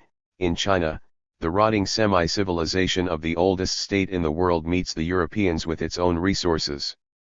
Persia has been signally defeated, while distracted, half-dissolved China has hit upon a system of resistance which, if followed up, will render impossible repetition of the triumphal marches of the First Anglo-Chinese War. Persia was in a state similar to that of Turkey during the War of 1828-29 against Russia. English, French, Russian officers had in turns tried their hands at the organization of the Persian army. One system had succeeded another, and each in its turn had been thwarted by the jealousy, the intrigues, the ignorance, the cupidity and corruption of the Orientals whom it was to form into European officers and soldiers. The new regular army had never had an opportunity of trying its organization and strength in the field. Its only exploits had been confined to a few campaigns against Kurds, Turkomans, and Afghans, where it served as a sort of nucleus or reserve to the numerous irregular cavalry of Persia. The latter did most of the actual fighting. The regulars had generally but to impose upon the enemy by the demonstrative effect of their seemingly formidable arrays. At last, the war with England broke out. The English attacked Bushire, and met with a gallant though infectious resistance. But the men who fought at Bushire were not regulars, they were composed of the Irregulars and IJCLL, NA 121 Enler levies of the Persian and Arab inhabitants of the coast. The regulars were only concentrating, some 60 miles off, in the hills. At last they advanced. The Anglo-Indian army met them halfway, and, though the Persians used their artillery with credit to themselves, and formed their squares on the most approved principles, a single charge of one single Indian cavalry regiment swept the whole Persian army, guards, and line underscore from the field. And to know what these Indian regular cavalry are considered to be worth in their own service, we have only to refer to Capt. Nolan's book on the subject. They are, among Anglo-Indian officers, considered worse than useless, and far inferior to the irregular Anglo-Indian cavalry. Not a single action can Capt. Nolan find where they were creditably engaged. And yet, these were the men, 600 of whom drove 10,000 Persians before them. Such was the terror spread among the Persian regulars that never since have they made a stand anywhere, the artillery alone excepted. At El-Vila Hamara, they kept out of harm's way, leaving the artillery to defend the batteries, and retired as soon as these were silenced, and when, on a reconnaissance, the British landed 300 riflemen and 50 irregular horse, the whole of the Persian host marched off, leaving baggage, stores and guns in the possession of the victors. You cannot call them the invaders. All this, however, neither brands the Persians as a nation of cowards, nor condemns the introduction of European tactics among Orientals. The Russo-Turkish wars of 1806-12 and 1828-29 offer plenty of such examples. The principal resistance offered to the Russians was made by the irregular levies both from the fortified towns and from the mountain provinces. The regulars, wherever they showed themselves in the open field, were at once upset by the Russians, and very often ran away at the first shot, while a single company of Arnaut * irregulars, in a ravine at Varna, successfully opposed the Russian siege operations for weeks together. Yet, during the late war, the Turkish regular army have defeated the Russians in every single engagement from Olknitz and Kardala to Kars and to Engur. Turkish name of the Albanians ed 122 Friedrich Engels. The fact is that the introduction of European military organization with barbaric nations is far from being completed when the new army has been subdivided, equipped, and drilled after the European fashion. That is merely the first step toward it. Nor will the enactment of some European military code suffice. It will no more ensure European discipline than a European set of drill regulations will produce, by itself, European tactics and strategy. The main point, and at the same time the main difficulty, is the creation of a body of officers and sergeants, educated on the modern European system, totally freed from the old national prejudices and reminiscences in military matters, and fit to inspire life into the new formation. This requires a long time, and is sure to meet with the most obstinate opposition from Oriental ignorance, impatience, prejudice, and the vicissitudes of fortune and favor inherent to Eastern courts. A sultan or shah is but too apt to consider his army equal to anything as soon as the men can defile in parade, will, deploy and form column without getting into hopeless disorder. And as to military schools, their fruits are so slow in ripening that under the instabilities of Eastern governments they can scarcely ever be expected to show any. Even in Turkey, the supply of educated officers is but scanty, and the Turkish army could not have done at all, during the late war, without the great number of renegades and the European officers in its ranks. The only arm which everywhere forms an exception is the artillery. Here the Orientals are so much at fault and so helpless that they have to leave the whole management to their European instructors. The consequence is that as in Turkey, so in Persia, the artillery was far ahead of the infantry and cavalry. That under these circumstances the Anglo-Indian army, the oldest of all Eastern armies organized on the European system, the only one that is subject not to an Eastern, but an exclusively European government, and officered almost entirely by Europeans, that this army, supported by a strong reserve of British troops and a powerful navy, should easily disperse the Persian regulars, is but a matter of course. The reverse will do the Persians the more good the more signal it was. They will now see, as the Turks Pasha and China 123 have seen before, that European dress and parade drill is no talisman in itself, and maybe, 20 years hence, the Persians will turn out as respectable as the Turks did in their late victories. The troops which conquered Bushir and Mohammed will, it is understood, be at once sent to China. There they will find a different enemy. No attempts at European evolutions, but the irregular array of Asiatic masses, will oppose them there. Of these they no doubt will easily dispose, but what if the Chinese wage against them a national war, and if barbarism be unscrupulous enough to use the only weapons which it knows how to wield? There is evidently a different spirit among the Chinese now to what they showed in the War of 1840 to 1842. Then, the people were quiet, they left the emperor's soldiers to fight the invaders, and submitted after a defeat with Eastern fatalism to the power of the enemy. But now, at least in the southern provinces, to which the contest has so far been confined, the mass of the people take an active, nay, a fanatical part in the struggle against the foreigners. They poison the bread of the European community at Hong Kong by wholesale, and with the coolest premeditation. A few loaves have been sent to Liebig for examination. He found large quantities of arsenic pervading all parts of them, showing that it had already been worked into the dough. The dose, however, was so strong that it must have acted as an emetic, and thereby counteracted the effects of the poison. They go with hidden arms on board trading steamers, and, when on the journey, massacre the crew and European passengers and seize the boat. They kidnap and kill every foreigner within their reach.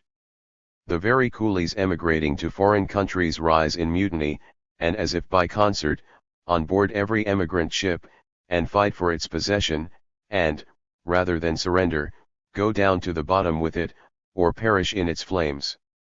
Even out of China, the Chinese colonists, the most submissive and meek of subjects hitherto, conspire and suddenly rise in nightly insurrection, as at Sarawak, or, as at Singapore, are held down by main force and vigilance only. The piratical policy of the British government has caused this universal outbreak of all Chinese against all foreigners, and marked it as a war of extermination. What is an army to do against a people resorting to such means of warfare? Where, how far, is it to penetrate into the enemy's country, how to maintain itself there? Civilization mongers who throw hot shell on a defenseless city and add rape to murder, may call the system cowardly, barbarous, atrocious, but what matters it to the Chinese if it be only successful? Since the British treat them as barbarians, they cannot deny to them the full benefit of their barbarism. If their kidnappings, surprises, midnight massacres are what we call cowardly, the civilization mongers should not forget that according to their own showing they could not stand against European means of destruction with their ordinary means of warfare. In short, instead of moralizing on the horrible atrocities of the Chinese, as the chivalrous English press does, we had better recognize that this is a war pro eris et focis, a popular war for the maintenance of Chinese nationality, with all its overbearing prejudice, stupidity, learned ignorance, and pedantic barbarism if you like, but yet a popular war. And in a popular war the means used by the insurgent nation cannot be measured by the commonly recognized rules of regular warfare, nor by any other abstract standard, but by the degree of civilization only attained by that insurgent nation. The English are this time placed in a difficult position. Thus far, the national Chinese fanaticism seems to extend no further than over those southern provinces which have not adhered to the Great Rebellion. Is the war to be confined to these? Then it would certainly lead to no result, no vital point of the empire being menaced. At the same time, it would be a very dangerous war for the English if the fanaticism extends to the people of the interior. Canton may be totally destroyed and the coasts nibbled at in all possible points, but all the forces the British could bring together would not suffice to conquer and hold the two provinces of Kwangtung and Guangxi. What, then, can they do further? The country north of Canton, as far as Shanghai and Nankiaug, is in the hands of the Chinese insurgents, whom it would be bad policy to offend, and north of Nanking the only point an attack on which might lead to a decisive result is Peking. But where is the army to form a fortified and garrisoned base of operations on the shore, To overcome every obstacle on the road, to leave detachments to secure the communications with the shore, and to appear in anything like formidable strength before the walls of a town, the size of London, 100 miles from its landing place. On the other side, a successful demonstration against the capital /volt shake to its groundworks the very existence of the Chinese Empire, accelerate the upsetting of the Qing dynasty and pave the way, not for British, but for Russian progress. The new Anglo-Chinese War presents so many complications that it is utterly impossible to guess the turn it may take. For some months the want of troops, and for a still longer time the want of decision, will keep the British pretty inactive except, perhaps, on some unimportant point, to which under actual circumstances Canton too may be said to belong. One thing is certain, that the death hour of old China is rapidly drawing nigh. Civil war has already divided the south from the north of the empire, and the rebel king seems to be as secure from the imperialists, if not from the intrigues of his own followers, at Nanking, as the heavenly emperor from the rebels at Peking. Canton carries on, so far, a sort of independent war with the English, and all foreigners in general, and while British and French fleets and troops flock to Hong Kong, slowly but steadily the Siberian Line Cossacks advance their stanitsas from the Dorian Mountains to the banks of the Amur, and the Russian Marines close in by fortifications the SP-ended harbors of Manchuria. The very fanaticism of the southern Chinese in their struggle against foreigners seems to mark a consciousness of the supreme danger in which old China is placed, and before many years pass away, we shall have to witness the death struggle of the oldest empire in the world, and the opening day of a new era for all Asia. In the Karl Marx. The Persian Treaty. London, J11 NE 12, 1857. Some time ago a question respecting the Persian War was addressed to Lord Palmerston in his own House of Commons. He tauntingly replied, "As soon as the peace is ratified the House may express its opinions on the war." The Treaty of Peace signed at Paris, March 4, 1857, and ratified at Baghdad, May 2, 1857, has now been laid before the House. It consists of 14 articles, 8 of them being freighted with the usual Treaty of Peace ballast. Article V stipulates that the Persian troops are to withdraw, from the territory and city of Herat, and from every part of Afghanistan, within 3 months from the date of the exchange of the ratifications of the treaty. By Art. 14. The British government on its part, engages, so soon as the above stipulation be carried into effect, to withdraw without delay the British troops from all ports, places and islands belonging to Persia. Now it should be recollected that the evacuation of Herat by the Persian troops was spontaneously offered by Farrukh Khan, the Persian ambassador, during his protracted conferences at Constantinople with Lord Stratford de Redcliffe, and before the capture of Bushire had yet occurred. The only new profit accruing to England from this stipulation is, therefore, limited to the privilege of enchaining, during the most unhealthy season, her troops to the most pestilential spot of the Persian Empire. The terrible ravages the sun and the swamps and the sea inflict during the summer months, even on the native population of Bushire and Mohammerah, are chronicled by old and modern writers, but why refer to them since a few weeks ago, Sir Henry Rowlandson, the Persian Treaty 127 very competent judge, and Palmerstonian too, publicly declared that the Anglo-Indian troops were sure to sink under the horrors of the climate. The London Times, on receiving tile news of the Mohammerah victory, proclaimed at once the necessity of advancing despite the Treaty of Peace to Shiraz, in order to save the troops. The suicides, too, of the British admiral and general, placed at the head of the expedition, were due to their profound anxiety as to the probable fate of the troops, whom, by governmental instruction, they were not to push beyond Mohammerah. A Crimean catastrophe on a smaller scale may thus be safely expected, this time proceeding neither from the necessities of war, nor from the blunders of the administration, but from a treaty written with the sword of the victor. There occurs one phrase in the articles quoted which, if it suits Palmerston, may be worked into a small bone of contention. Art. 14 stipulates the withdrawal, of the British troops from all ports, places and islands belonging to Persia. Now it is a controvertible matter whether or not the town of Mohammedat does belong to Persia. The Turks have never renounced their claims to that place, which, situated on the delta of the Euphrates, was their only seaport on that river always accessible, the port of Basra being at certain seasons too shallow for ships of large burden. Thus, if Palmerston pleases, he may hold Mohamcra on the pretext of its not belonging to Persia, and of waiting for the final settlement of the boundary question between Turkey and Persia. Art. 6 stipulates that Persia agrees to relinquish all claims to sovereignty over the territory and city of Herat and the counties of Afghanistan, to abstain from all interference with the internal affairs of Afghanistan, to recognize the independence of Herat and the whole of Afghanistan, and never to attempt to interfere with the independence of those states, to refer, in case of differences with Herat and Afghanistan, for adjustment to the friendly offices of the British government, and not to take up arms unless those friendly offices fail of effect. The British government, on their part, engage at all times to exert their influence with the states of Afghanistan to prevent any causes of umbrage being given by them, and to use 12b their best endeavours to compose differences in a manner just and honourable to Persia. Now, if this article is stripped of its red tape, it means nothing beyond the acknowledgement by Persia of the independence of Ilarat, a consequence to make which Farrukh Khan had declared himself ready at the Constantinople conferences.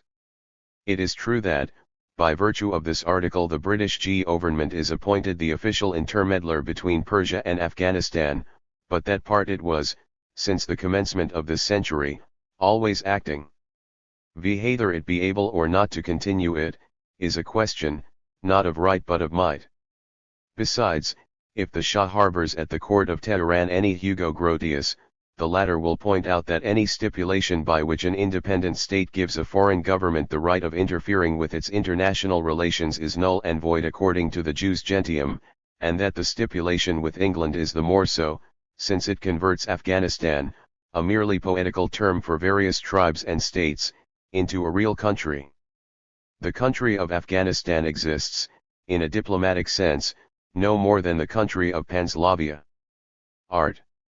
7 which stipulates that, in case of any violation of the Persian frontier by the Afghan states, the Persian government shall have the right to undertake military operations for the repression and punishment of the aggressors, but must retire within its own territory so soon as its object is accomplished, is but a literal repetition of just that clause of the Treaty of 1852 which gave the immediate occasion for the Bushir expedition.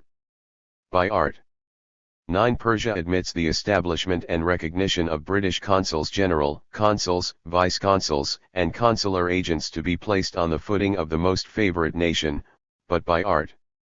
12 the British government renounces the right of protecting hereafter any Persian subject not actually in the employment of the British mission or of British consuls general, consuls, vice-consuls and consular agents. The establishment of British consulates in Persia being agreed to by Farrukh Khan before the commencement of the war, the present treaty adds only the renunciation, on the part of England, of her right of protectorate over the Persian Treaty 129 Persian Subjx, which right formed one of the ostensible causes of the war. Austria, France, and other states have obtained the establishment of consulates in Persia without recurring to any piratical expeditions. Lastly, the treaty forces Mr. Murray back on the court of Tehran, and prescribes the apology to be made to that gentleman, for being characterized in a letter addressed to Sadr Azim by the Shah, as a stupid, ignorant, and insane man, as a simpleton, and as the author of a rude, unmeaning, and disgusting document. The apology to be made to Mr. Murray was likewise offered by Farrukh Khan, but then declined by the British government, who insisted upon the dismissal of Sadr Azim, and Mr. Murray's solemn entry into Tehran to the sound of cornet, flute, harp, sakbati, psaltery, diclimer, and all manner of music. By accepting, as consul general in Egypt, personal favors from Mons. Burad, by sending, on his first landing at Bushir, the tobacco then presented to him in the Shah's name to the bazaars, there to be publicly sold, by acting the knight-errant of a Persian lady of dubious virtue, Mr. Murray has failed to impress on the Oriental mind very high notions of British integrity or dignity. His forced readmission at the Persian court must, therefore, be considered a rather questionable success. On the whole, the treaty contains, beyond the offers Farrukh Khan made before the outbreak of the war, no stipulations worth the paper they are written upon, and still less the treasure spent and the blood shed. The clear profits of the Persian expedition may be summed up in the odium incurred by Great Britain throughout Central Asia, the disaffection of India, increased by the withdrawal of Indian troops, and the new burdens thrown on the Indian exchequer, the almost inevitable recurrence of another Crimean catastrophe, the acknowledgement of Bonaparte's official mediation between England and Asiatic states, lastly, the acquisition by Russia of two strips of land of great importance, the one on the Kasoyan, the other on the north coast frontier of Persia. Published in the New York Daily Tribune. Number 5048, June 24, 1857. Printed according to the text of the newspaper 130, Karl Marx. The revolt in the Indian Army. 66. The Roman divide et impera was the great rule by which Great Britain, for about 150 years, contrived to retain the tenure of her Indian Empire. The antagonism of the various races, tribes, castes, creeds, and sovereignties, the aggregate of which forms the geographical unity of what is called India, continued to be the vital principle of British supremacy. In later times, however, the conditions of that supremacy have undergone a change. With the conquest of Sindh and the Punjab. 67. The Anglo-Indian Empire had not only reached its natural limits, but it had trampled out the last vestiges of independent Indian states. All warlike native tribes were subdued, all serious internal conflicts were at an end, and the late incorporation of Oudh Fiat proved satisfactorily that the remnants of the so-called independent Indian principalities exist on sweet rands only. Hence a great change in the position of the East India Company. It no longer attacked one part of India by the help of another part, but found itself placed at the head, and the whole of India at its feet. No longer conquering, it had become tlze conqueror. The armies at its disposition no longer had to extend its dominion, but only to maintain it. From soldiers they were converted into policemen, 200,000 natives being curbed by a native army of 200,000 men, officered by Englishmen, and that native army, in its turn, being kept in check by an English army numbering 40,000 only. On first view, it is evident that the allegiance of the Indian people rests on the fidelity of the native army, in creating which the British rule simultaneously organized the first general center of resistance which the Indian people was ever possessed of. How far that live army may be relied upon TIIE revolt in TIIEI Indian Army 131 is clearly shown by its recent mutinies, breaking out as soon as the war with Persia had almost denuded the presidency of Bengal of its European soldiers.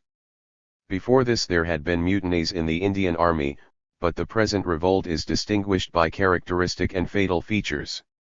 It is the first time that sepoy regiments have murdered their European officers, that Musulmans and Hindus, renouncing their mutual antipathies, have combined against their common masters, that disturbances, beginning with the Hindus, have actually ended in placing on the throne of Delhi a Mohammedan emperor, that the mutiny has not been confined to a few localities, and lastly, that the revolt in the Anglo-Indian Army has coincided with a general disaffection exhibited against English supremacy on the part of the great Asiatic nations, the revolt of the Bengal Army being, beyond doubt, intimately connected with the Persian and Chinese wars.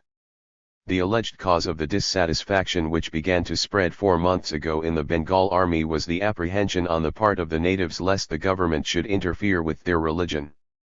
The serving out of cartridges, the paper of which was said to have been greased with the fat of bullocks and pigs, and the compulsory biting of which was, therefore, considered by the natives as an infringement of their religious prescriptions, gave the signal for local disturbances. On the 22nd of January an incendiary fire broke out in cantonments a short distance from Calcutta. On the 25th of February the 19th Native Regiment mutinied at Berhampuri, the men objecting to the cartridges served out to them. On the 31st of March that regiment was disbanded. At the end of March the 34th Sepoy Regiment, stationed at Barrackpore, allowed one of its men to advance with a loaded musket upon the parade ground in front of the line, and, after having called his comrades to mutiny, he was permitted to attack and wound the adjutant and sergeant major of his regiment.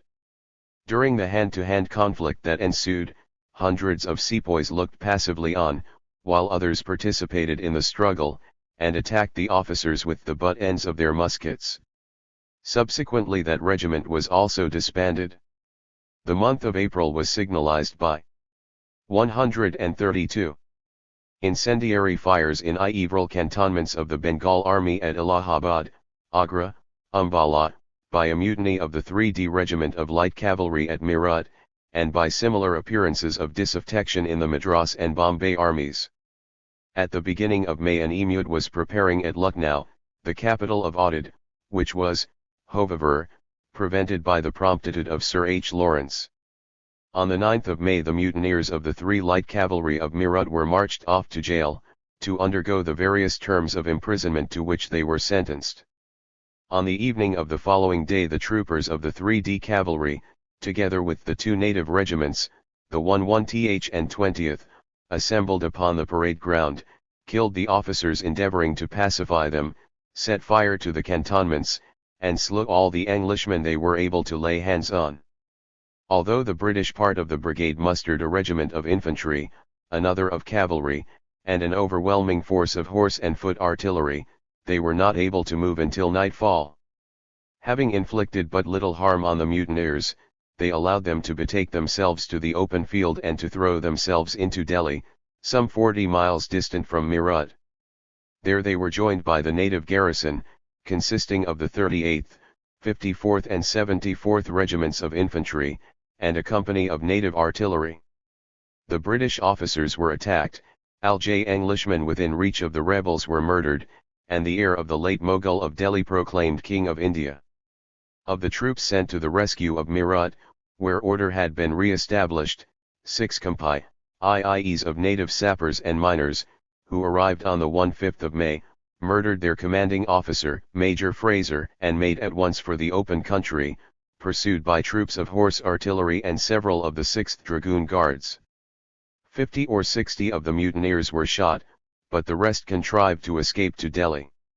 At Ferozepur, in the Punjab, the 57th and 45th Native Infantry Regiments mutinied, but were put down by force. Private letters from Lahore state the whole of the native troops to be in an undisguised state of mutiny. On Bahadur Shah 11 ed. Akbar il ed. The 19th of L/Lay, unsuccessful efforts were made by the sepoys stationed at Calcutta to get possession of Fort St. William. 3 regiments arrived from Bushire at Bombay were at once dispatched to Calcutta. In reviewing these events, one is startled by the conduct of the British commander at Meerut, his late appearance on the field of battle being still less incomprehensible than the weak manner in which he pursued the mutineers. As Delhi is situated on the right and Meerut on the left bank of the Jumna, the 2 banks being joined at Delhi by one bridge only, nothing could have been easier than to cut off the retreat of the fugitives. Meanwhile, martial law has been proclaimed in all the disaffected districts. Forces, consisting of natives mainly, are concentrating against Delhi from the north, the east, and the south. The neighbouring princes are said to have pronounced for the English. Letters have been sent to Ceylon to stop Lord Elgin and Gen. Ashburnham's forces, on their way to China, and finally, 14,000 British troops were to be dispatched from England to India in about a fortnight. \v Whatever obstacles the climate of India at the present season, and the total want of means of transportation, may oppose to the movements of the British forces, the rebels at Delhi are very likely to succumb without any prolonged resistance. Yet, even then, it is only the prologue of a most terrible tragedy that will have to be enacted. Written on June 30, 1857. Published in the New York Daily Tribune. Number 5055, July 1, 1857. Printed according to the text of the newspaper 134 Karl Marx, London, July 1, 185-7 On the 8th of June, just a month had passed since Delhi fell into the hands of the revolted sepoys, and the proclamation by them of a Mughal emperor equals any notion, however, of the mutineers being able to keep the ancient capital of India against the British forces would be preposterous. Delhi is fortified only by a wall and a simple ditch, while the heights surrounding and commanding it are already in the possession of the English, who, even without battering the walls, might enforce its surrender in a very short period by the easy process of cutting off its supply of water. Moreover, a motley crew of mutineering soldiers who have murdered their own officers, torn asunder the ties of discipline, and not succeeded in discovering a man upon whom to bestow the supreme command, are certainly the body least likely to organize a serious and protracted resistance. To make confusion more confused, the checkered Delhi ranks are daily swelling from the fresh arrivals of new contingents of mutineers from all parts of the Bengal Presidency, who, as if on a preconcerted plan, are throwing themselves into the doomed city. The two sallies which, on the 30th and 31st of May, the mutineers risked without the walls, and in both of which they were repulsed with heavy losses, seem to have proceeded from despair rather than from any feeling of self-reliance or strength. The only thing to be wondered at is the slowness of the British operations, which, to some degree, however, may be accounted for by the horrors of the season and the want of means of Bahadur Shah il ed. TIE revolt in India 135 transport. Apart from Gen. Anson, the commander-in-chief, French letters state that about 4,000 European troops have already fallen victims of the deathly heat, and even the English papers confess that in the engagements before Delhi the men suffered more from the sun than from the shot of the enemy. In consequence of its scanty means of conveyance, the main British force stationed at Ambala consumed about 27 days in its march upon Delhi, so that it moved at the rate of about 1.5 hours per day. A further delay was caused by the absence of heavy artillery at Ambala, and the consequent necessity of bringing over a siege train from the nearest arsenal. Vihish was as far off as Phillour. On the further side of the Sutlej. / all that, the news of the fall of Delhi may be daily expected, but what next? If the uncontested possession by the rebels during a month of the traditionary centre of the Indian Empire acted perhaps as the most powerful ferment in completely breaking up the Bengal army, in spreading mutiny and desertion from Calcutta to the Punjab in the north, and to Rajputana in the west, and in shaking the British authority from one end of India lo the other, no greater mistake could be committed than to suppose that the fall of Delhi, though it may throw consternation among the ranks of the sepoys, should suffice either to quench the rebellion, to stop its progress, or to restore the British rule. Of the whole native Bengal army, mustering about 80,000 men composed of about 28,000 Rajputs, 23,000 Brahmins g9 13,000 Mohammedans, 5,000 Hindus of inferior castes, and the rest Europeans 30,000 have disappeared in consequence of mutiny, desertion, or dismission from the ranks. As to the rest of that army, several of the regiments have openly declared that they will remain faithful and support the British authority, excepting in the matter in which the native troops are now engaged. They will not aid the authorities against the mutineers of the native regiments, and will, on the contrary, assist their brothers. The truth of this has been exemplified in almost every station from Calcutta. The native regiments remained passive for a time, but, as soon as they fancied themselves strong enough, they mutinied. An Indian CORKARLM1/RX respondent of the London Times leaves no doubt as to the loyalty of the regiments which have not yet pronounced, and the native inhabitants who have not yet made common cause with the rebels. If you read, he says, that all is quiet, understand it to mean that the native troops have not yet risen in open mutiny, that the discontented part of the inhabitants are not yet in open rebellion, that they are either too weak, or fancy themselves to be so, or that they are waiting for a more fitting time. Where you read of the manifestation of loyalty in any of the Bengal native regiments, cavalry or infantry, understand it to mean that one half of the regiments thus favorably mentioned only are really faithful, the other half are but acting a part, the better to find the Europeans off their guard, when the proper time arrives, or, by warding off suspicion, have it the more in their power to aid their mutinous companions. In the Punjab, open rebellion has only been prevented by disbanding the native troops. In Oudh, the English can only be said to keep Lucknow, the residency, while everywhere else the native regiments have revolted, escaped with their ammunition, burned all the bungalows to the ground, and joined with the inhabitants who have taken up arms. Now, the real position of the English army is best demonstrated by the fact that it was thought necessary, in the Punjab as well as the Rajputana, to establish flying corps. This means that the English cannot depend either on their sepoy troops or on the natives to keep the communication open between their scattered forces. Like the French during the Peninsular War, they command only the spot of ground held by their own troops, and the next neighborhood domineered by that spot, while for communication between the disjoined members of their army they depend on flying corps, the action of which, most precarious in itself, loses naturally in intensity in the same measure that it spreads over a greater extent of space. The actual insufficiency of the British forces is further proved by the fact that, for removing treasures from disaffected stations, they were constrained to have them conveyed by sepoys themselves, who, without any exception, broke out in rebellion on the march, and absconded with the treasures confided to them. As the troops sent from England will, in the best case, not arrive before November, and as it would be still more dangerous to draw European troops from the TIE have old in India 137 presidencies of Madras and Bombay the 10th Regiment of Madras Sepoys, having already shown symptoms of disaffection, any idea of collecting the regular taxes throughout the Bengal Presidency must be abandoned, and the process of decomposition be allowed to go on.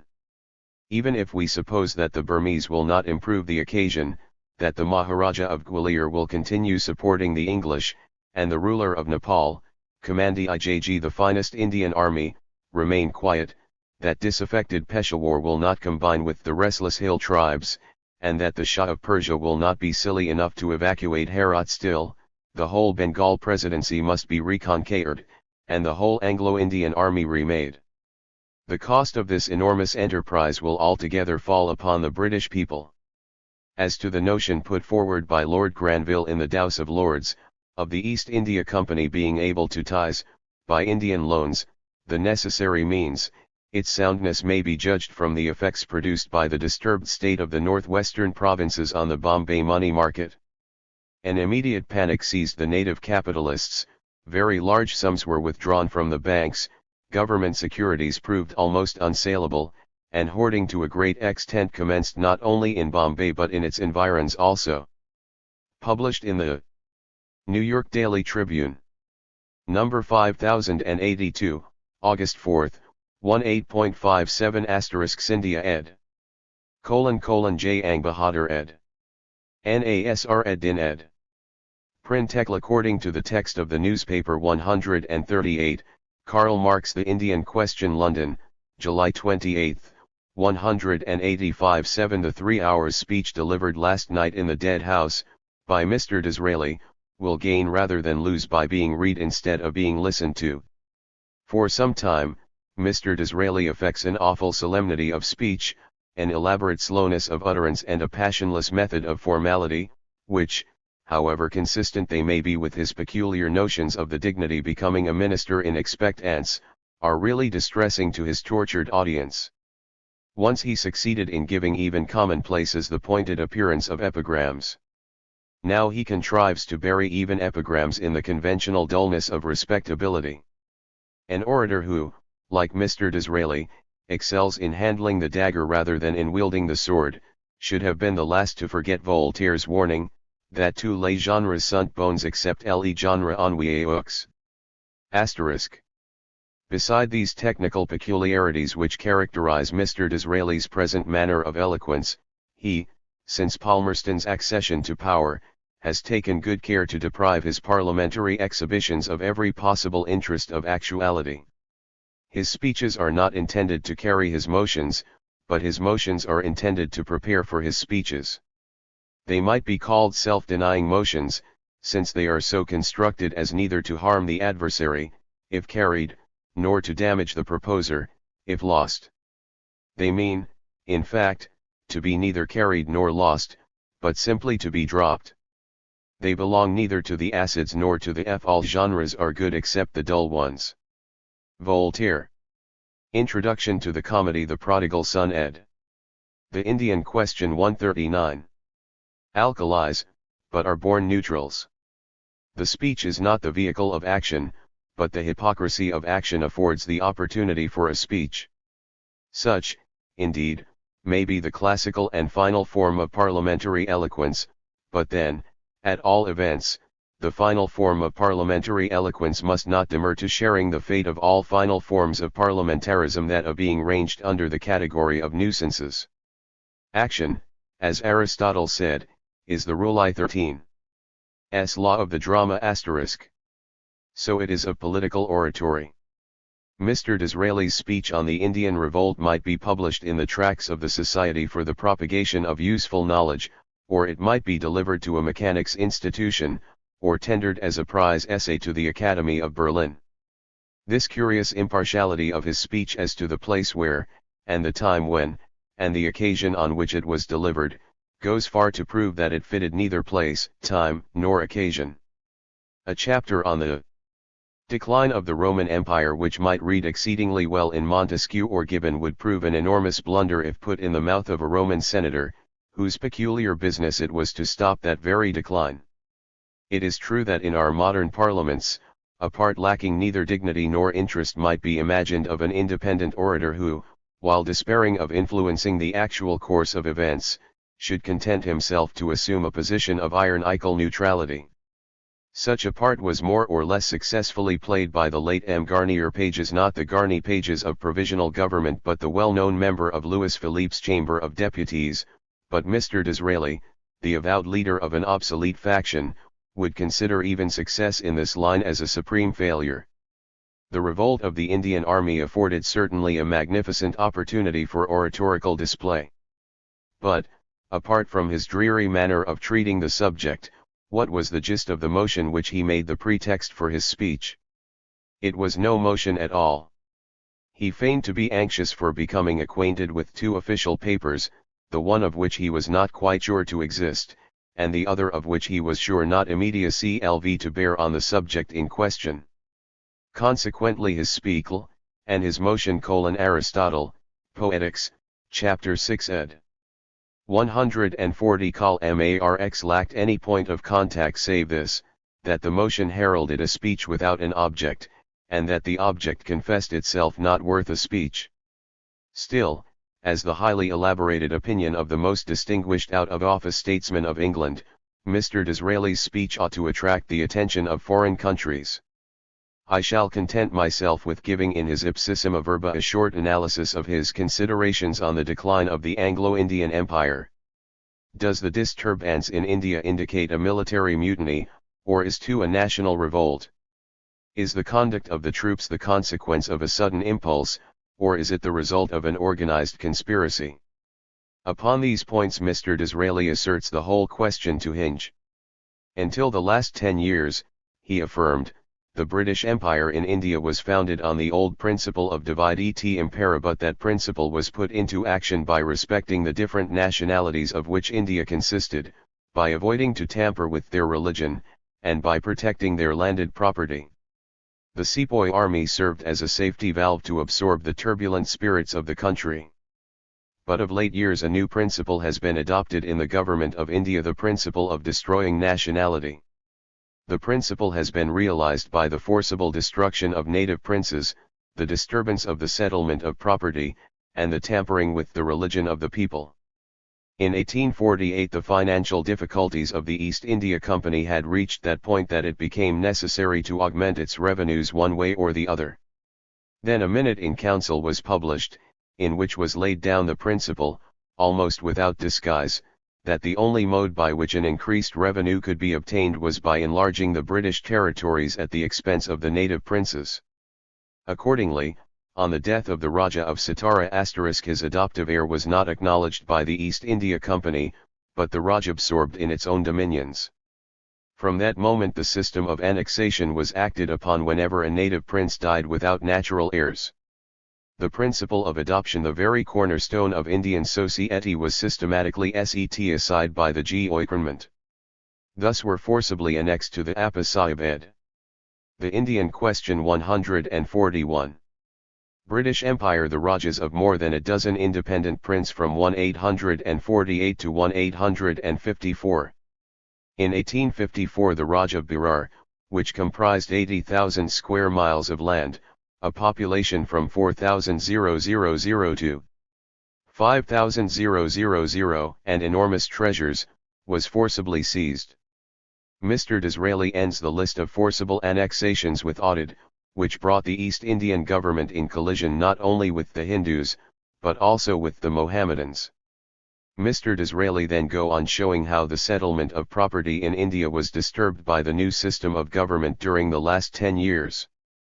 The principle of the law of adoption, he says, is not the prerogative of princes and principalities in India, it applies to every man in Hindustan who has landed property, and who professes the Hindu religion. I quote a passage. The great feudatory, or Jagirdar, who holds his lands by public service to his lord, and the inamdar, who holds his land free of all land tax, who corresponds, if not precisely, in a popular sense, at least, with our freeholder 70. Both of these classes most numerous in India always, on the failure of their natural heirs, find in this principle the means of obtaining successors to their estates. Those classes were all touched by the annexation of Satara, they were touched by the annexation of the territories of the 10 inferior but independent princes to whom I have already alluded, and they were more than touched, they were terrified low the last degree, when the annexation of the Raj of Berar took place. What man was safe? What feudatory, what freeholder who had not a child of his own loins was safe throughout India? Here. These were not idle fears, they were extensively acted upon and reduced to practice. The resumption of Jagirs and of inams commenced for the first time in India. There have been, no doubt, impolitic moments when attempts have been made to inquire into titles, but no one had ever dreamt of abolishing the law of adoption, therefore, no authority, no government had ever been in a position to resume Jagirs and inams, the holders of which had left no natural heirs. Here was a new source of revenue, but while all these things were acting upon the minds of these classes of Hindus, the government took another step to disturb the settlement of property, to which I must now call the attention of the House. The House is aware, no doubt, from reading the evidence taken before the Committee of 1853, that there are great portions of the land of India which are exempt from the land tax. Being free from land tax in India is far more than equivalent to freedom from the land tax in this country, for, speaking generally and popularly, the land tax in India is the whole taxation of the state.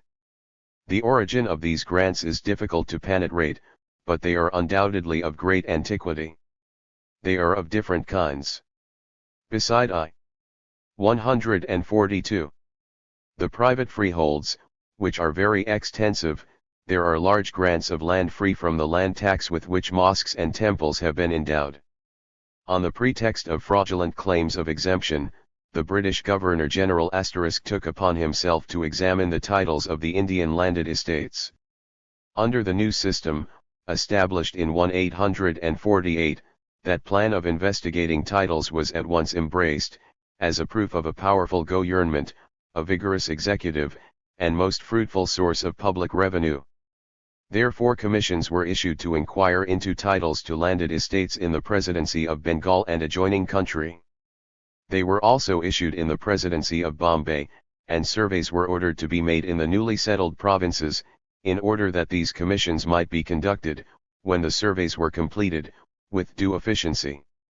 Now there is no doubt that, during the last 9 years, the action of these commissions of inquiry into the freehold property of landed estates in India has been going on at an enormous rate, and immense results have been obtained. Mr. Disraeli computes that the resumption of estates from their proprietors is not less than £500,000 a year in the Presidency of Bengal, £370,000 in the Presidency of Bombay, £200,000 in the Punjab, etc. Not content with this one method of seizing upon the property of the natives, the British government discontinued the pensions to the native grandees, to pay which it was bound by treaty. This, says Mr. Disraeli, is confiscation by a new means, but upon a most extensive, startling and shocking scale. Mr. Disraeli then treats the tampering with the religion of the natives, a point upon which we need not dwell. From all his premises he arrives at the conclusion that the present Indian disturbance is not a military mutiny, but a national revolt, of which the sepoys are the acting instruments only. He ends his harangue by advising the government to turn their attention to the internal improvement of India, instead of pursuing its present course of aggression. Published in the New York Daily Tribune. Number 5091, August 14, 181, 7:D Ilhousie ed. Printed according to the text of the newspaper Friedrich Engels Afghanistan, excerpt, 143 Afghanistan, an extensive country of Asia, northwest of India. It lies between Persia and the Indies, and in the other direction between the Hindu Kush and the Indian Ocean. It formerly included the Persian provinces of Khorasan and Kohistan, together with Heral, Baluchistan, Kashmir, and Sindh, and a considerable part of the Punjab.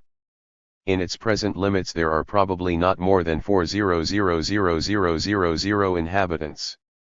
The geographical position of Afghanistan, and the peculiar character of the people, invest the country with a political importance that can scarcely be overestimated in the affairs of Central Asia. The government is a monarchy, but the king's authority over his high-spirited and turbulent subjects, is personal and very uncertain. The kingdom is divided into provinces, each superintended by a representative of the sovereign, who collects the revenue and remits it to the capital. The Afghans are a brave, hardy, and independent race. They follow pastoral or agricultural occupations only, eschewing trade and commerce, which they contemptuously resign to Hindus, and to other inhabitants of towns.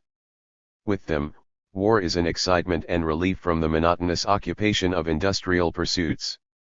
The Afghans are divided into clans, over which the various chiefs exercise a sort of feudal supremacy. Their indomitable hatred of rule, and their love of individual independence, alone prevents their becoming a powerful nation, but this very irregularity and uncertainty of action makes them dangerous neighbors, liable to be blown out by the wind of caprice, or to he stirred up Hypolitical 144, Friedrich Engels intriguers, who artfully excite their passions. The two principal tribes are the Duranics and Gilgics, who are always at feud with each other. The Duranic is the more powerful, and in virtue of their supremacy their Emsir or Khan made himself king of Afghanistan. He has a revenue of about $10,000. His authority is supreme only in his tribe. The military contingents are chiefly furnished by the Duranis, the rest of the army is supplied either by the other clans, or by Milifari adventurers who enlist into the service in hopes of pay or plunder. Justice in the towns is administered by Qadis, but the Afghans rarely resort to law. Their Khans have the right of punishment even to the extent of life or death. Avenging of blood is a family duty, nevertheless, they are said to be a liberal and generous people when unprovoked, and the rights of hospitality are so sacred that a deadly enemy who eats bread and salt, obtained even by stratagem, is sacred from revenge, and may even claim the protection of his host against all other danger. In religion they are Mohammedans, and of the Sunni sect, but they are not bigoted, and alliances between Shias and Sunnis are by no means uncommon. Afghanistan has been subjected alternately to Mughal and Persian dominion. Previous to the advent of the British on the shores of India, the foreign invasions which swept the plains of Hindustan always proceeded from Afghanistan. Sultan Mahmud the Great, Genghis Khan, Tamerlane, and Nader Shah, all took this road. In 1747, after the death of Nader, Shah Ahmed, who had learned the art of war under that military adventurer, determined to shake off the Persian yoke. Under him Afghanistan reached its highest point of greatness and prosperity in modern times. He belonged to the family of the Suchaldosis, and his first act was to seize upon the booty which his late chief had gathered in India. In 1748 he succeeded in expelling the Mughal governor from Kabul and Peshawar, and crossing the Indus he rapidly overran the Punjab. His kingdom extended from Khorasan to Delhi, and he even measured swords with the Maratha powers. These great enterprises did not, however, prevent him from cultivating some of the arts of peace, and he was favorably known as a poet and historian. He died in 1773, Afghanistan 145, and left his crown to his son Timur, who, however, was unequal to the weighty charge. He abandoned the city of Kandahar, which had been founded by his father, and had, in a few years, become a wealthy and populous town, and removed the seat of government back to Kabul. During his reign the internal dissensions of the tribes, which had been repressed by the firm hand of Shah Ahmed, were revived. In 1793 Timur died, and Simon succeeded him. This prince conceived the idea of consolidating the Mohammedan power of India, and this plan, which might have seriously endangered the British possessions, was thought so important that Sir John Malcolm was sent to the frontier to keep the Afghans in check, in case of their making any movement, and at the same time negotiations were opened with Persia, by whose assistance the Afghans might be placed between two fires. These precautions were, however, unnecessary.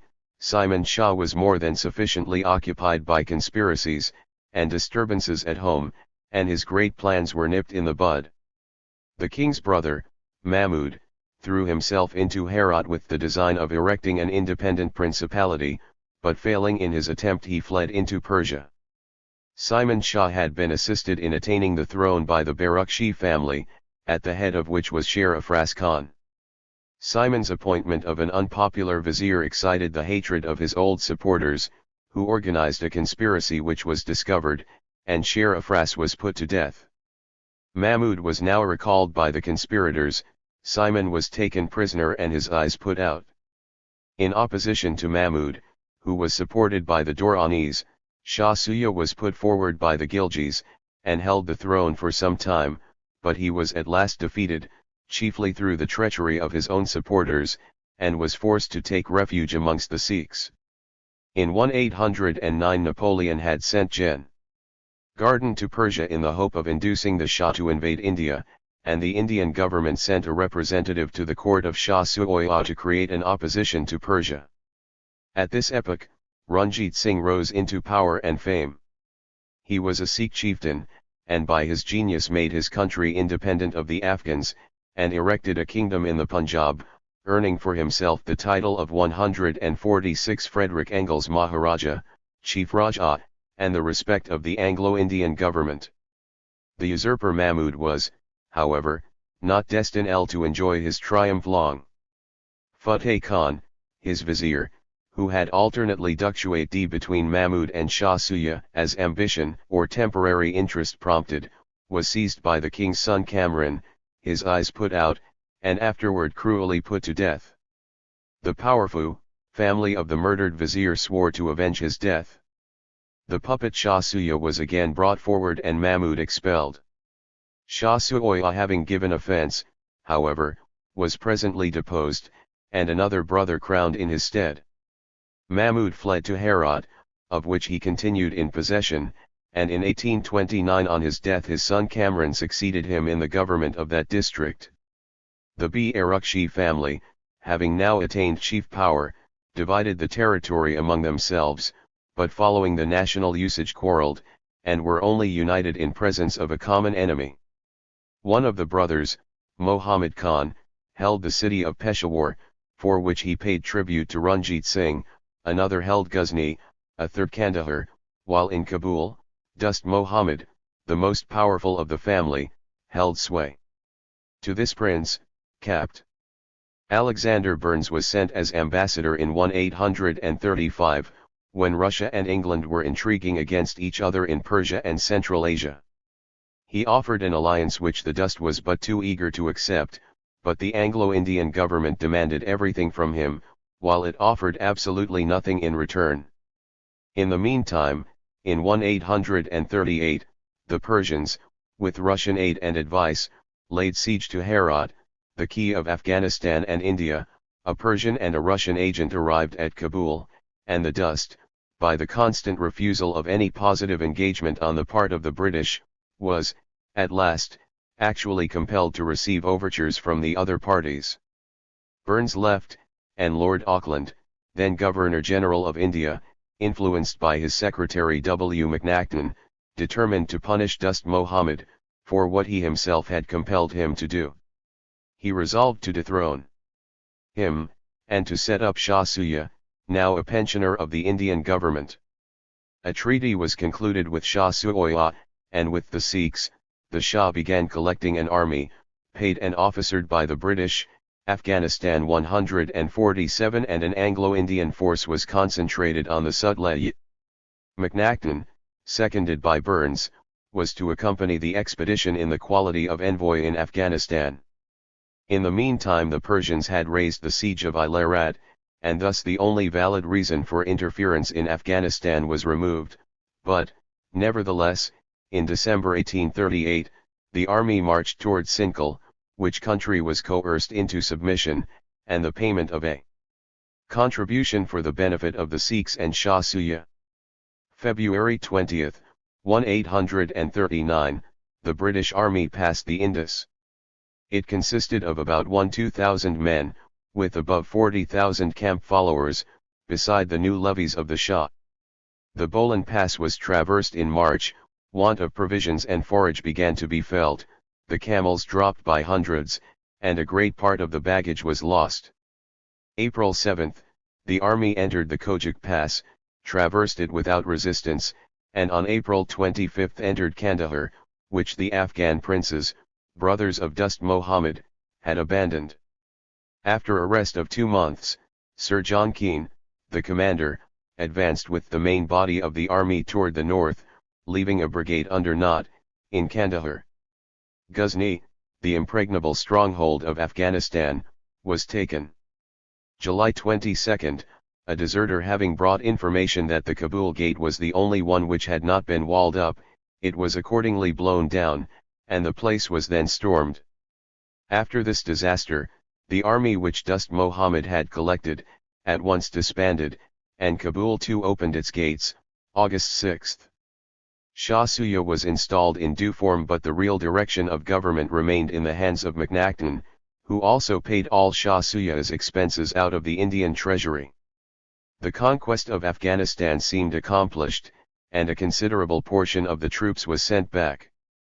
But the Afghans were no ways content to be ruled by the Ferengi Kafirs, European infidels, and during the whole of 1840 and 41, insurrection followed on insurrection in every part of the country.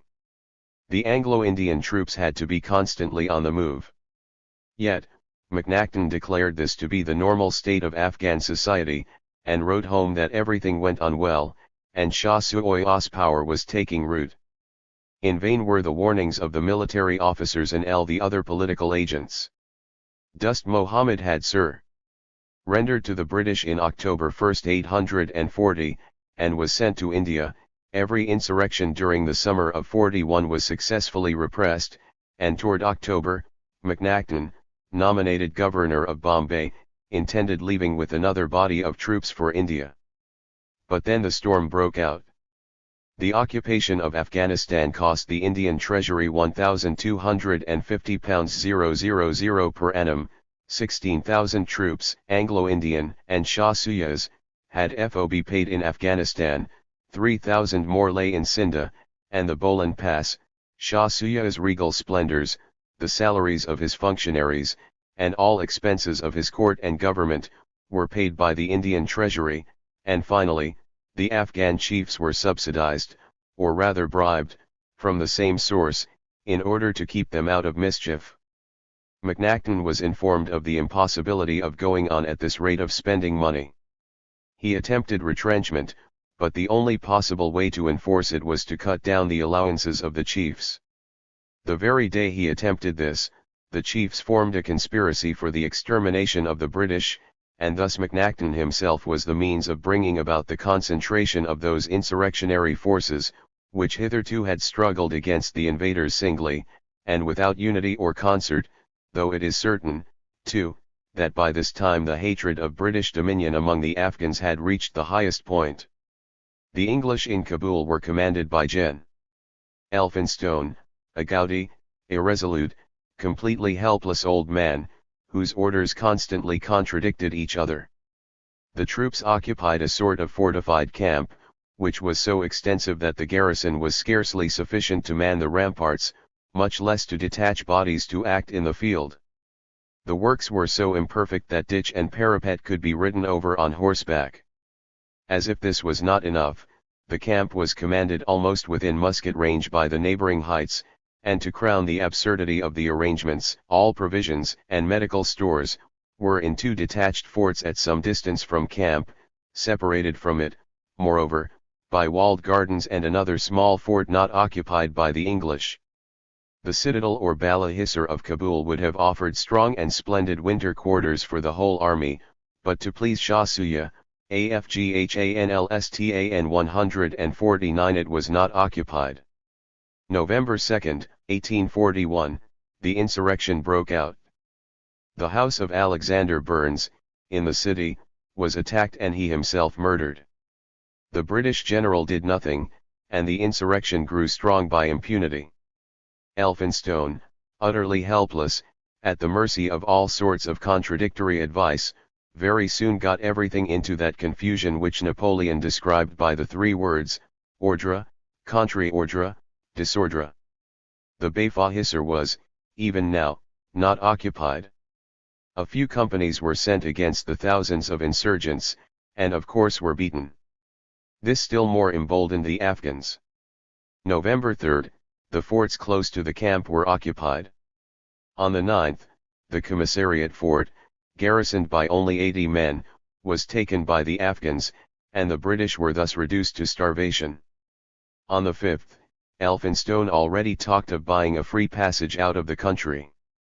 In fact, by the middle of November, his irresolution and incapacity had so demoralized the troops that neither Europeans nor sepoys were any longer fit to meet the Afghans in the open field.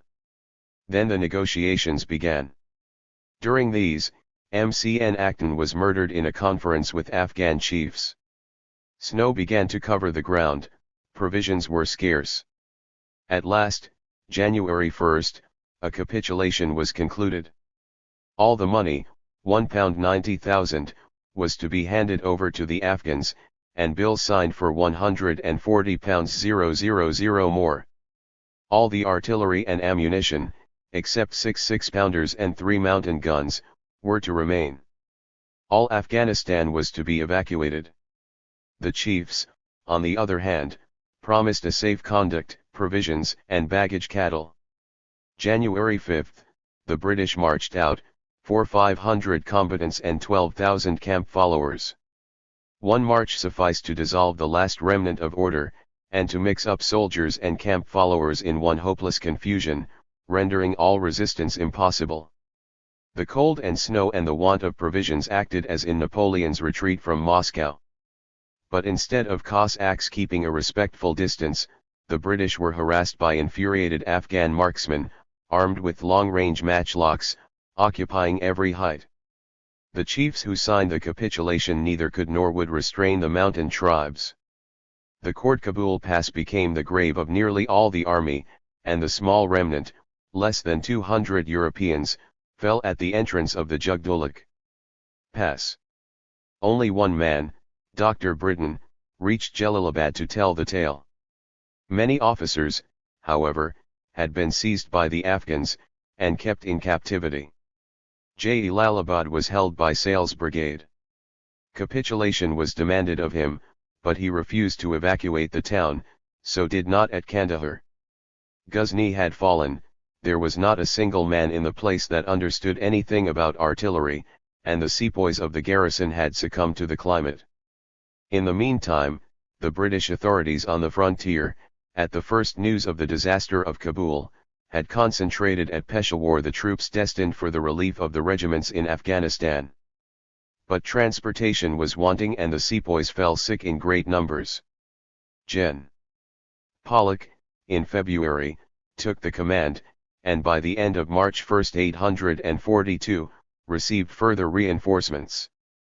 He then forced the Khyber Pass, and advanced to the relief of Sale at Jalalabad. Here Sale had a few days before completely defeated the investing Afghan army. Lord Ellenborough, now Governor-General of India, ordered the troops to fall back, but both Nott and Pollock found a welcome excuse in the want of transportation.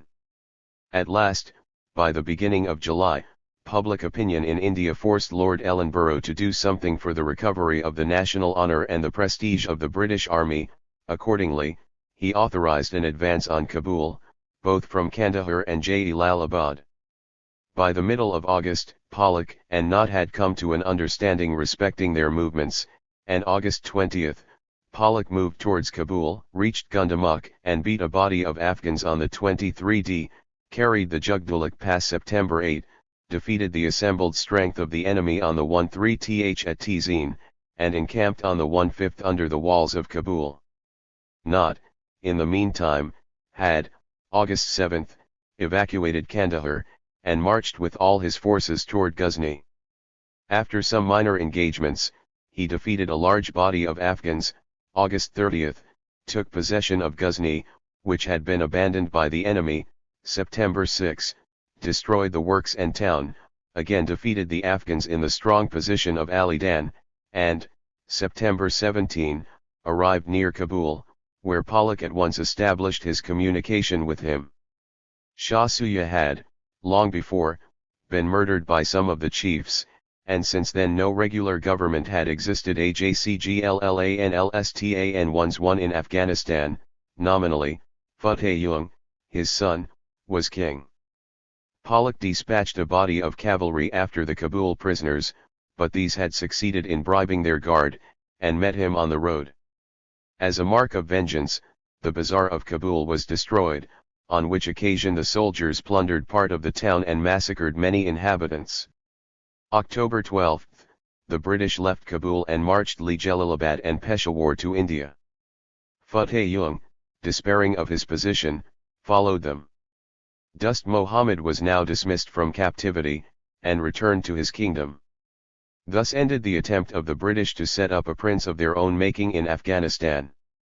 Written about August 10, 1857, published in the New American Cyclopedia, Volume I, 1858, printed according to the text in the New American Cyclopedia 152. Karl Marx. London, September 4, 185-7.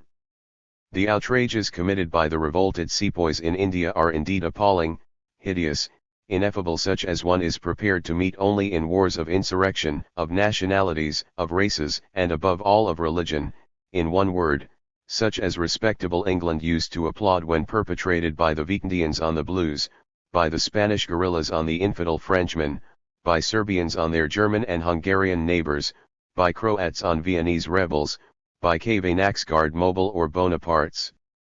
Decembrists on the sons and daughters of proletarian Franc C.71. However infamous the conduct of the sepoys, it is only the reflex, in a concentrated form, of England's own conduct in India, not only during the epoch of the foundation of her Eastern Empire, but even during the last 10 years of a long-settled rule.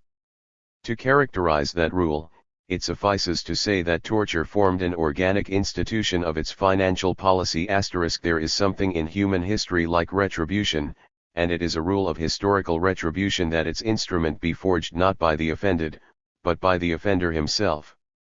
The first blow dealt to the French monarchy proceeded from the nobility, not from the peasants.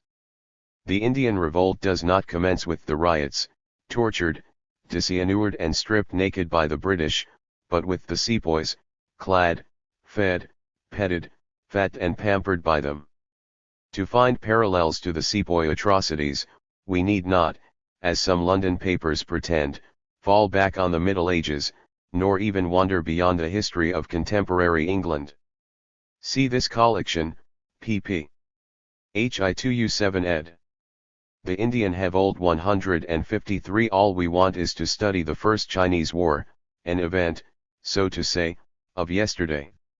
The English soldiery then committed abominations for the mere fun of it, their passions being neither sanctified by religious fanaticism nor exacerbated by hatred against an overbearing and conquering race, nor provoked by the stern resistance of a heroic enemy. The violations of women, the spittings of children, the roastings of whole villages, were then mere wanton sports, not recorded by mandarins, but by British officers themselves. Even at the present catastrophe it would be an unmitigated mistake to suppose that all the cruelty is on the side of the sepoys, and all the milk of human kindness flows on the side of the English. The letters of the British officers are redolent of Molly Goodnighty. An officer writing from Peshawar gives a description of the disarming of the 10th Irregular Cavalry for not charging the 55th Native Infantry when ordered to do so. He exults in the fact that they were not only disarmed, but stripped of their coats and boots, and after having received 1/2d per man, were marched down to the riverside, and there embarked in boats and sent clown the Indus, where the writer is delighted to expect every mother's son will have a chance of being drowned in the rapids. Another writer informs us that, some inhabitants of Peshawar having caused a night alarm by exploding little mines of gunpowder in honor of a wedding, a national custom, the persons concerned were tied up next morning, and received such a flogging as they will not easily forget. News arrived from Pindi that 3 native chiefs were plotting. Sir John Lawrence replied by a message ordering a spy to attend to the meeting. On the spy's report, Sir John sent a second message, hang them. The chiefs were hanged. An officer in the civil service, from Allahabad, writes, /we have power of life and death in our hands, and we assure you we spare not. Another, from the same place. Not a day passes but we string up from 10 to 15 of them, non-combatants. One exulting officer writes, Holmes is hanging them by the score, like a brick. Another, in allusion to the summary hanging of a large body of the natives, then our fun commenced. A third. /we hold court-martials on horseback, and every nigger we meet with we either string up or shoot. From Benares we are informed that 30 Zakmindars were banged on the mere suspicion of sympathizing with their own countrymen, and whole villages were burned down on the same plea. An officer from Benares, whose letter is printed in the London Times, says, the European troops have become fiends when opposed to natives. And then it should not be forgotten that, while the cruelties of the English are related as acts of martial vigor, told simply, rapidly, without dwelling on disgusting details, the outrages of the natives, shocking as they are still deliberately exaggerated. For instance, the circumstantial account first appearing in Fly Times, and then going the round of the London press, of the atrocities perpetrated at Delhi and Meerut, from whom did it proceed? From a cowardly parson residing at Bangalore, Mysore, more than 1,000 miles, as the bird flies, distant from the scene of action. Actual accounts of Delhi evince the imagination of an English parson to be capable of breeding greater horrors than even the wild fancy of a Hindu mutineer. The cutting of noses, breasts, etc., in one word, the horrid mutilations committed by the sepoys, are of course more revolting to European feeling than the throwing of red-hot shell on Canton dwellings by a secretary of the Manchester Peace Society, or the roasting of Arabs pent up in a cave by a French Marshal 72, or the flaying alive of British soldiers by the Cat O' Nine Tails under Drumhead Court-Martial, or any other of the philanthropical appliances used in British penitentiary colonies. Cruelty, like every other thing, has its fashion, changing according to time and place. Caesar, the accomplished scholar, candidly narrates how he ordered many thousand Gallic warriors to have their right hands cut off. Napoleon would have been ashamed to do this. He preferred dispatching his own French regiments, suspected of republicanism, to Santo Domingo, there to die of the blacks and the plague. The infamous mutilations committed by the sepoys remind one of the practices of the Christian Byzantine Empire, or the prescriptions of Emperor Charles V's criminal law, or the English punishments for high treason, as still recorded by Judge Blackstone.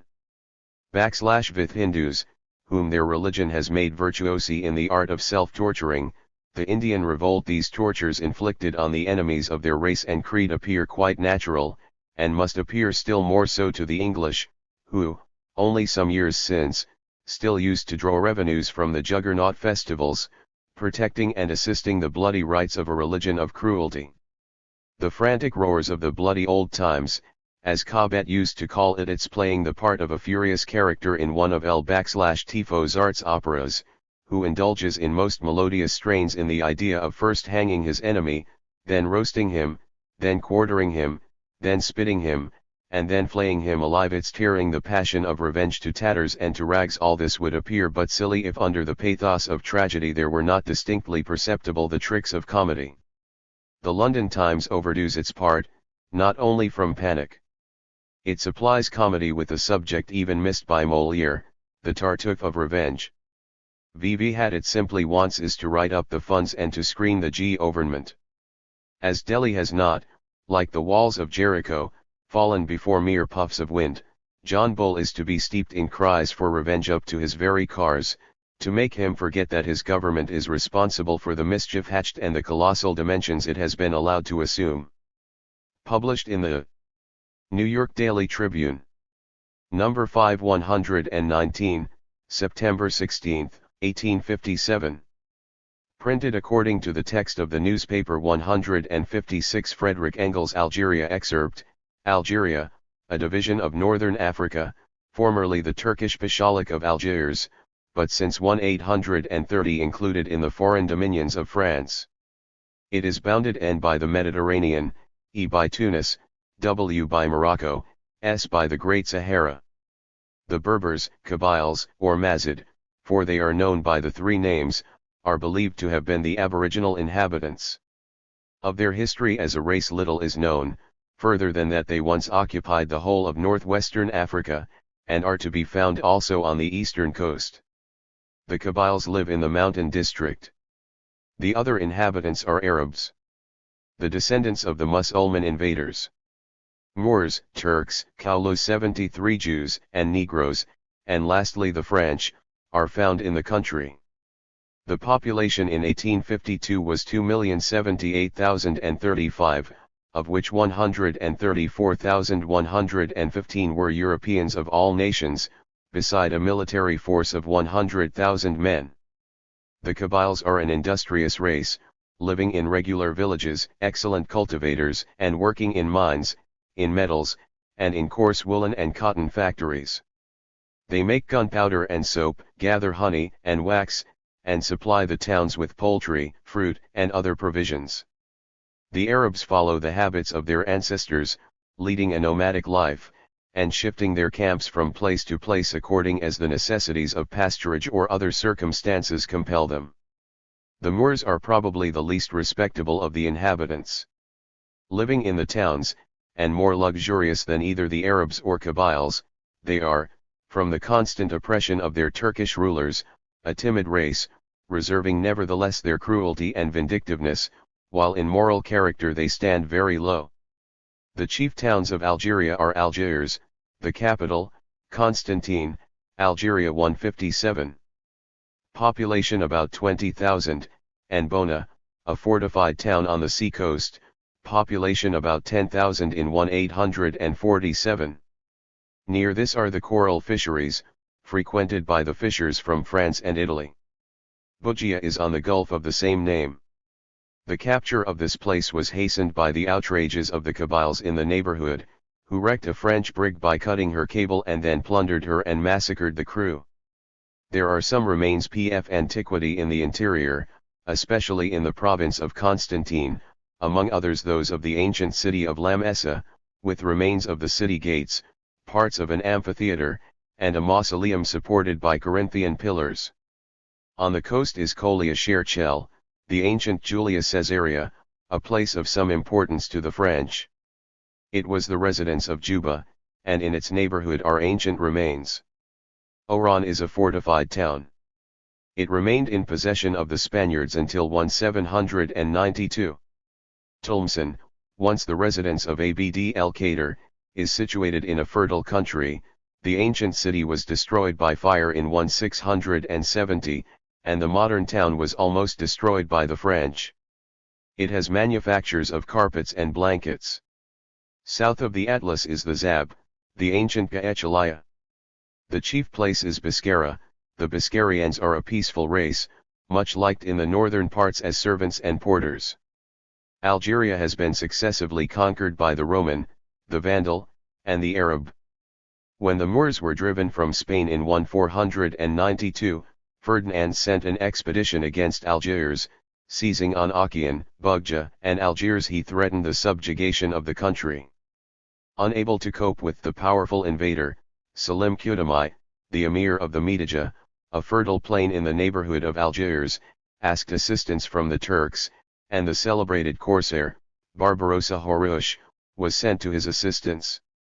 Harouche appeared in 1516, and having first made himself master of the country and slain Selim Qutami with his own hand, he attacked the Spaniards, and after a war of varying fortunes, was obliged to throw himself into Tlemcen, where a Spanish army besieged him, and having succeeded in capturing him, put him to death in 1518.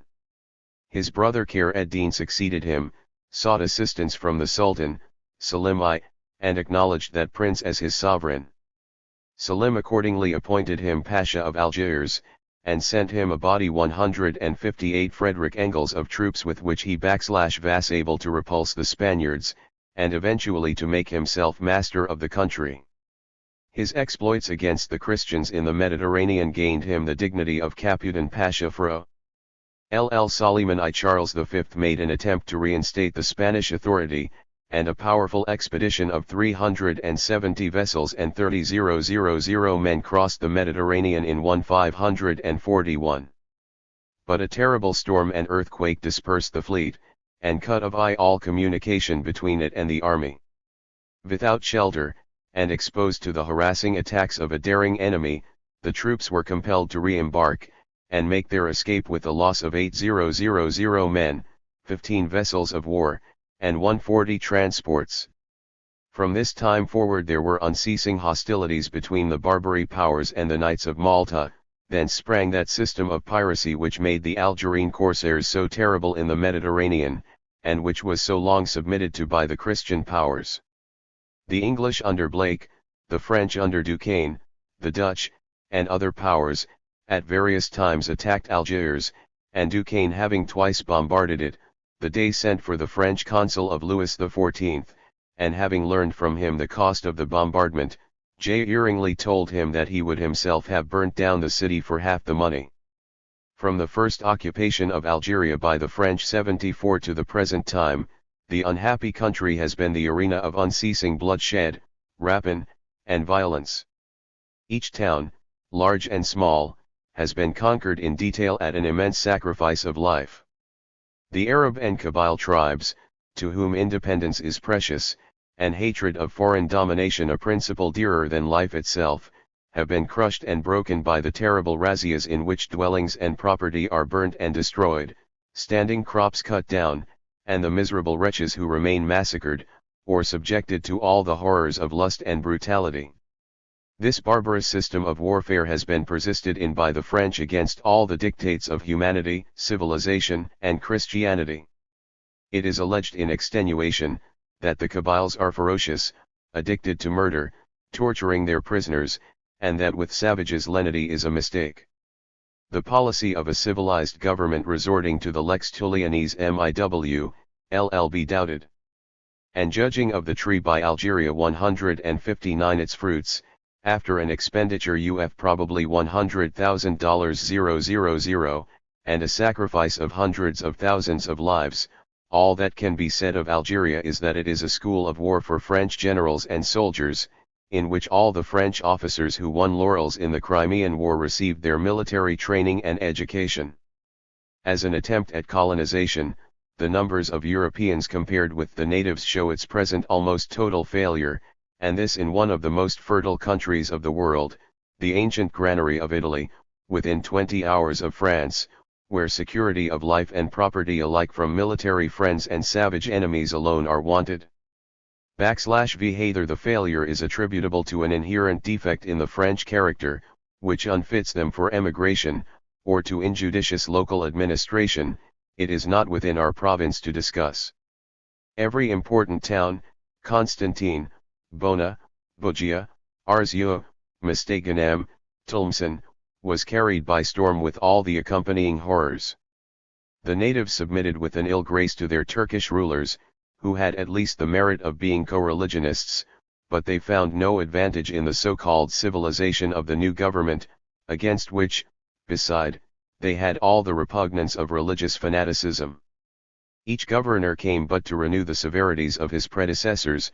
Proclamations announced the most gracious intentions, but the army of occupation, the military movements, the terrible cruelties practiced on both sides, all refuted the professions of peace and goodwill. In 1831, Baron Pichon had been appointed civil intendant, and he endeavored to organize a system of civil administration which should move with the military government, but the check which his measures would have placed on the governor-in-chief offended Savary, du Rovigo, Napoleon's ancient minister of police, and on his representation Pichon was recalled. Under Savary, Algeria was made the exile of all those whose political or social misconduct had brought them under the lash of the law, and a foreign legion, the soldiers of which were forbidden to enter the cities, was introduced into Algeria.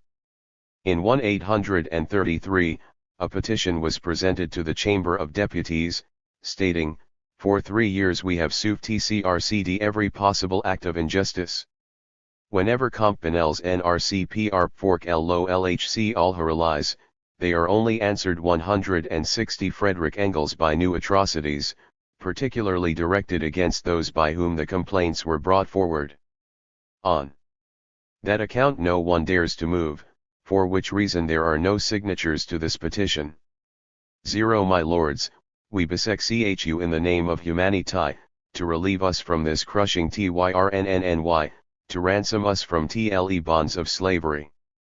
If the land is to be under martial law, if there is to be no civil power, we are undone, there will never be peace for us." This petition led to a commission of inquiry, the consequence of which was the establishment of a civil administration. After the death of Savary, under the ad interim rule of Gen. Voirol, some measures had been commenced calculated to allay the irritation, the draining of swamps, the improvement of the roads, the organization of a native militia. This, however, was abandoned on the return of Marshal Clausel, under whom a first and most unfortunate expedition against Constantine was undertaken. His government was so unsatisfactory, that a petition praying inquiry into its abuses signed by 54 leading persons connected with the province, was forwarded to Paris in 1836. This led eventually to Clausel's resignation. The whole of Louis Philippe's reign was occupied in attempts at colonization which only resulted in land jobbing operations, in military colonization, which was useless, as the cultivators were not safe away from the guns of their own blockhouses, in attempts to settle the eastern part of Algeria, and to drive out Abd el-Kader from Oran and the West. 75 The fall of that restless and intrepid chieftain so far pacified the country, that the great tribe of the Hamiain Scaraba sent in their submission at once. On the revolution of 1848, G.N. Cavaignac was appointed to supersede the Duke Amélie in the governorship of the province, and he and the Prince de Joinville, who was also in Algeria, then retired. But the Republic did not seem more fortunate than the monarchy in the administration of this province. Several governors succeeded each other during its brief existence. Colonists were sent out to till the lands, but they died off, or quitted in disgust. In 1849, G.N. Pelissier marched against several tribes, and the villages of the Beni Silim, their crops and all accessible property were burnt and destroyed as usual, because they refused tribute. In Zab, a fertile district on the edge of the desert, great excitement having arisen in Algeria 161 consequence of the preaching of Amar about 76 an expedition was dispatched against them 200 strong, which they succeeded in defeating, and it was found that the revolt was widespread, and fomented by secret associations called the Sidi Abdurrahman, whose principal object was the extirpation of the French. The rebels were not put down until an expedition under Generals Canrobert and Herbilin had been sent against them, and the siege of Zochts, an Arab town, proved that the natives had neither lost courage nor contracted affection for their invaders. The town resisted the efforts of the besiegers for 51 days, and was taken by storm at last. Little Kabylia did not give in its surrender till 1851, when G.N. Saint Arnaud subdued it, and thereby established a line of communication between Philippeville and Constantine. The French bulletins and French papers abound in statements of the peace and prosperity of Algeria. These are, however, a tribute to national vanity. The country is even now as unsettled in the interior as ever. The French supremacy is perfectly illusory, except on the coast and near the towns. The tribes still assert their independence and detestation of the French regime, and the atrocious system of razzias has not been abandoned, for in the year 185-7 a successful razzia was made by Marshal Randon on the villages and dwelling places of the hitherto unsubdued Kabyles, in order to add their territory to the French dominions. The natives are still ruled with a rod of iron, and continual outbreaks show the uncertain tenure of the French occupation, and hollowness of peace maintained by such means. Indeed, a trial which took place at Oran in August, 1857, in which Captain Duenot, the head of the Bureau Arabe 77, was proved guilty of murdering a prominent and wealthy native, revealed a habitual exercise of the most cruel and despotic power on the part of the French officials, even of subordinate rank, which justly attracted the attention of the world. Written about September 17, 1857. Published in the New American Cyclopedia. Volume I, 1858. PR in TCD according to the text in the New American Cyclopedia. 1621. Karl Marx. Our London correspondent, whose letter with regard to the Indian revolt we published yesterday, very properly referred to some of the antecedents which prepared the way for this violent outbreak. We propose Lodi to devote a moment to continuing that line of reflections, and to showing that the British rulers of India are by no means such mild and spotless benefactors of the Indian people as they would have the world believe. For this purpose, we shall resort to the official blue books on the subject of East India torture, which were laid before the House of Commons during the sessions of 1856 and 1857. The evidence, it will be seen, is of a sort which cannot be gainsaid. We have first the report of the Torture Commission at Madras, which states its belief in the general existence of torture for revenue purposes. It doubts whether anything like an equal number of persons is annually subjected to violence on criminal charges, as for the fault of non-payment of revenue. It declares that there was one thing which had impressed the Commission even more painfully than the conviction that torture exists: it is the difficulty of obtaining redress which confronts the injured parties. The reasons for this difficulty given by the Commissioners are, 1. The distances which those who wish to make complaints personally to the collector have to travel, involving expense and loss of time in attending upon his office. 2. The fear that applications by letter will be returned. See this collection, pages 1G2-55 ed.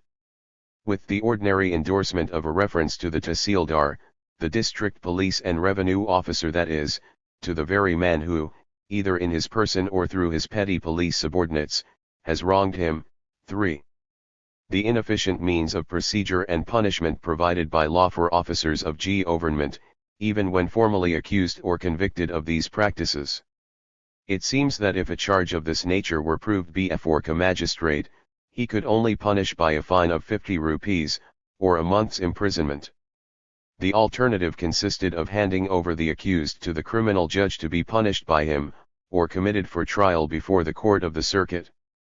The report adds that these seem to be tedious proceedings, applicable only to one class of offences, abuse of authority, namely, in police charges, and totally inadequate to the necessities of the case.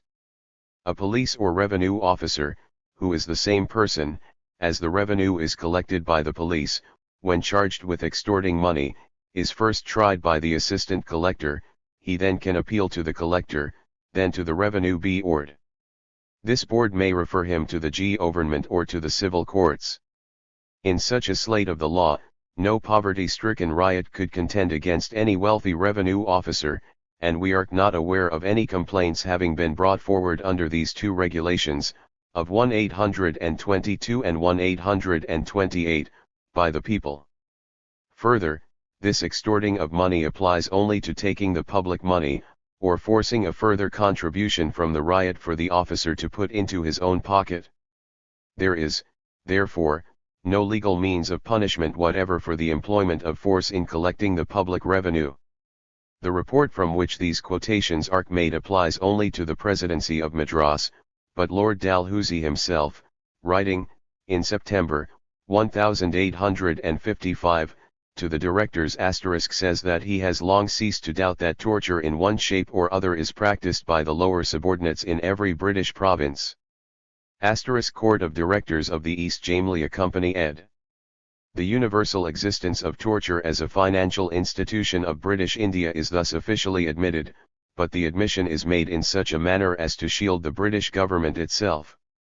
In fact, the conclusion arrived at by the Madras Commission is that the practice of torture is entirely the fault of the lower Hindu officials, while the European servants of the government had always, however unsuccessfully, done their best to prevent it.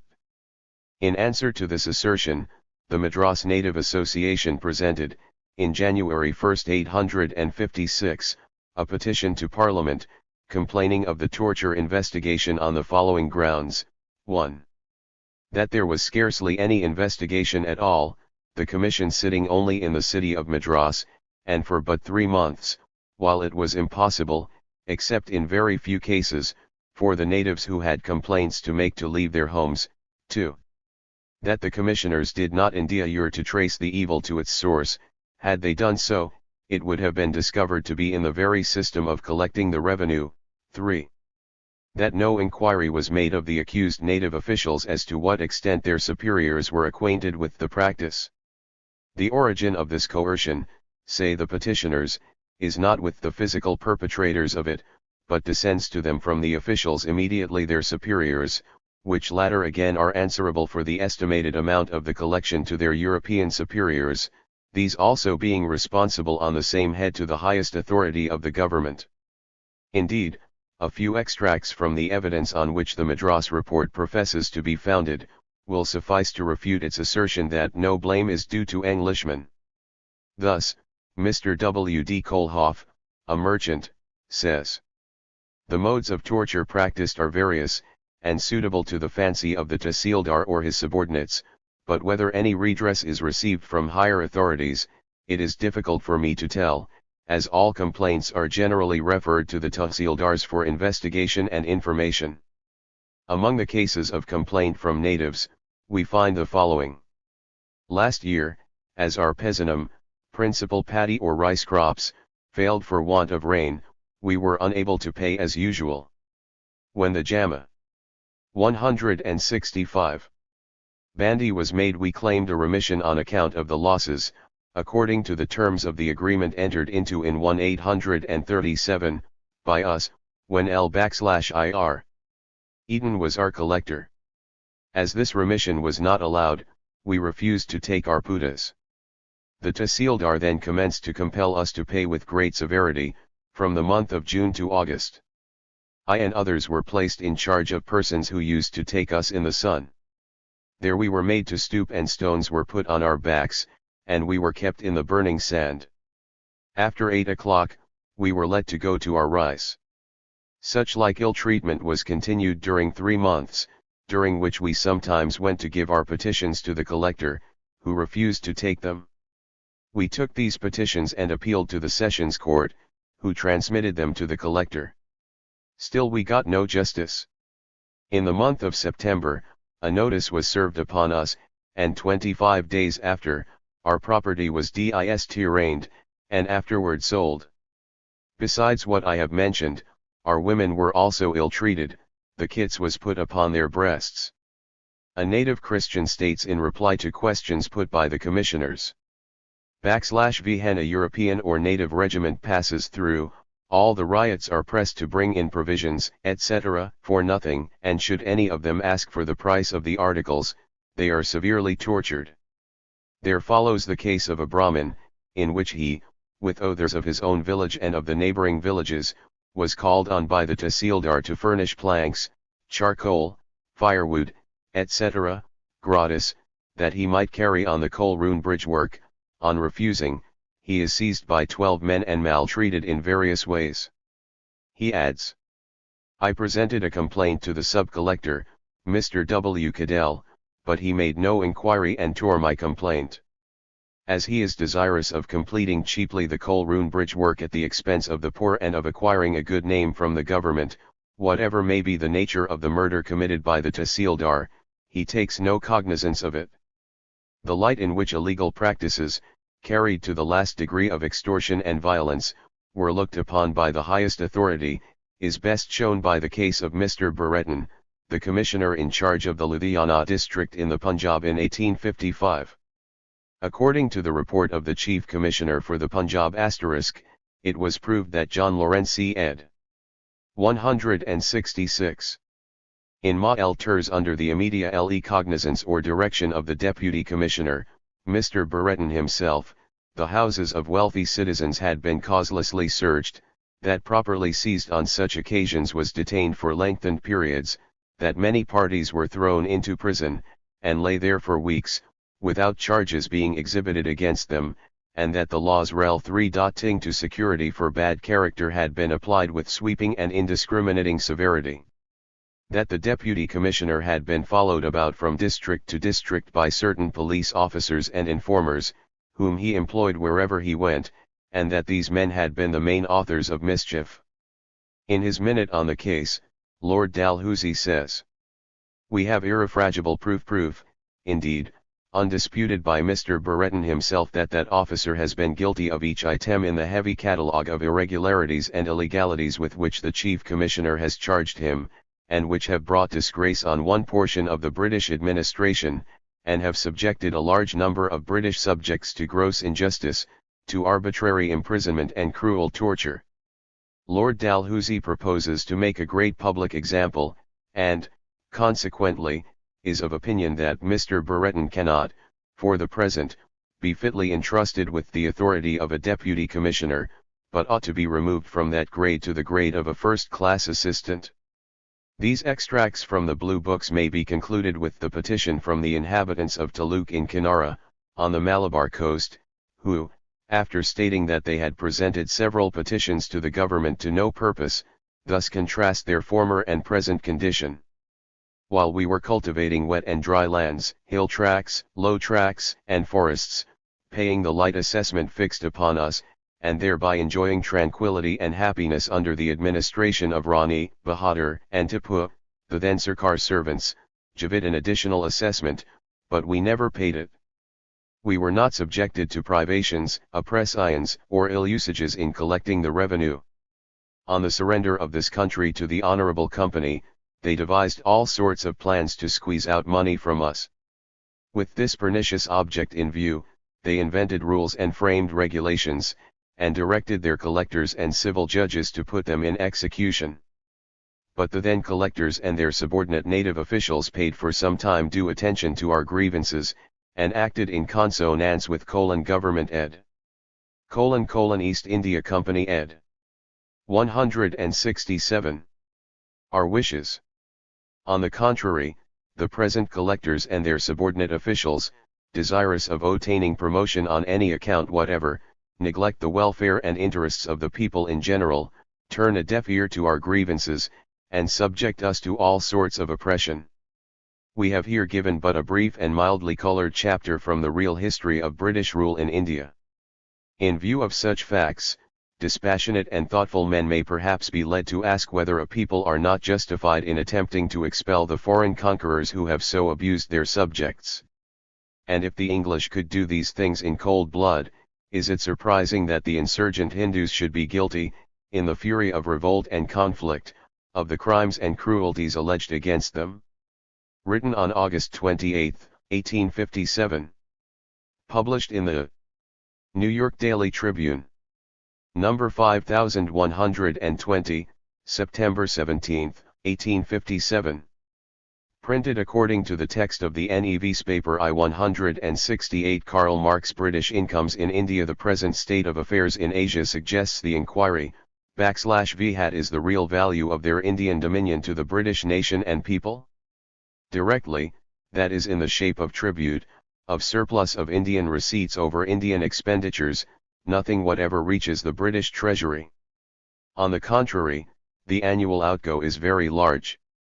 From the moment that the East India Company entered extensively on the career of conquest now just about a century ago, their finances fell into an embarrassed condition, and they were repeatedly compelled to apply to Parliament, not only for military aid to assist them in holding the conquered territories, but for financial aid to save them from bankruptcy.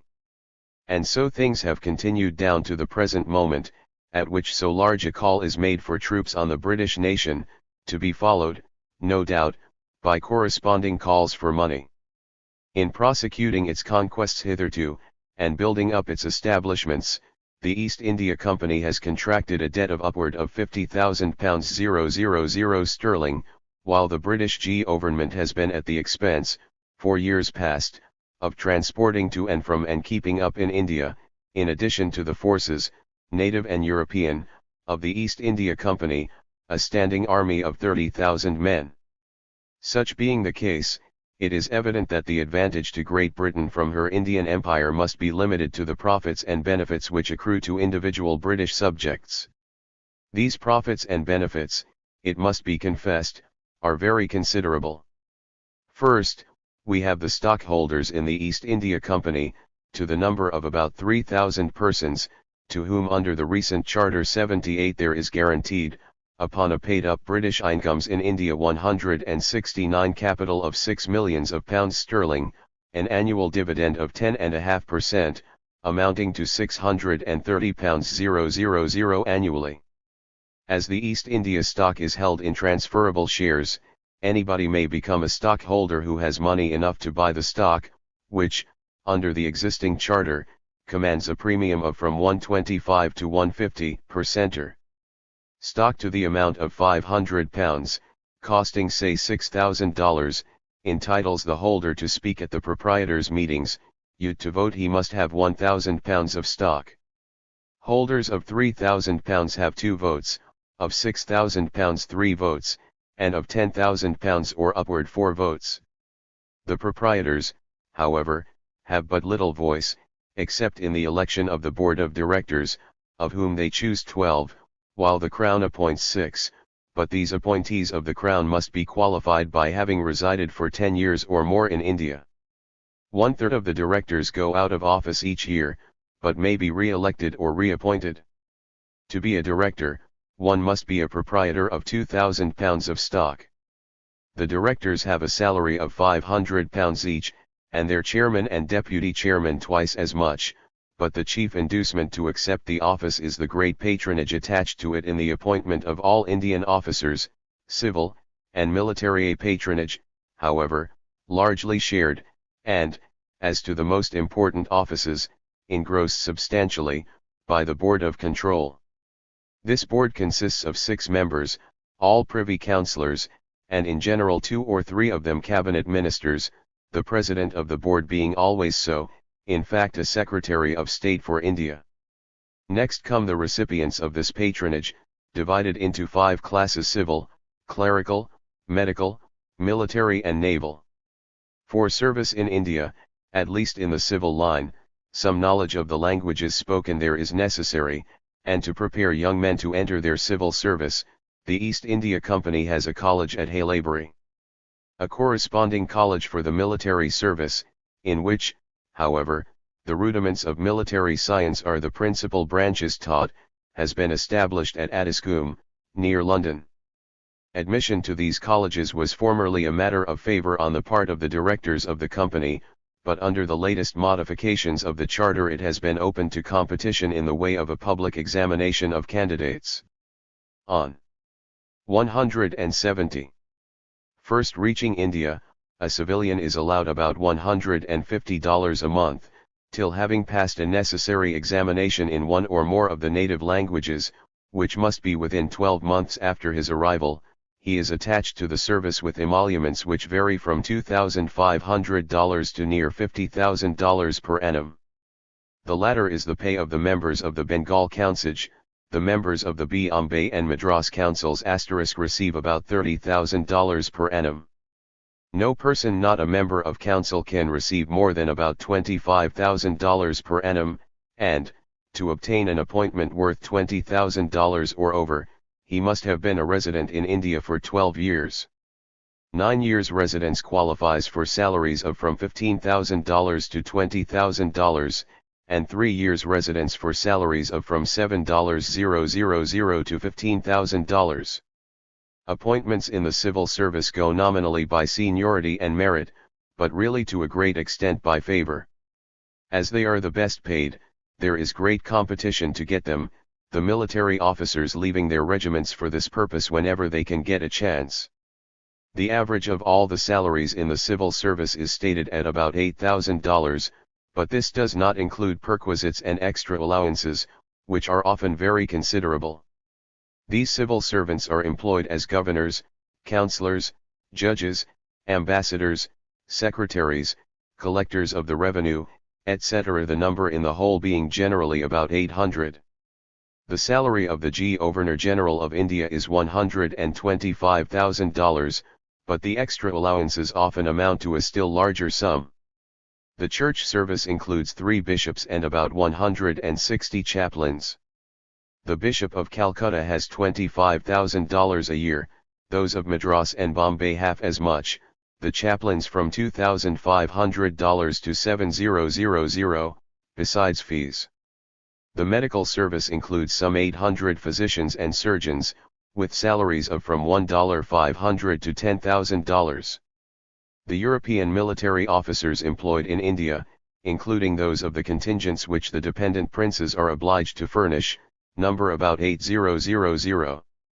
The fixed pay in the infantry is, for ensigns, $1,080, lieutenants, $1,344, captains, $2,226, majors, $3,810, lieutenant colonels, $5,520, colonels, $7,680.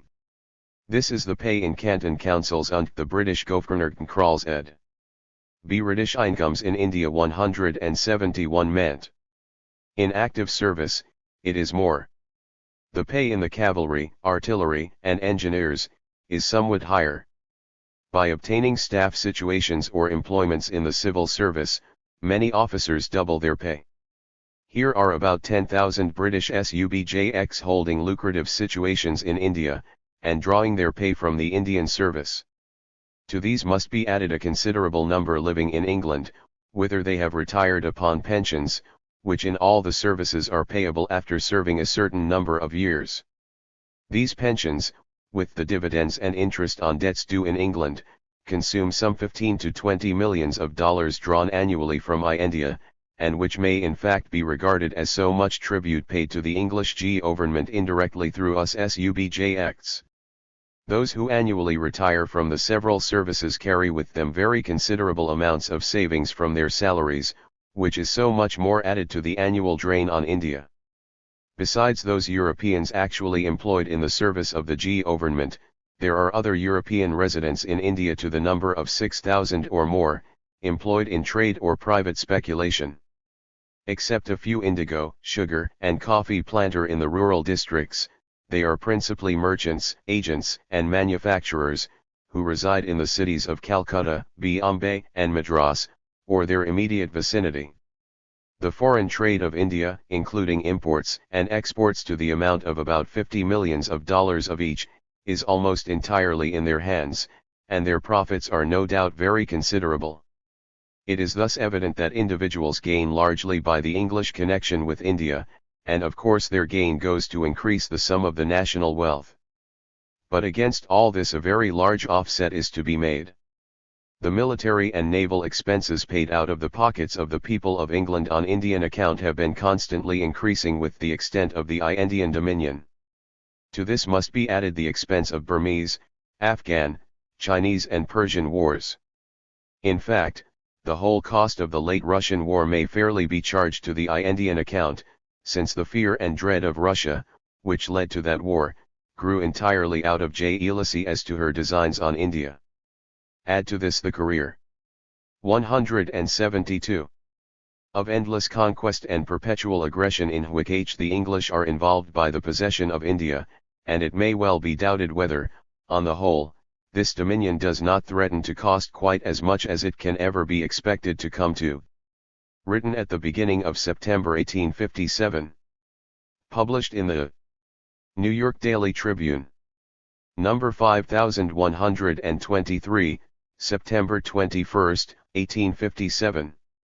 Printed according to the text of the newspaper 173 Karl JVI.Arcs. The Approaching Indian Loan, London, January 22, 1838. The buoyancy in the London money market, resulting from the withdrawal of an enormous mass of capital from the ordinary productive investments, and its consequent transfer to the security markets, has, in the last fortnight, been somewhat lessened by the prospects of an impending Indian loan to the amount of £8 or £10 million sterling.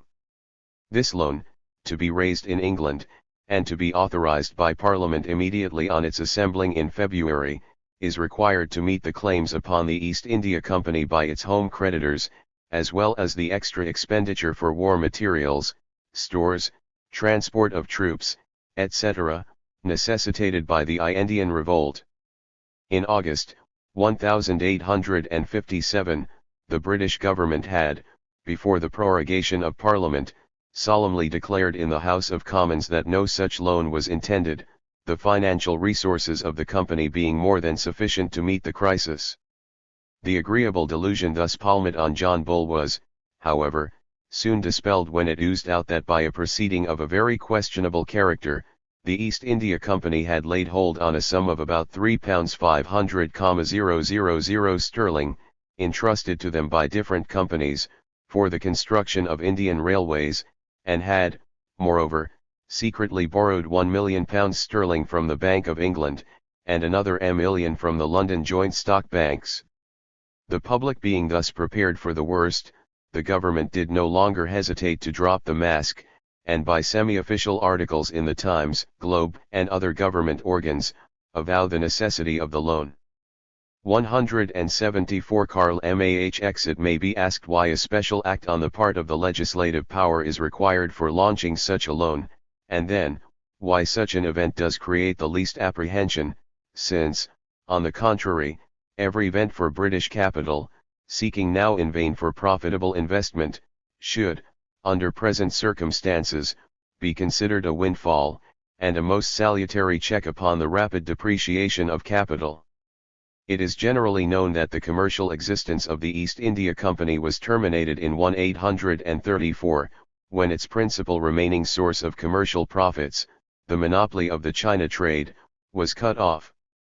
Consequently, the holders of East India stock having derived their dividends, nominally, at least, from the trade profits of the company, a new financial arrangement with regard to them had become necessary. The payment of the dividends, till then chargeable upon the commercial revenue of the company, was transferred to its political revenue. The proprietors of East India stocks were to be paid out of the revenues enjoyed by the East India Company in its governmental capacity, and, by Act of Parliament, the Indian stock, amounting to £6 million sterling, bearing 10% interest, was converted into a capital not to be liquidated except at the rate of £200 for every £100 of stock. In other words, the original East India stock of £6 million sterling was converted into a capital of £12,000 sterling, bearing 5% interest, and chargeable upon the revenue derived from the taxes of the Indian people. The debt of the East India Company was thus, by a parliamentary sleight of hand, changed into a debt of the Indian people.